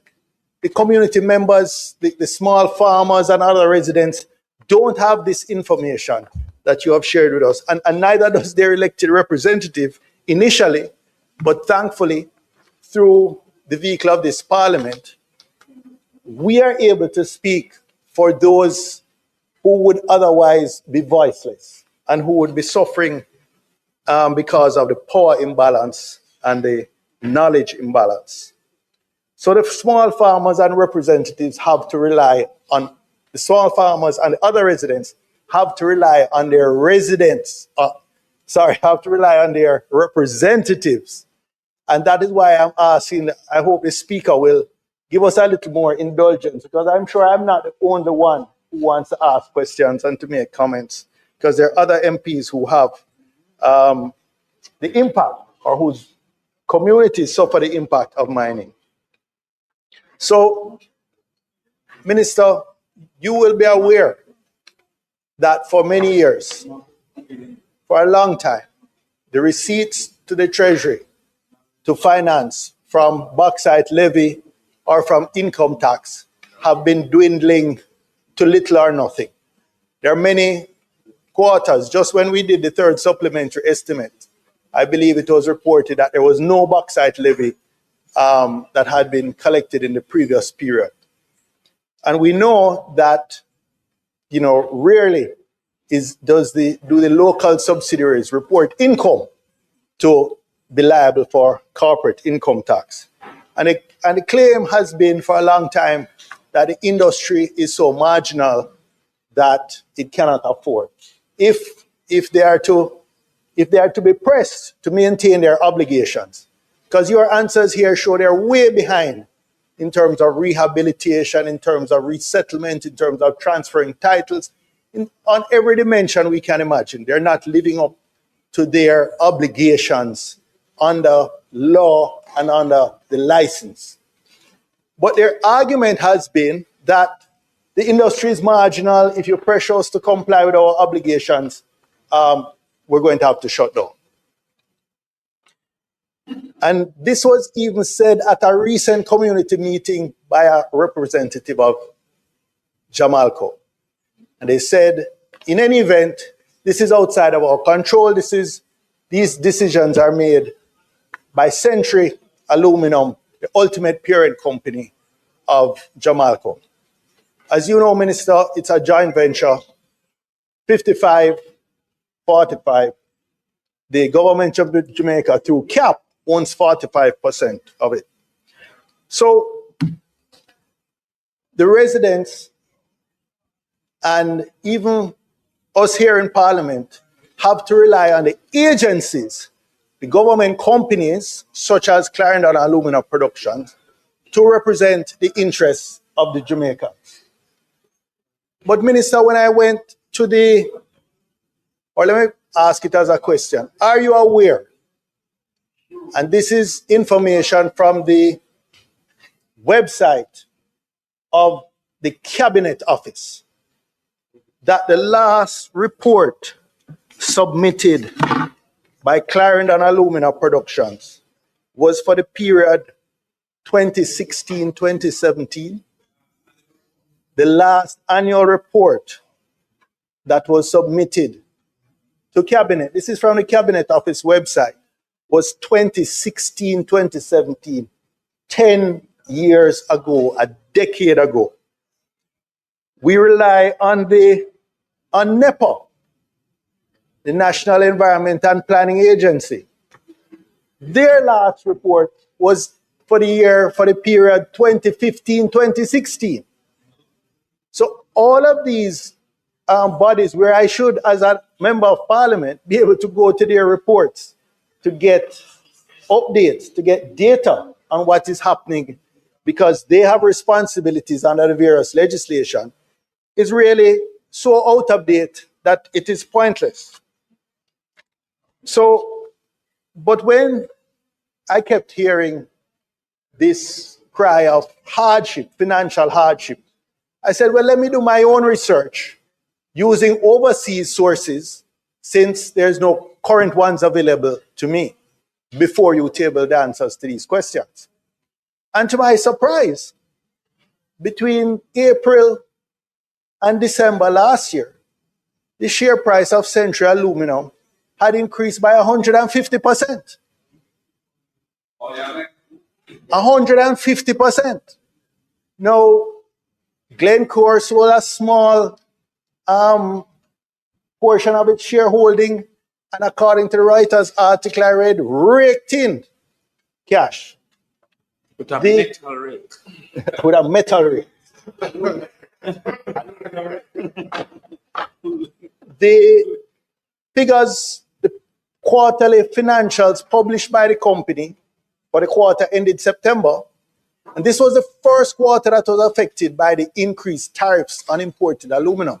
The US imposed a 50% tariff on imported aluminum in June 2025, which really provided a windfall for US-based smelters. Century Aluminum is one of those US-based smelters. Provided a windfall because now imported aluminum became uncompetitive relative to their supply. So there's only two local smelters in the US, or two companies that operate smelters, Alcoa and Century Aluminum. So it is a good time for them.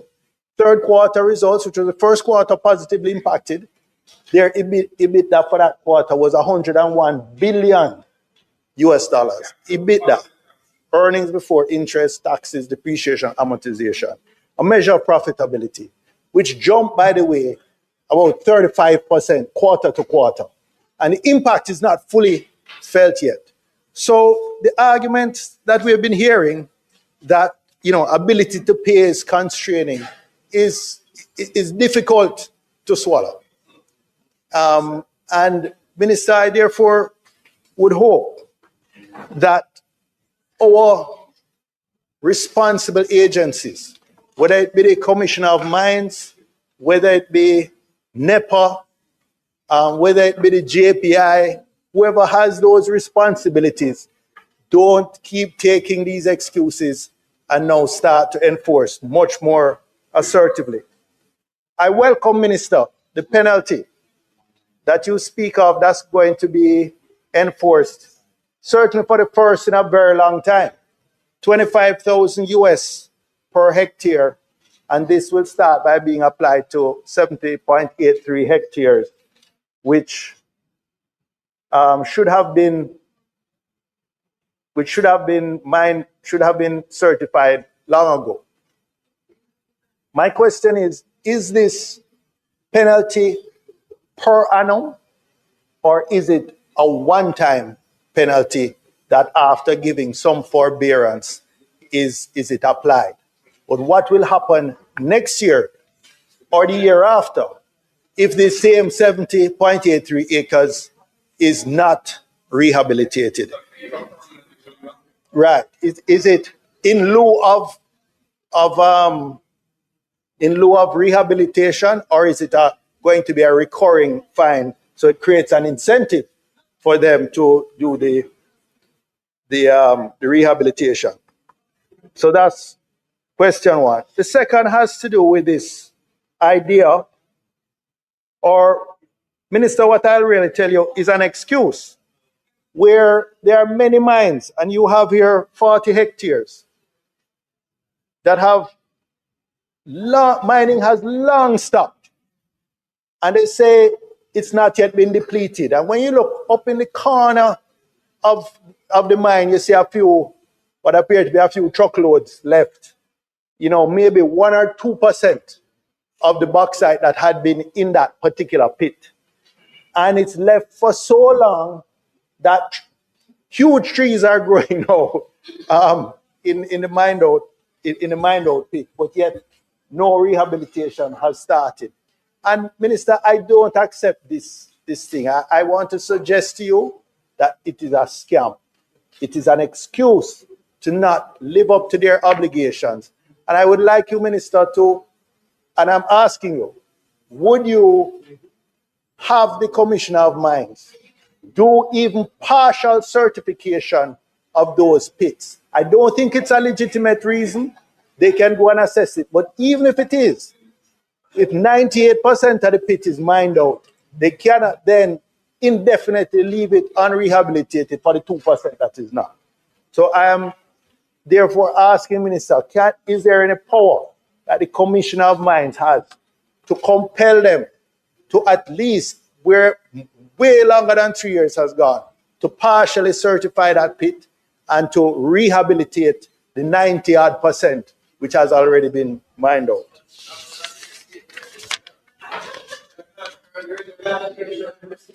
The people have been waiting decades to hear this response. So yes, member. The people have been waiting, but ask the question so that the minister can answer you. The questions. These are follow-up questions. Mr. Speaker, the minister has provided a lot of information. But ask questions, don't make statements. I'm asking follow-up questions, but I have Let me hear them.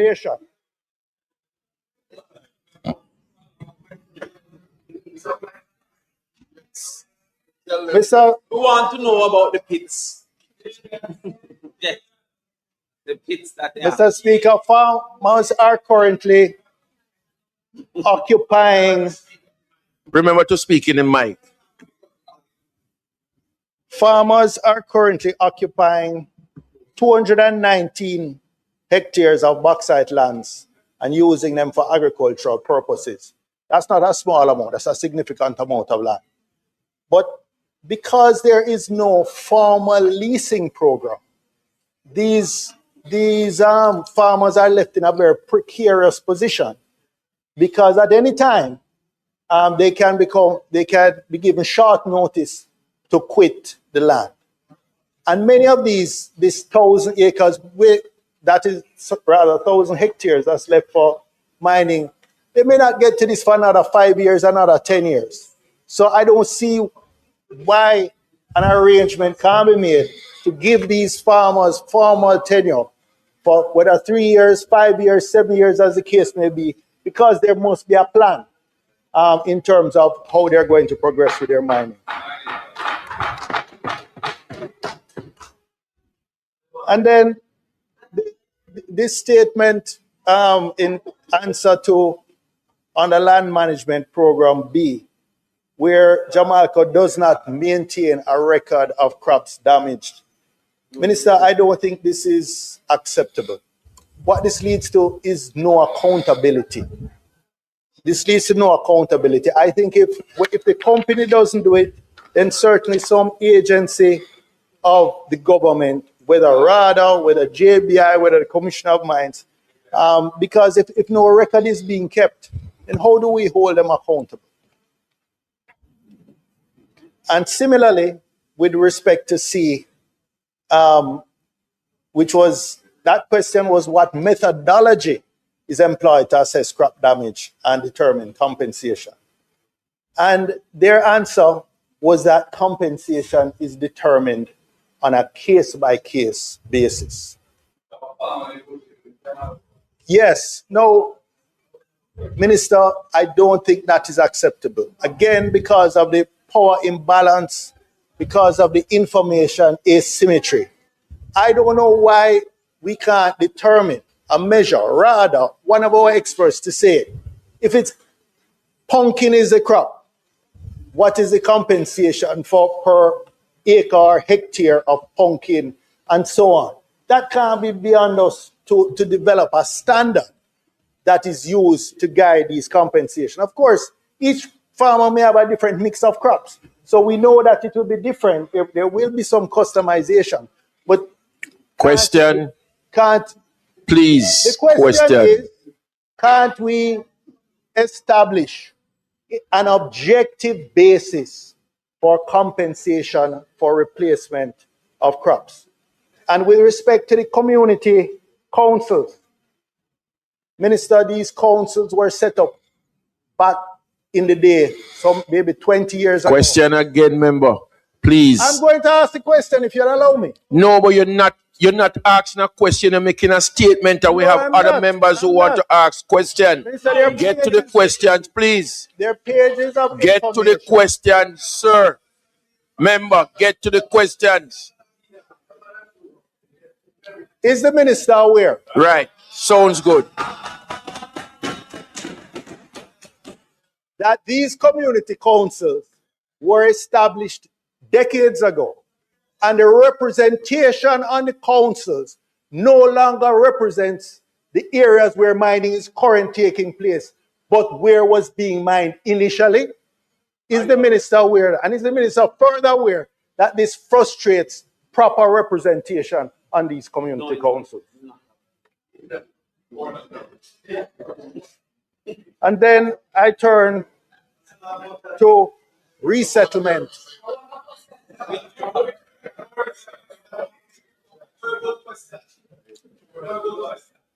I turn to resettlement and infrastructure. And Minister, you've given a lot of information here, which will take some time to digest. But what it shows is that there are hundreds of persons who have been resettled. And you speak to various communities. Some of these resettlements took place decades ago again. I have met individuals who... Question, member. Is the minister aware that there are individuals who I can speak to with some certainty, who were relocated over a decade ago and have still not received title for the lot they were put on? And is the minister further aware that some of these individuals have now died, and it's their children who are struggling to inherit what their father or mother, as the case may be, left for them, but because they have no title and often cannot find the little letter of possession which they were given decades ago, and they're left in a sort of limbo where they cannot inherit the assets that their parents earned for many years. So this whole resettlement, Minister, is unacceptable, and I'm asking, if you're aware that will you put some task force in place? Because this impacts not just South Manchester. I'm sure it impacts Centre. I am sure it impacts Northwest Manchester. I'm sure it impacts Clarendon. Because all of these, St. Catherine, because all of these parishes have suffered from the same thing. And finally, Minister,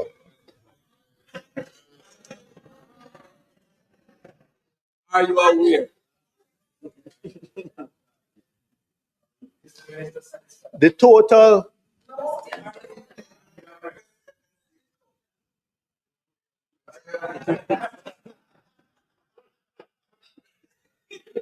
does the minister believe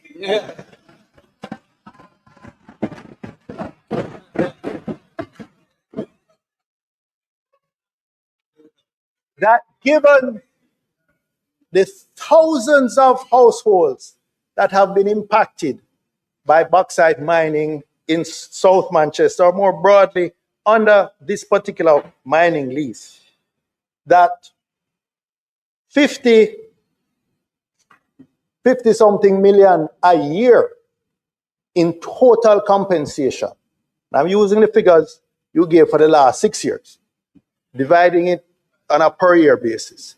50 something million per year, Jamaican dollars, is adequate compensation for the dislocation, the dust, the noise, and other nuisances which they suffer in their day-to-day lives. And further, is the minister aware that when you break down what they pay by household, that the amount per day is a mere $60-something, not per person, per household. This is people who live beside haul roads with heavy equipment going by their house every day, coating everything in dust. Their children are suffering from sinus. That 60-something cannot even buy 2 Panadol sinus at the local shop. Cannot even buy for a dose for one person. And is the minister prepared to champion the rights of these residents to ensure that they get fairer compensation from these companies? Thank you.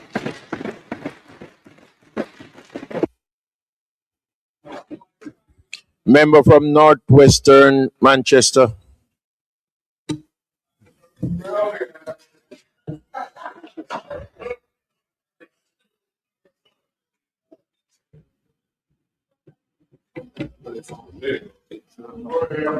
Thank you, Mr. Speaker.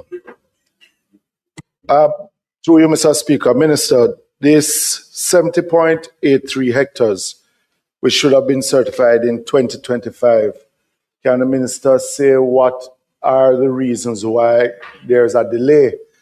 And can the minister say how many times has this $25,000 penalty been charged on any of the bauxite companies for delay of more than 3 years for not reclaiming bauxite lands?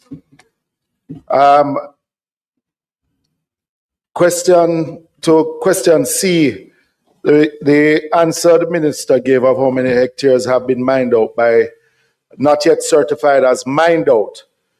In C1, the minister mentioned that property acquisition issues where mining of the remainder of the ore body is hampered the lack of access. Can the minister say how long has this lack of access has been in place, and when will it be dealt with? And if there is any section of the JBI or the ministry itself that helps to deal with matters like this, otherwise the area that has been mined out will be left mined out for a very long time if this issue is not dealt with. Thirdly,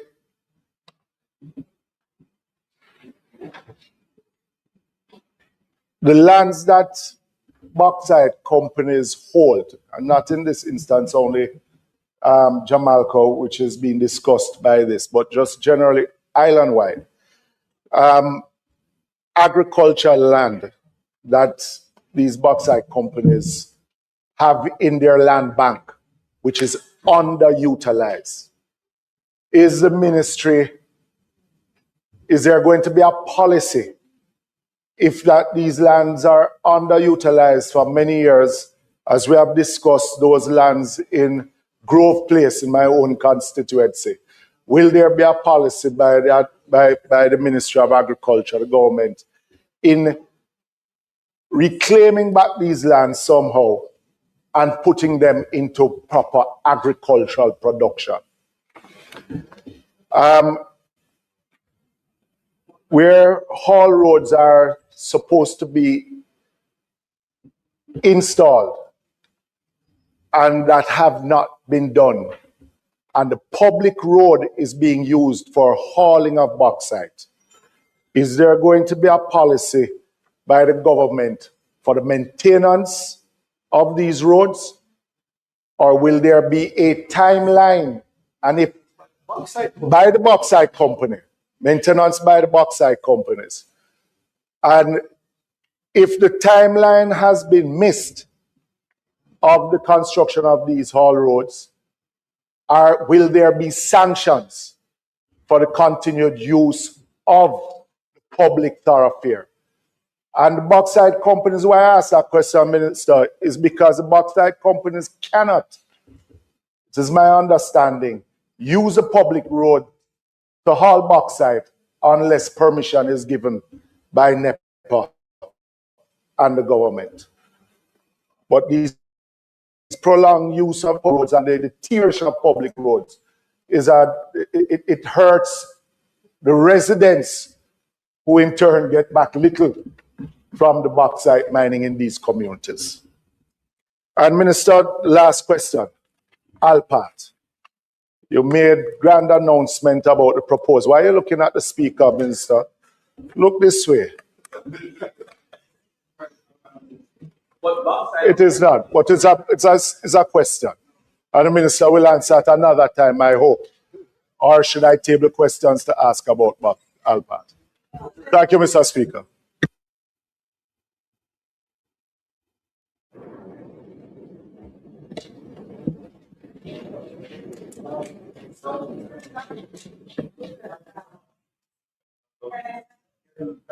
I'm waiting to be identified.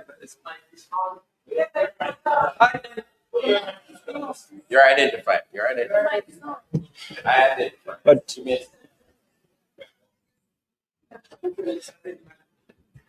no, I'm not clear. I thought the protocol was that the Speaker would identify me. Yes. Speaker, just to compliment the Minister for the data that has been provided. And I'll start there because in most of our constituencies where we have mining, we don't have this information. And as the member from South Manchester pointed out, it's not easy because the reporting, if done, is not made public, it seems. So, Minister, will you commit to providing this House with an annual report akin to the kind of data that is provided in these questions? Sort of a report card on the mining companies. Secondly, the report speaks to 235 hectares of land being leased to about, 33 farmers. And that amounts to about 15 hectares per farmer, which is equivalent 7 hectares per farmer, which is about 15 acres for those of us who think that way. So these are not small holdings, Minister. So the question is, who is it that is leasing the land? How much of these lands are in the hands of the local community members? And again, because of the amount of lands that's being leased, then we wonder if the local folks are getting access. The other part of this is the formalization, Minister. Are you aware that because there aren't formal arrangements through which the farmers access these lands, they cannot get the concessions for motor vehicles, they cannot use them for bank loans, and so to a certain extent, they are not able to optimize the lands that they're occupying, and of course the risk that they'll be removed at short notice because of the absence of formal arrangements. Further to that, Minister, will you commit to ensuring, as has been asked in various forms, will you commit to ensuring that these arrangements are formalized so that the benefits can accrue to those who are using the lands?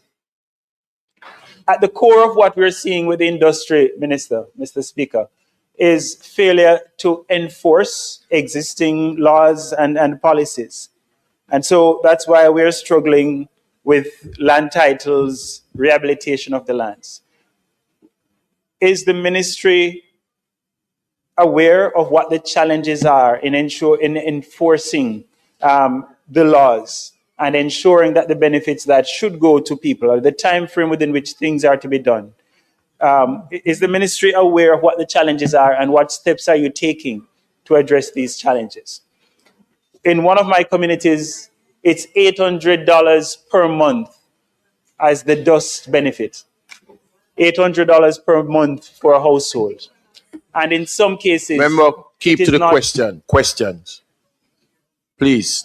Is the minister aware, and can the minister explain to the House why even the small amounts that are paid to households for dust nuisance, in my case, $800 per household, why isn't this being done consistently?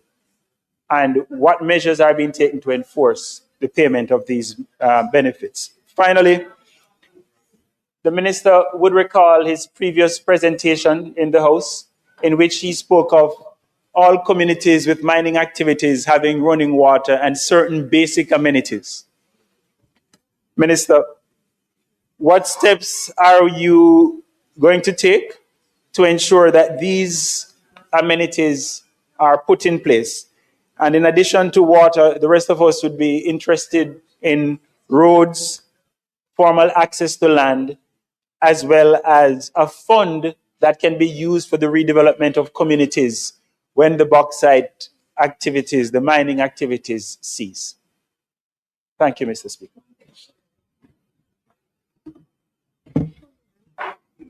House Leader.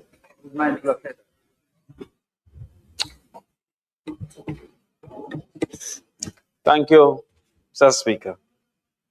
My first question is the minister aware of the difficulty that representatives of the people face in even getting conversations or meetings with these bauxite companies? And further, is he aware that it's not much easier to get consultation with JBI as well?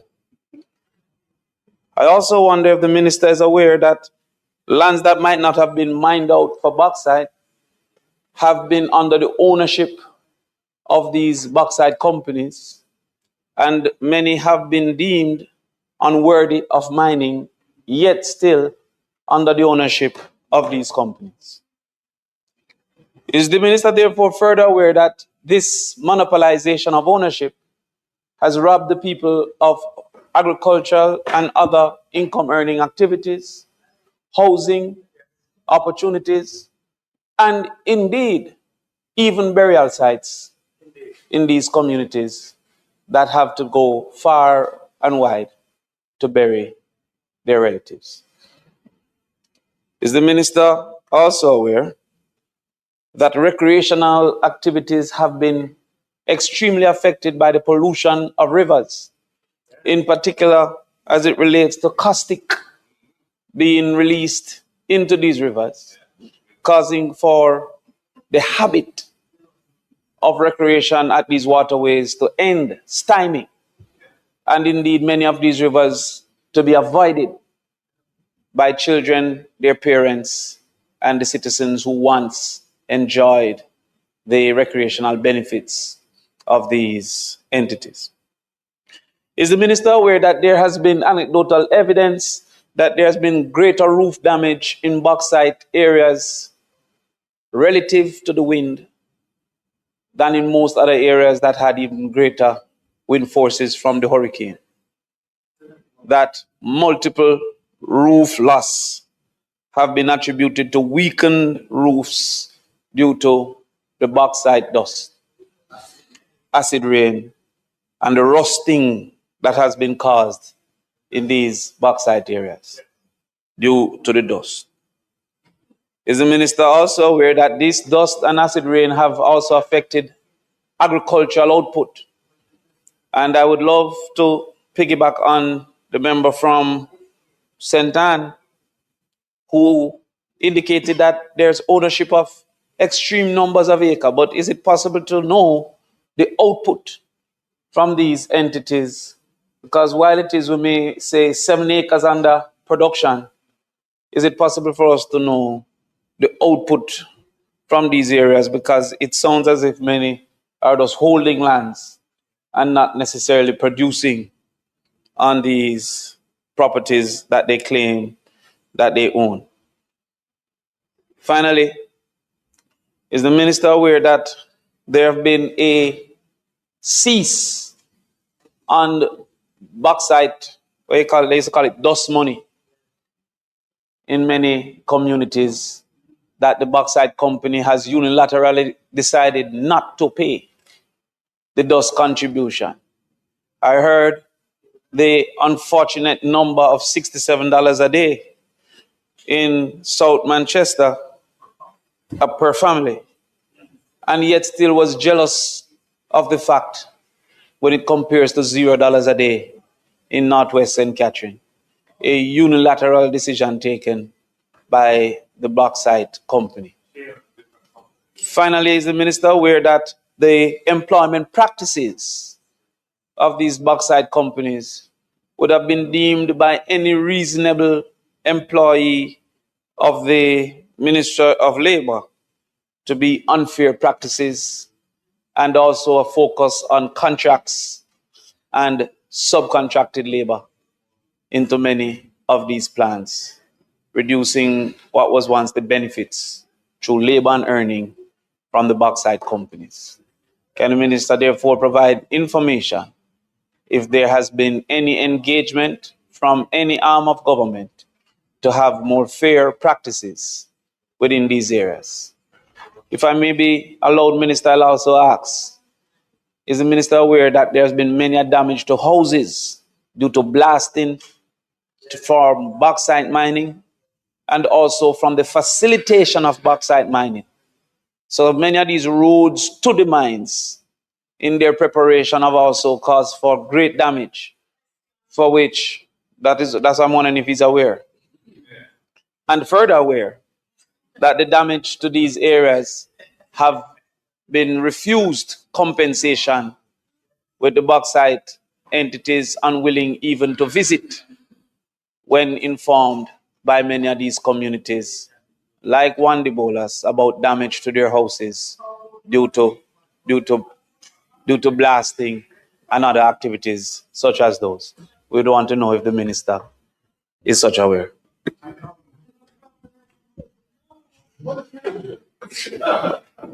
All right, let me thank the members. I will start by saying I recognize the speaker gave a lot of latitude. And I'll explain in some of the things. Once the answers are given to the questions, the follow-up should really be confined to the answers that have been given, right? Because sometimes we then introduce matters that it was outside of the scope, and clearly would have been outside of maybe the preparation for this. So I say that to my colleagues across the aisle. I will try as far as possible to answer the questions posed, especially those that touch and concern directly the subjects that I had responded on. Some of the questions my colleague from Northwest St. Catherine do not. But there are matters that you have raised that I would suggest that you put into writing and send to me, right? So the matters in relation to damage, the matters in relation to dust, the matters in relation to claims around acid rain and claims around greater roof damage, those are things that I would suggest you pen to me so I can ask the teams to investigate, because those would require investigation.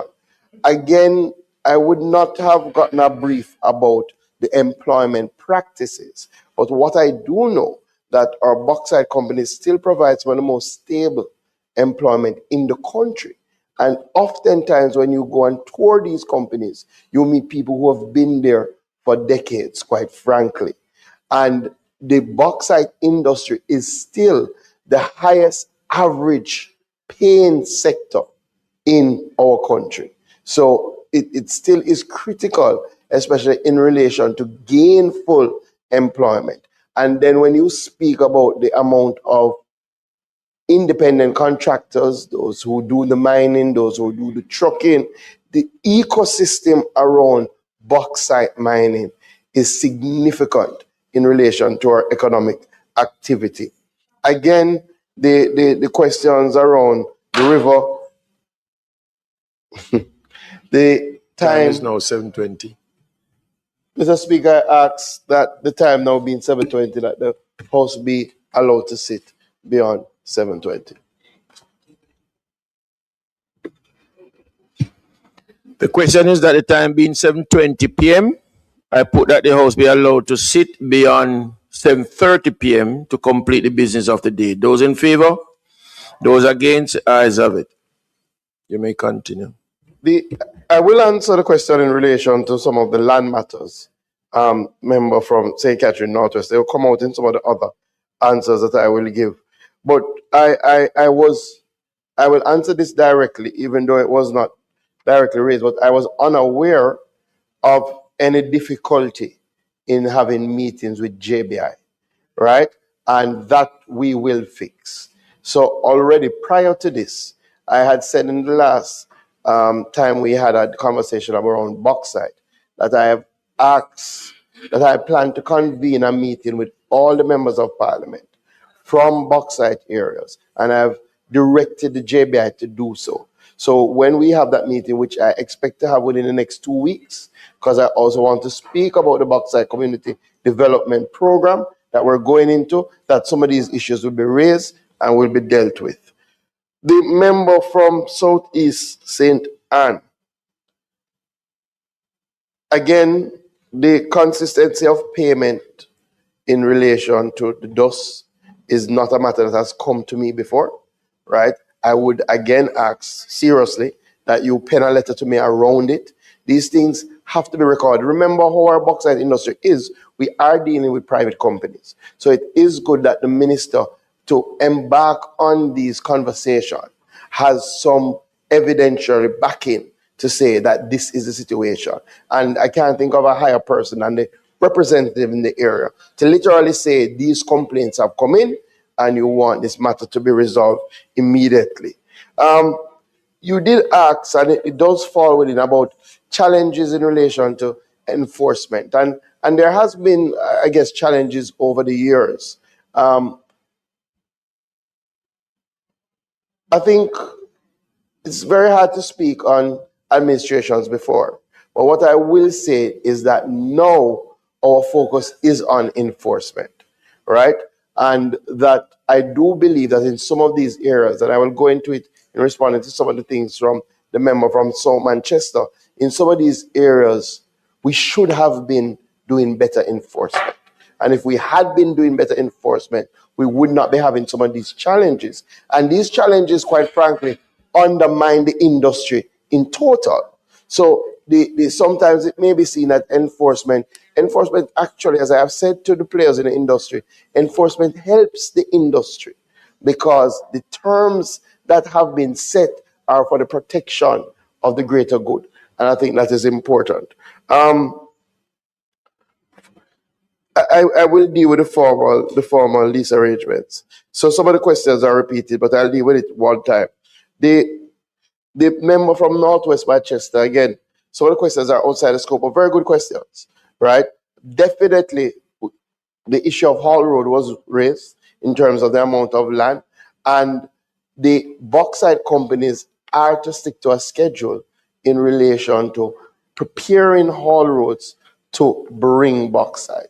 And I have said to the Jamaica Bauxite Institute and the commissioner who interacts that there has to be extenuating circumstances where that is not adhered to. No, some of the companies have had some extenuating circumstances. I'll speak a little bit about that. But with that said, I will look into the matter of what is happening regarding maintenance on the public thoroughfare. Now, clearly that would cross over into another ministry, but having raised it, I think it is something worthy of looking into. Let me deal with the matter of lands in general. I have mandated that we are to do a full audit of the bauxite lands that are either have been mined and have been reclaimed, but have not been handed back to government. Because there is to be another step, because those lands are to be returned to the Commissioner of Lands. So I've asked for an audit to be done on that. 1. 2, the lands that there are no plans to mine, that are still under the purview of the bauxite company, that they have already determined for multiple reasons that it would not be economical to mine those lands, that those lands again be handed back to the government so that we can put them to productive use. And that would be across all the areas, North, West St. Catherine, across all the areas, Southeast St. Anne. I had that discussion with the company in Southeast St. Anne. And that also means that where the land has not yet been handed back to the member from South Manchester, one of his questions, where the bauxite company is still in possession, but based on their mining plan, they are not going to reach to that area for another 5-10 years. And that area is occupied by farmers, or can be occupied by farmers, that they enter into lease arrangements with these farmers, or allow us through the Agri-Invest Corporation to enter into leases with the company, and then we can sublease to the farmers so that they have some tenureship. That's very, very important. That's something that we're pushing for this year, because it's critical, as was raised from the member from Southeast St. Anne, that these farmers have tenureship, that they can be able to go to the bank or go to their institutions and say that this is their property that they are farming. We have reaped some success over the last decade, I would say, where we've got